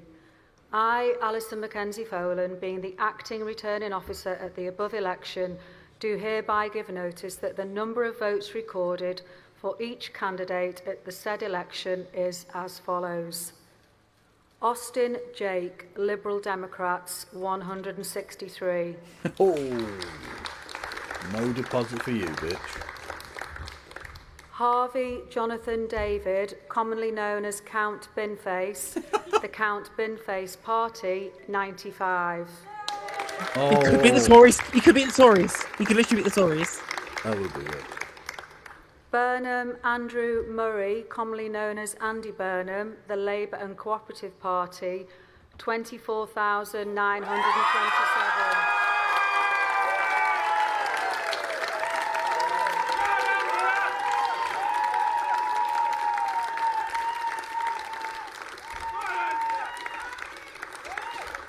Clark Daniel David, commonly known as Dan Clark, the Libertarian Party, 18. Which is ironic because they usually like it under 18. John Alfred, Independent, 37. Gemmell Edmund John, commonly known as Ed Gemmell, the Climate Party, 18. Yes. Get wrecked. Gould Paul Richard, Independents, 8. Hope Allen, commonly known as Howling Lord Hope, the official Monster Raving Loony Party, 45.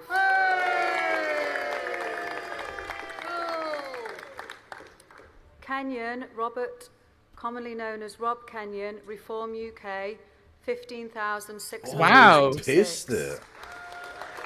Majority of what, 9,000? Pownall. That's big. Pownall, Robert Neal, Independent, 18. Shepherd, Rebecca Lee, Restore Britain, 3,111. So no, the two combined is nowhere near it. Wakefield, Sarah Elizabeth, The Green Party, 308. Okay, we beat Count Binface. Ward, Peter Mark, Rejoin EU, Bring in PR, 35. Winstanley, Michael William, the Conservative Party candidate, 997. Oh, it actually did okay, really.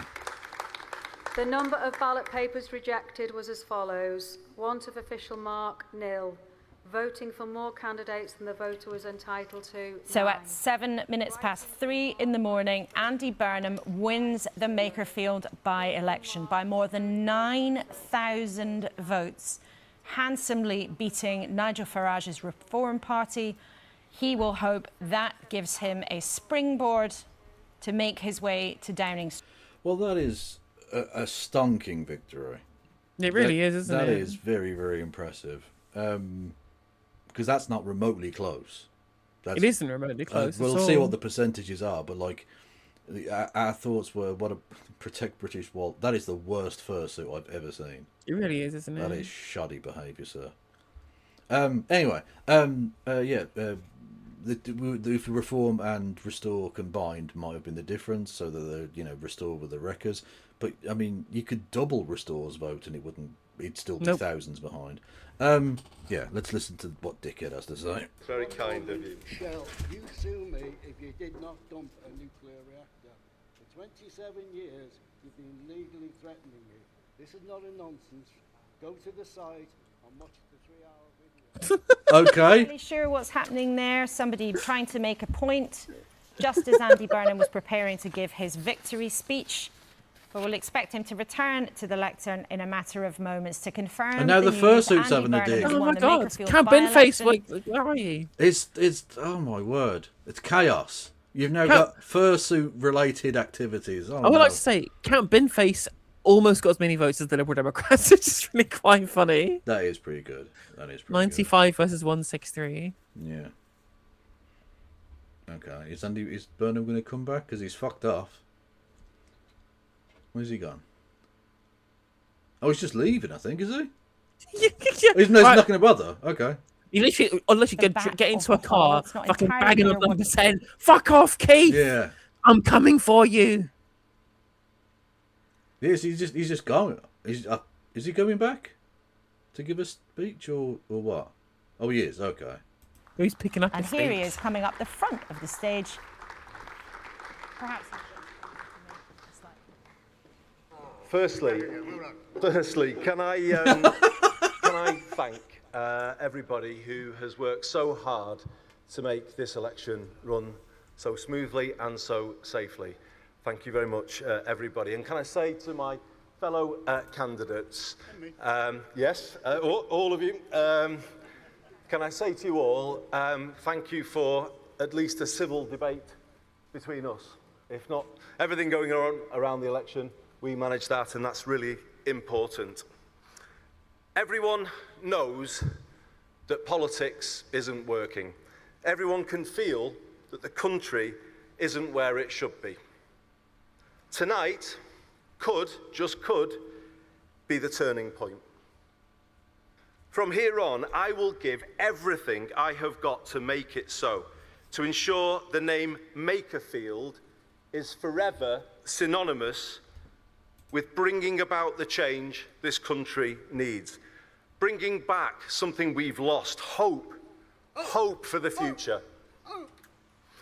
I am proud that this place has shone in the world's spotlight these last 5 weeks.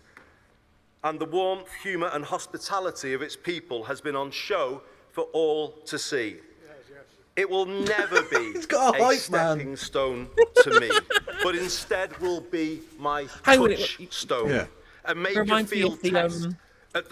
Do you remember the X Factor audition where there was one guy like doing like singing and like the way that R&B singers would, and then a literal like guy just going like yeah in it in the on the side. Do you remember that one? I don't know. No. Oh no, so it's a real.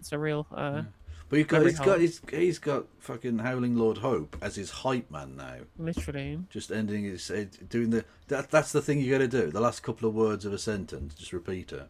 It's glorious. The heart of British politics will ensure the places Westminster has neglected will now get fairness. I spoke in the campaign about the need to change politics. I promised to lead by example from the front as your Member of Parliament.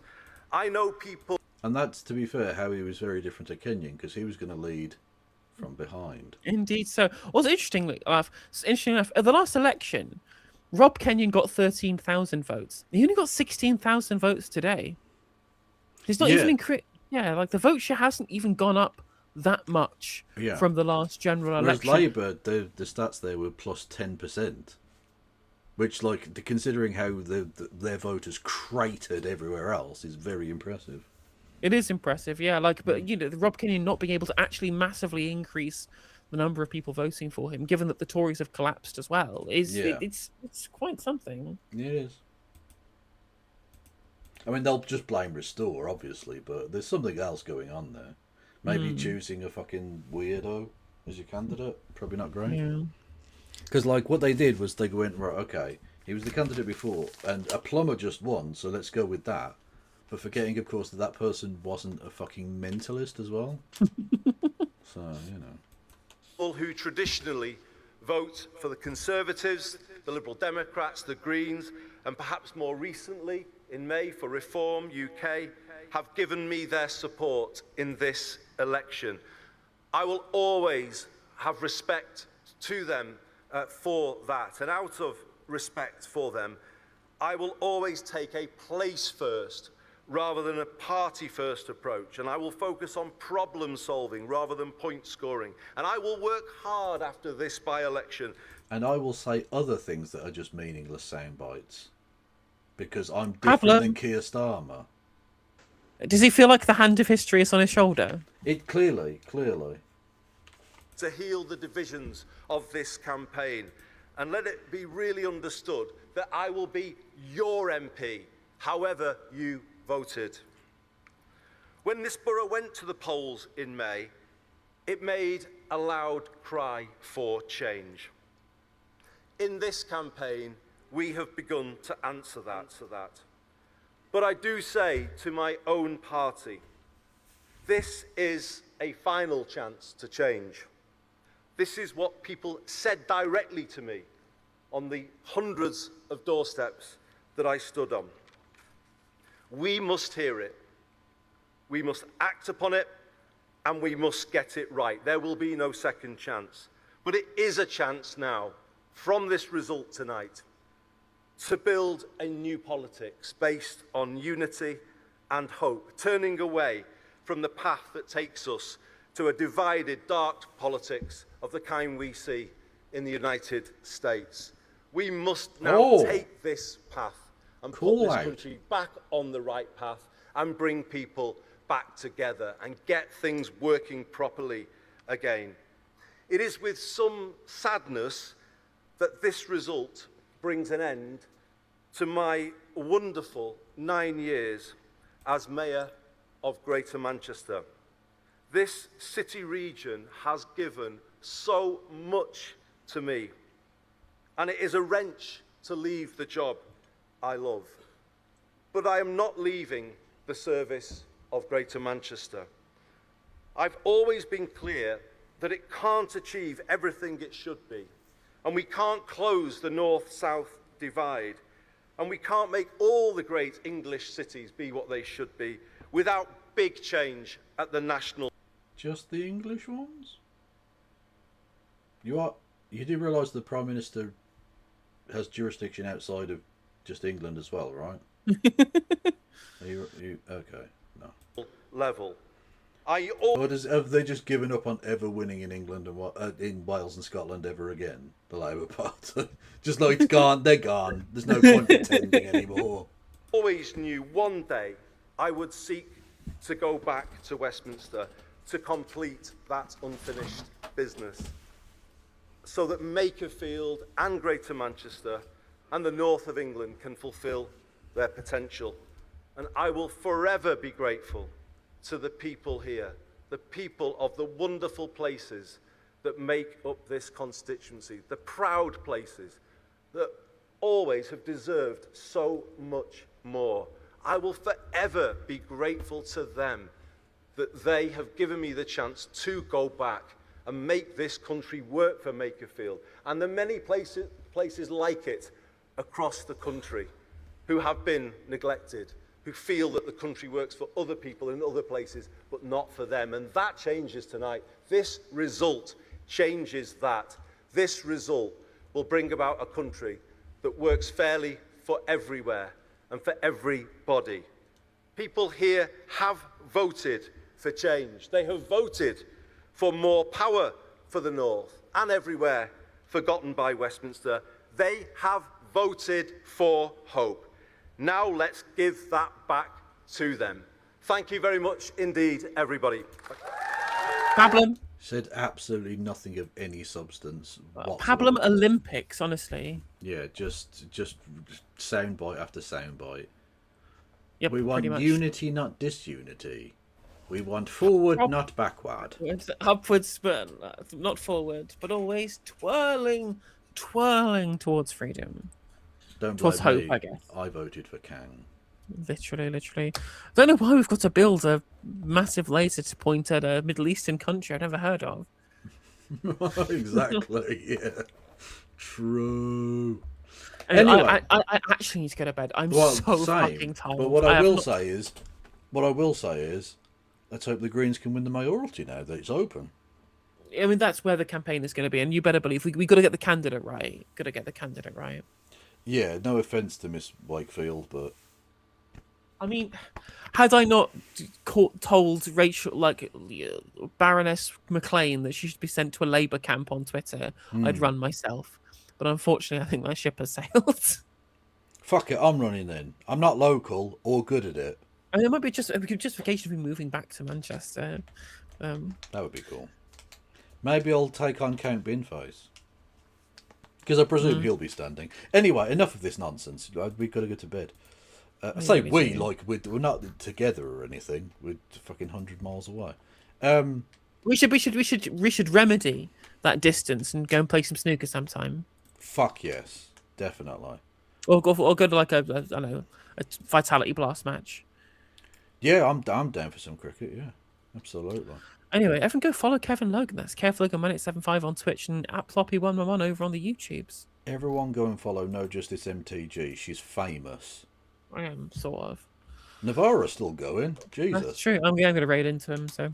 Okay. I'll see you all on the flip side for some debriefing tomorrow. Yes, indeed. Free Palestine. Yeah. Take care, everyone. Bye.